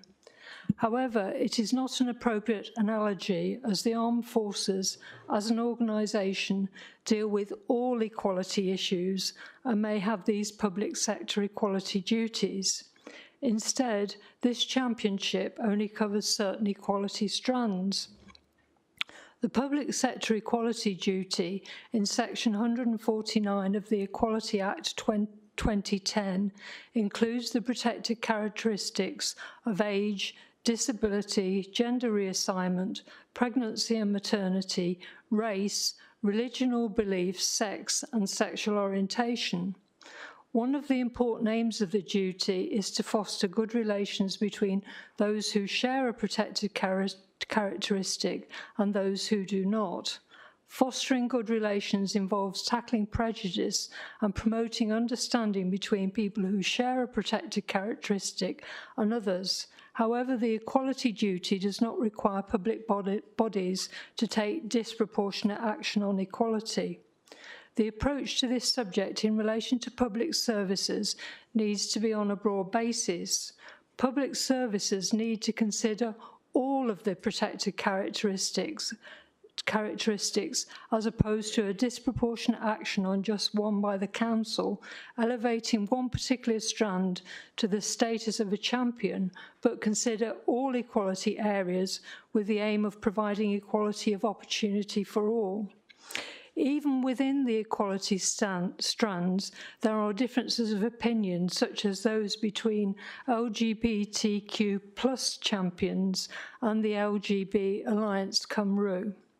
We are not proposing to appoint an age champion, a disability rights champion, a pregnancy and maternity rights champion, a race rights champion, a religion or belief rights champion, a sex or women's rights champion, a sexual orientation champion. In any event, I do not believe that will be a right approach, as all members should consider all equality issues. The reason that we have an equality impact assessment under this public sector equality duty is so that both officers and members can reasonably consider all of these equality concerns by all members as a generic and wide ownership responsibility, and not just one member as a specific responsibility on one equality area only, which may be counterproductive. Also, considering the complexities and conflicts between them is the correct and balanced approach to such issues involving all members of the Council. I therefore cannot support or ratify the appointment of an LGBTQ+ champion, and I would respectfully request that the Chairman has a separate vote on this appointment from the others. And if not, I would unfortunately have to vote against all the recommendations until they are separated out. I will vote against this appointment on the grounds of it not being appropriate for the Council to elevate one equality strand above others, and that the equality impact assessments need to consider all equality strands as a generic issue for all councillors with a wide ownership. A wide ownership approach to equality issues is also mentioned in an equality document for Wales on the public sector equality duty. Thank you. Thank you, Councillor Brown. Now, I was intending to propose that we vote on these as a block. I will take B as a separate vote if you would really like. Are you happy for A, C and D to remain grouped together for the sake of efficiency?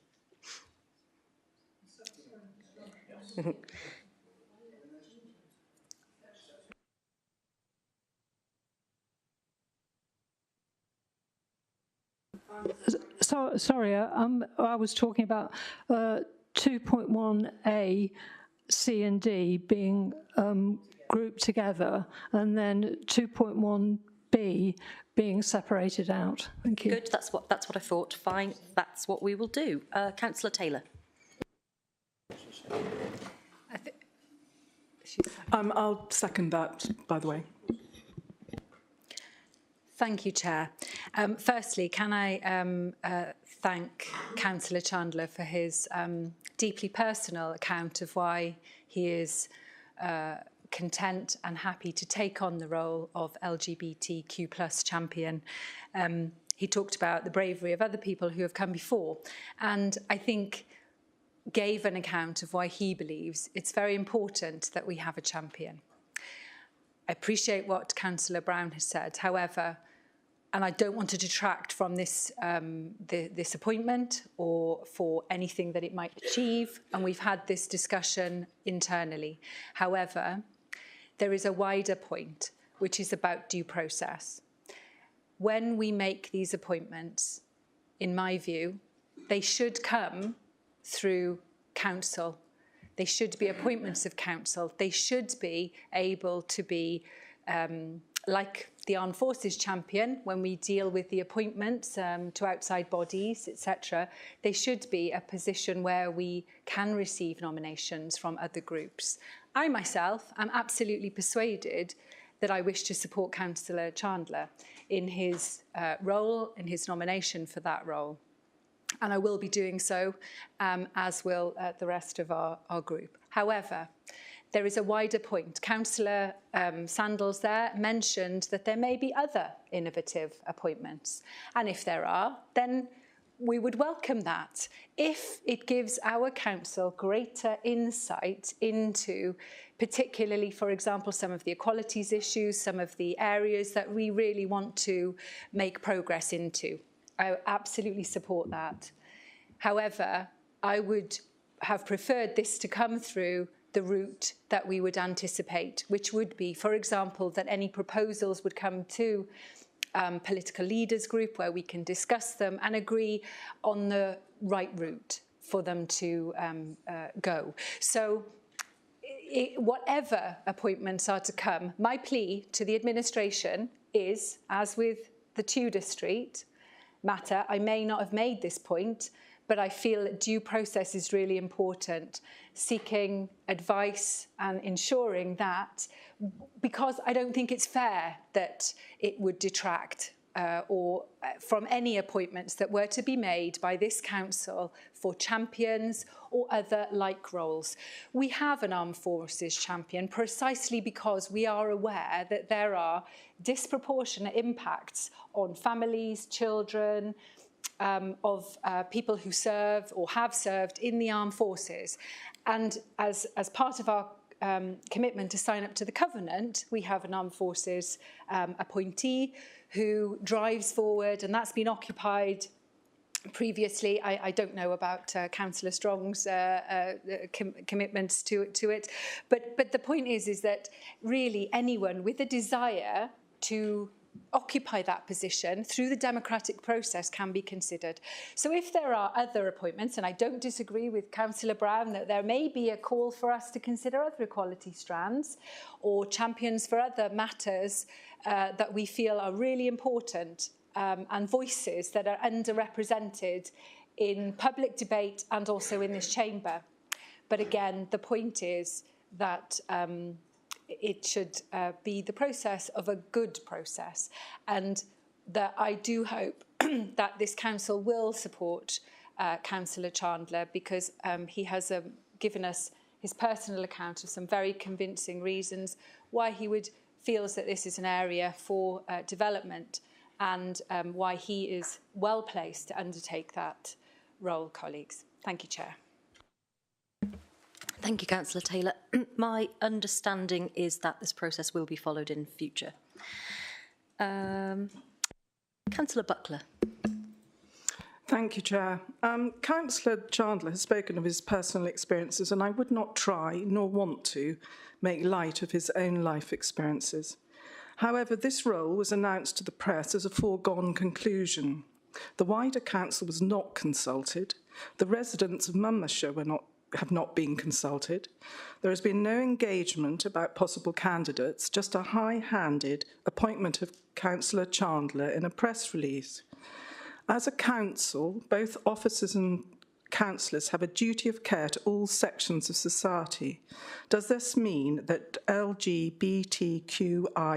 has a precedence over other minority and vulnerable groups?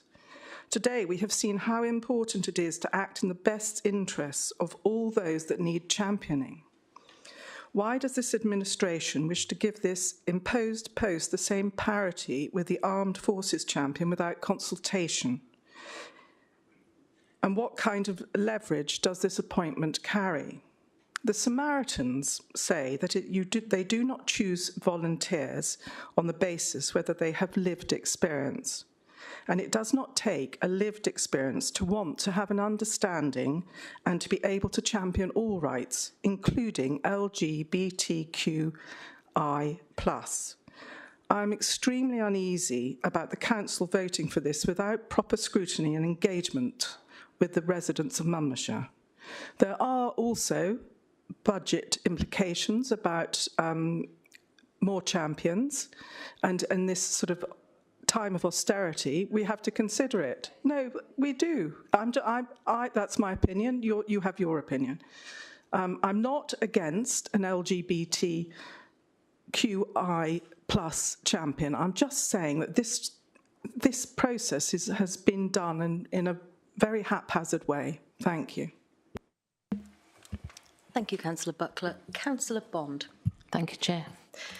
I think this is a great step forward towards inclusion for all our residents. I would like to commend Ian for sharing their stories. Is there correct? Thank you. Their story so honestly and courageously, and for taking up this role.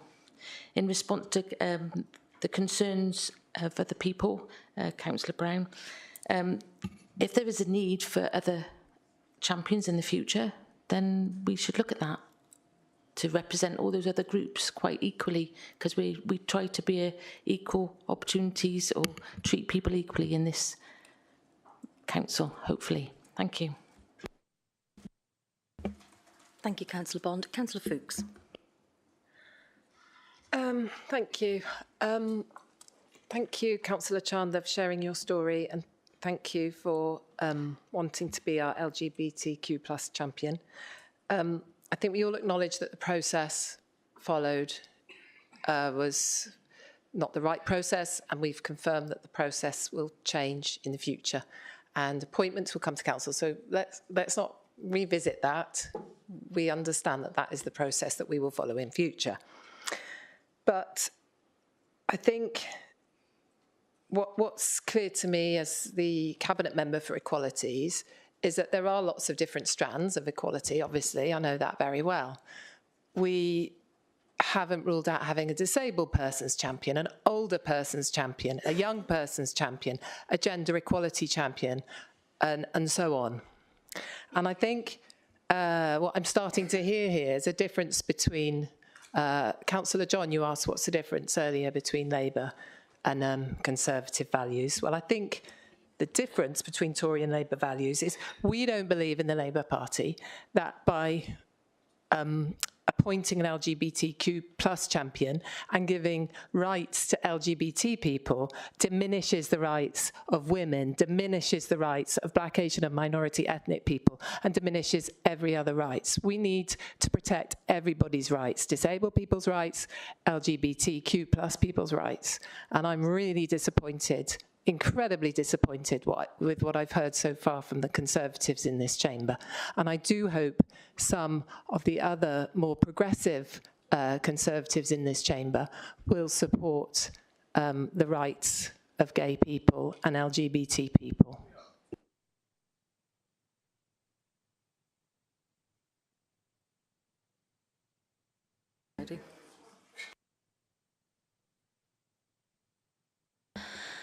Thank you, Councillor Fuchs. Councillor Brocklesby. Firstly, thank you very much, Ian, for agreeing to take on the role. You've proved quite eloquently why we need a champion who can be a role model and represent, but also raise up the voice of people who otherwise feel they are not listened to and feel that they are marginalised. So I am very proud that Councillor Chandler agreed to become champion. So, time to fess up, folks. The possibility of our council having an LGBTQ plus champion first arose in the summer in a discussion between Councillor Chandler and myself. I don't mind holding my hands up to the fact that despite efforts, and I did read the Constitution in bed at night, among other things that I like to read, but I was not fully versed on the whole 280-page Constitution at the early point in my tenure. And I just don't have the legal brain, that, thank God, that our officer Matt Phillips has. And I took advice. I acted on that advice that the process I was following was fine. And as the wonderful legal brain of Matt Phillips is pointed out to me, the Constitution may be black and white in some parts, but it's as grey as some of my vests in other parts. And it's so grey that, as he said to me, it keeps him in a very well-paid job and a host load of lawyers all across the country also thinking about this. So I'm sorry if I got the process wrong this time. It was entirely unintentional. I worked on the basis of the advice I was given, and I fully accept going forward that it makes sense for champions to come to council, as we are doing now, in fact, for endorsement. I do not think that appointing Councillor Chandler to this position in any way negates the rights of any other group. As Councillor Fuchs said, over time, I have no doubt whatsoever that we will, as a council, seek to appoint champions, for example, for disabled people. For example, as we move towards becoming a county of sanctuary, for someone who is going to be a champion for refugees and migrants. That in no way undermines the role of Councillor Chandler or undermines the role of any other champion that as council we might choose to put in place. And I'm keen that you do come together and we agree to endorse this post. I'm extremely disappointed that we are hiding around legal frameworks to say that we shouldn't make this appointment. And I think we have to think very carefully through the process, and over time, more champions will be identified in line with going through council. And I have no problem with that, councillors. As I said, it was time to fess up.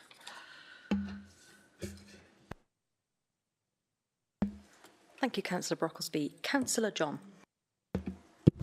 Thank you very much. Firstly, can I add my tribute to Councillor Chandler? I think it takes enormous bravery to come to this chamber and to speak candidly about painful or challenging personal experiences. And I think it's been really brave of you to speak so honestly today. I very much support the creation of the role, and I very much support the nomination of Councillor Chandler. I think he is a very strong candidate for this role. I absolutely echo the concerns that Councillor Taylor raised about the process. And I think for the second time today, I welcome the humility and the honesty that the leader's shown in putting her hands up and saying, I'm sorry, but we got this wrong.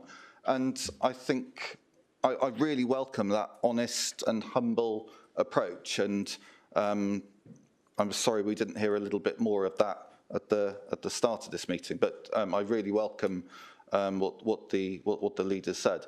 You know, Councillor Chandler made some really powerful points in his contribution, and the treatment and experiences of the LGBTQI+ community over, you know, in the recent past shames our country. I think we need to be honest about that, and the treatment of the community in other countries of the world, and we heard very recently about Qatar. You know, that continues to shame those countries. So absolutely welcome the appointment. I'd really welcome the discussion with other leaders about whether there are other underrepresented groups that perhaps could benefit from a champion.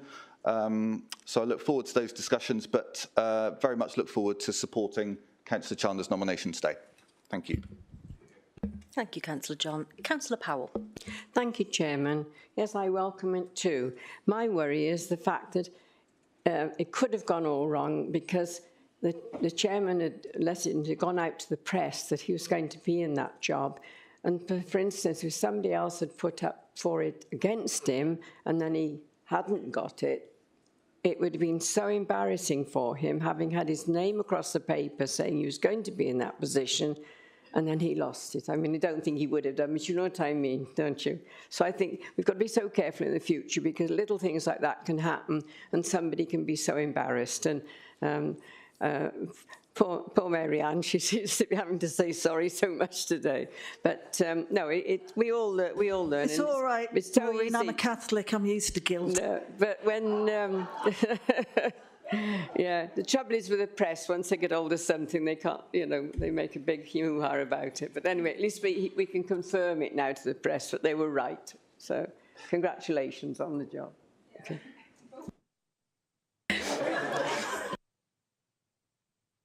Thank you, Councillor Powell. Councillor Birch.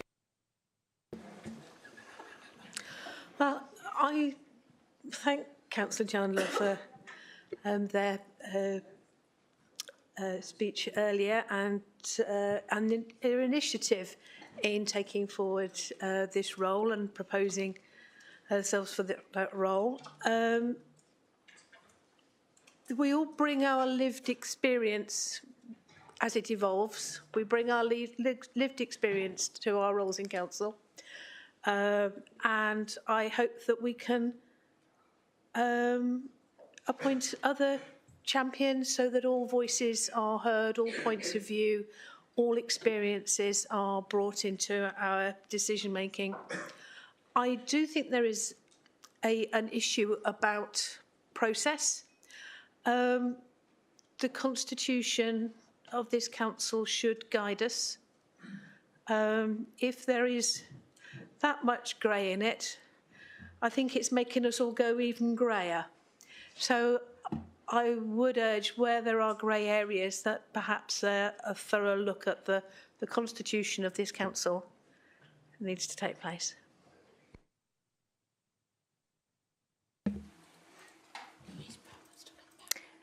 Thank you, Councillor Birch. Councillor Brown, I see you have your hand up, but, you know, we're running well into the evening now, and I'll be very brief. No, and I'm sorry. Nope. Well, we've heard from you once already, and that's that. Well, Chair, I've been misrepresented, and I believe I've got a No, Councillor Brown, no, I don't let other people do it. I'm not letting you do it. Councillor Howarth. Thank you, Chair. Just a couple of points there. I think in the chat bar, people have mentioned expenses. I think if we're going to do more champions, or we're looking at more champions, champions have a right to claim expenses. So if they go on a train to a seminar, because it is mentioned there, they have the right, they go seminar, on a train, whatever, by rights, they claim their expenses, and rightly so. So if we do appoint more champions, I think we need to make sure that we have budget there, because it could run into quite a lot of money if they're going by train. My other point is, I think we had an amendment to the document, which was seconded, but we haven't actually talked about that. So for Councillor Brown, really, I don't know where we're going to go on that, because she wanted actually to be split. She did have a seconder, and we haven't talked about that. So I don't know the legal technical whether we proceed with the one vote and we move it. Can I move now, Chair, that we decide to move it, please? Do I have a seconder for that? We need to move on. Move to the vote. Move to the vote. Councillor Howarth, I'd offer you the view that at 20 to 8, it doesn't do any harm to split the vote in the way requested. I think we'd spend longer debating whether it was right or wrong than just to do it. So I would suggest to you that just by, I'm reading your body language now, you all seem content with that, yes? Chair, I am not. Okay. We're coming to you now, Councillor Garrick. Thank you, Chair. As a queer and disabled member of this administration, I welcome the appointment of Councillor Chandler, and I look forward to a disabled champion personally. I also note that objection comes only from one group within this chamber. Clearly, there was no issue previously with the appointment of an armed forces champion, and I can only draw the conclusion from the evidence that I've heard that the issue of objection of one particular strand of equality is actually the issue of equality itself for LGBTQI plus members of our community. I would like that to stop. Sorry, Chair, and I would this is a misrepresentation, and you don't allow me the opportunity to speak. I would like to finish. I do not want to become a pound shop Lindsay Hoyle here. Calm it down, let her finish. I would like this to stop, and I strongly, completely and utterly oppose the othering of this single appointment in a vote, and would request that we take the vote on this paper as one, rather than pandering to those who are seeking to make representation of sexuality and gender identity a single vote issue in this chamber where we are working for equality. So yeah, I do object to that, Chief Exec, sorry. Yeah, I'm going to come back to that in a second. The last person I'm going to hear from now on this, Councillor Peter Strong. Thank you. Just first of all, briefly, Councillor Taylor referred to my role as Armed Forces Champion, and I would like to reassure her that I have been very busy in that role and happy to give a report on that. I'm perfectly happy to support the appointment of the of initials LBQT plus champion, as long as we understand that as with the Armed Forces Champion, it's a bit of a behind-the-scenes role where you're helping individuals and so on. We need to be clear that the champions do not make council policy. That's the job of the council itself, and I think it's relevant in this field because this can be a very toxic issue, as partly demonstrated in the chamber today, was even more clearly demonstrated in Parliament on Tuesday when there was some pretty poor behaviour, including from MPs on my side of the political divide. Councillor Chamber made a number of what you might call policy analysis points that I wouldn't necessarily agree with. I think conversion therapy is a more complex issue than perhaps he suggests, particularly in relation to trans people. I think there is a tendency to label any criticism of the demands of a more extremist wing of the trans movement as hate speech. I'm not sure where I'd put the comments by David Davis MP. I think I'd probably put them more as stupid speech rather than hate speech. But there are, these are very divisive issues, and I think it is true to an extent that the implication behind some of the comments has partly misrepresented what some councillors have said today. So, yeah, let's calm it down. Let's make the appointment, but let's understand what the implications are. And incidentally, I've not claimed any expenses as Armed Forces Champion. I am more than compensated by the free tots of rum that you get from the Royal Naval Association.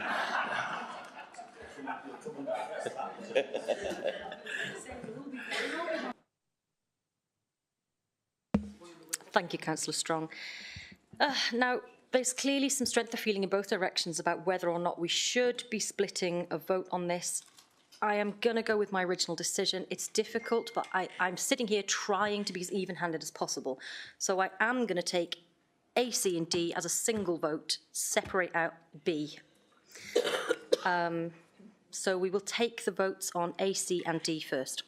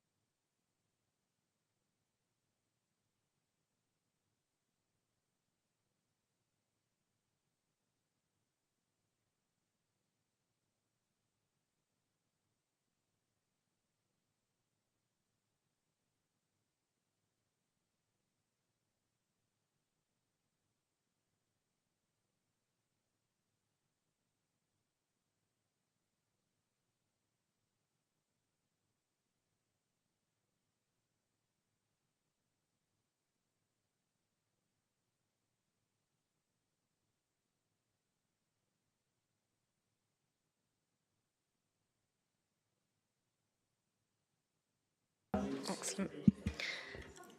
Excellent. A, C and D are approved, and now we will move to B.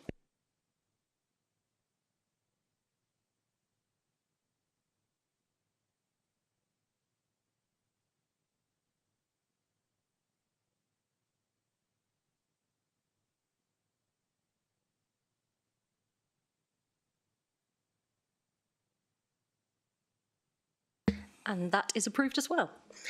Right, where are we? Item 6.6, Council Tax Reduction Scheme 23-24. Councillor Garrick. Are we buckled in? No, it's all right, I'm not going to go too long. Okay. So this report presents the arrangements for the implementation of the Council Tax Reduction Scheme, and I'm asking Council to approve the recommendations therein. I would remind Council that if we do not approve a Council Tax Reduction Scheme, the default scheme will be imposed upon us as a Council. Under Welsh Government regs, this paper, it remains the point that residents claiming under the scheme can continue to receive a reduction of up to 100% of their council tax bill, dependent upon their income and household circumstances. This is more important than ever as our residents continue to deal with the cost of living crisis that we are living through. As in previous years, the paper also opts to disregard the whole amount of war disablement pensions and war widow pensions.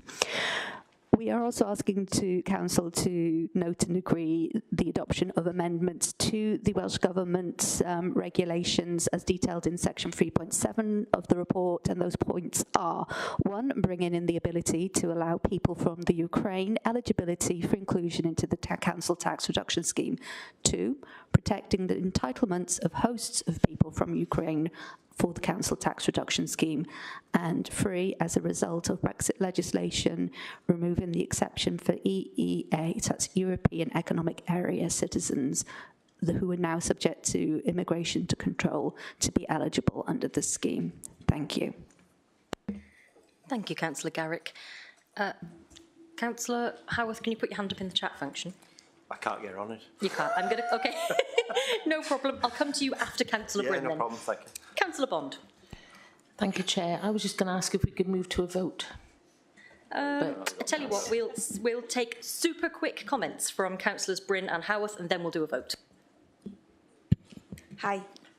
Is it working? Yeah, sorry, just a quick question. I just wanted to know if you'd be instructing us on how best we can advise our residents on the eligibility criteria for financial support available to them so they might benefit from the council tax relief. Thank you. And Councillor Howarth.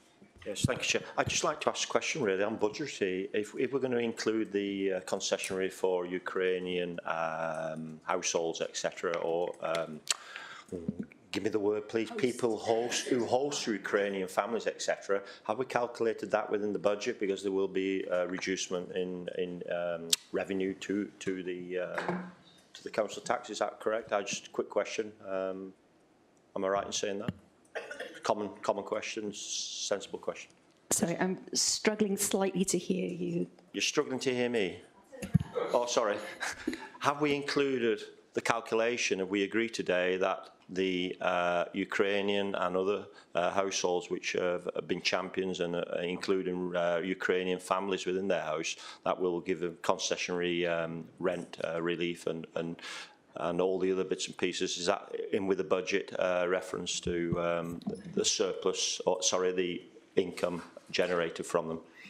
I believe it has indeed been added to our council-based tax, council tax base calculations for this year, yes. Thank you, Chair.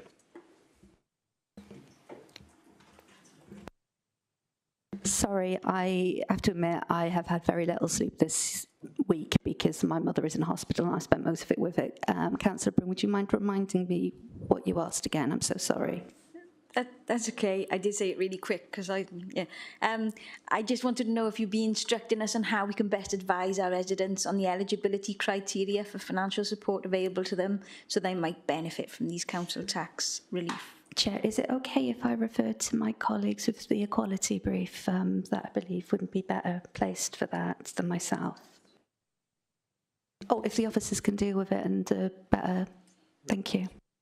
Awesome. Any last summing up? Any last comments, Councillor Garrett, before the vote? No, Chair.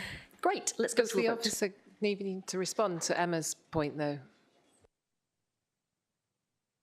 All I was going to say, Chair, is we'll take the question, we'll go away, find out what advice is available and make sure it's disseminated in a way that's usable by everyone, if that's okay. Thanks.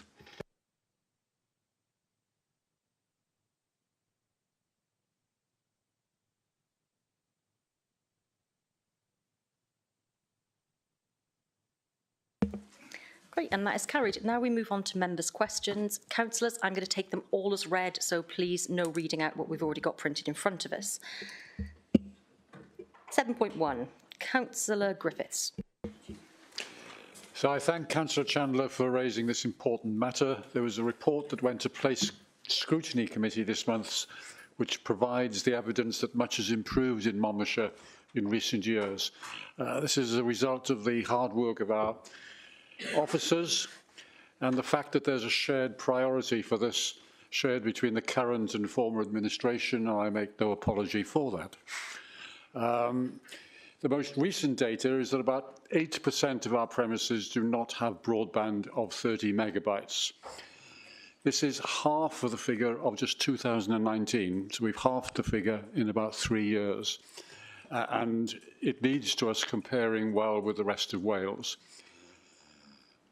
But this is no consolation for all those families and businesses that remain poorly connected. The fact that 90%, 92% are well connected does not does not mean that there's not a problem for the remainder. The challenges are that whilst we're committed to working with providers to fill this gap, there is in this a valuable role for all members. As I've been talking to our officers about this, the data information that's available to us as an authority and to the providers themselves is always incomplete. we don't always know where the gaps are. So when ward members working with their residents identify the gap, the more able they are to communicate that to our officers, the more able we are to liaise with the providers and seek connections. So there's a role for all of us there. The challenge is that the standards are rapidly changing. We all need more connectivity than we had 5 years ago, and the technology is changing. I thank Councillor Chandler for joining me in a meeting with the firm Broadway just this week. This firm is expanding its provision in rural Monmouthshire through the provision of fibre to the door. This wouldn't have been possible 2 years ago. We tested in conversation with Broadway their ability in practice to reach the most isolated premises. They were confident, but we will need to test that confidence in practice as the months and the years roll out. Thank you. Thank you, Councillor Griffiths. Councillor Chandler, if you have a follow-up. Yeah, I'd like to thank Councillor Griffiths both for his answer but also for engagement with him over the past couple of weeks on this issue. And I share his, how should I say, his pleasure at the projections that are being put forward for how connections may be rolled out in the area across the county in general. Obviously, my reason for raising this issue is because getting superfast broadband in our more built-up areas is more commercially viable and therefore relatively easy. But in our more remote rural areas, of which my ward represents probably the most remote and rural ward in the county, things are more challenging. And it has an impact. I just want to emphasise the impact it has on farms who are unable to access proper data, who are unable to use some of the new technology, but also accesses other rural residents in terms of their ability to work from home or to engage in schooling, as more and more schooling requires some level of online presence. So that's why it's important. And I think therefore, I have a certain level of cynicism about some of those projections that we saw last week at Place Scrutiny Committee, and also that we talked with Broadway about earlier this week, where, yes, there is a rollout plan, but how long is it going to take? So I suppose what I'm asking for the Councillor Griffiths is a commitment that we will be closely scrutinising the rollout, particularly in the rural areas where commercial solutions are not viable, and make sure that that is pressed forward at every opportunity, and that my residents in Lantillo, Cresceni and in other rural parts of this county do not lose out and become disconnected from the rest of the world because we don't have adequate connections. So thank you. Thank you.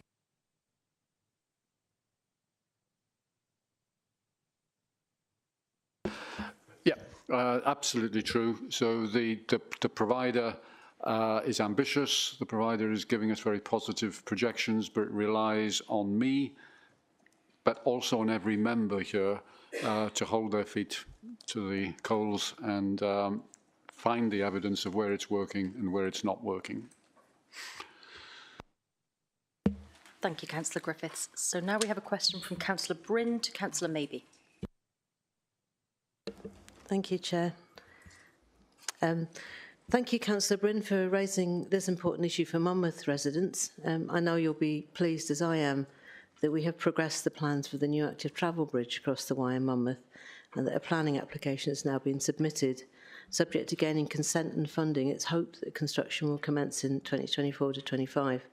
But this important improvement to active travel in Monmouth doesn't, of course, detract from the need to ensure the old Wye bridge is fit for use, and I do share your concerns about that. I've discussed it with officers, and I understand that the condition of the highway over the bridge has been a long-standing concern to the council, but their improvement works have been on hold pending repairs to the structure of the railway arches and main utility pipes. These works are now complete, however, and preparations to resurface the highway are being made. The temporary works in the last year were made to maintain safety while the resurfacing programme was scheduled and designed. The material used for temporary fixes like that is designed to last and to be relatively quick to lay, but it does need time to set. Hot potholing, on the other hand, is a more substantial fix where roads are heavily used, but it would have required extended closure periods as the process is longer and it can require additional plant and machinery. In the short term, keeping the road open and moving was the priority, knowing that longer term refurbishment is proposed. So the highway team is now in the process of preparing the contract for works to sample test the existing road-based material to assist with the design and contract specification for the refurbishment works. Once the design and spec has been completed, our engineers will be inviting tenders for the work with an expected start date. This is the important bit, isn't it? With the expected start date, summer 2023. I'm keeping everything crossed while I'm saying that. Summer 2023. Unfortunately, these works will be disruptive. I'm just warning you because I know that's going to be the next issue, and it may be necessary to close the road to vehicles for a short period. The highways team will share details on timing and potential disruption with local members and the community once the contractor has been appointed and the detailed programme has been drafted. Thank you. Thank you. I'd like to thank the Cabinet Member for their detailed response. Could I ask to be kept updated on any developments or changes to the timetable, please? I raised the issue today due to the considerable concerns of residents, as you say. Children have been witnessed climbing the bridge walls to escape getting soaked by passing vehicles, and cyclists and drivers bridging the central line in order to avoid the chasms on either side of the carriageway. And we're all keen to see the surface disintegration on the bridge addressed as quickly as possible, with a surface suitable to withstand the punishment it receives from heavy traffic that passes over it every day. So, yeah, I'm looking forward to the summer. I'm sure we all are now. Thank you. Noted. Thank you, Councillor Bryn. Great. Next, we have a question from Councillor Bromfield to Councillor Grocott. Thank you, Chair, and thank you, Councillor Bromfield, for the question. The last term has been a congested period of time for the admissions team. Key pieces of existing work regarding the expansion of our Welsh medium provision and the developments in the Caldicot area. However, I am aware of the need to review the county's primary catchment areas. The reasons for this are at least twofold. The first being the anomalies that exist in the current catchment areas, and the second being potential emergence of new considerations as the process to consider the new local development plan proceed. Officers will be carrying out a full review of existing primary school catchment areas, which will include the school areas for Tredonoc, Llanhennock, Llanstore and Llangubbi. The school admissions code states that all local authorities must consult on their admissions arrangements, including changes to catchment areas, between the 1st of September and the 1st of March, and they must be set by the 15th of April. Consultation on the 2024-25 admission arrangements has already begun because the consultation has to be complete by the 1st of March. Therefore, the review of primary school catchment areas will not be able to take place until after the 1st of September 2023 for the 2025-26 academic year. However, the issues in Llandeni village were identified as an area needing urgent attention, and we've already begun consultation on proposed changes within this one catchment boundary. We've developed a timeline for the review of primary school catchment areas, and I hope members will be assured that the very first stage in that process will involve them working with officers to establish local considerations. And I hope that members from right across the chamber will engage with officers fully in that process. So we were talking about the need to be specific earlier. Here is the timeline. Those meetings with local members will be in June and July of this year. A report will go to Cabinet seeking approval to consult on proposed changes in September. Consultation to commence on proposed changes in October, November. report to Cabinet with the results of that consultation in January 2024. The admission arrangements to be determined by April 2024, and consultees will be notified in writing by the end of April 2024, 12 months ahead of now. The changes will then be implemented from the 1st of September 2025.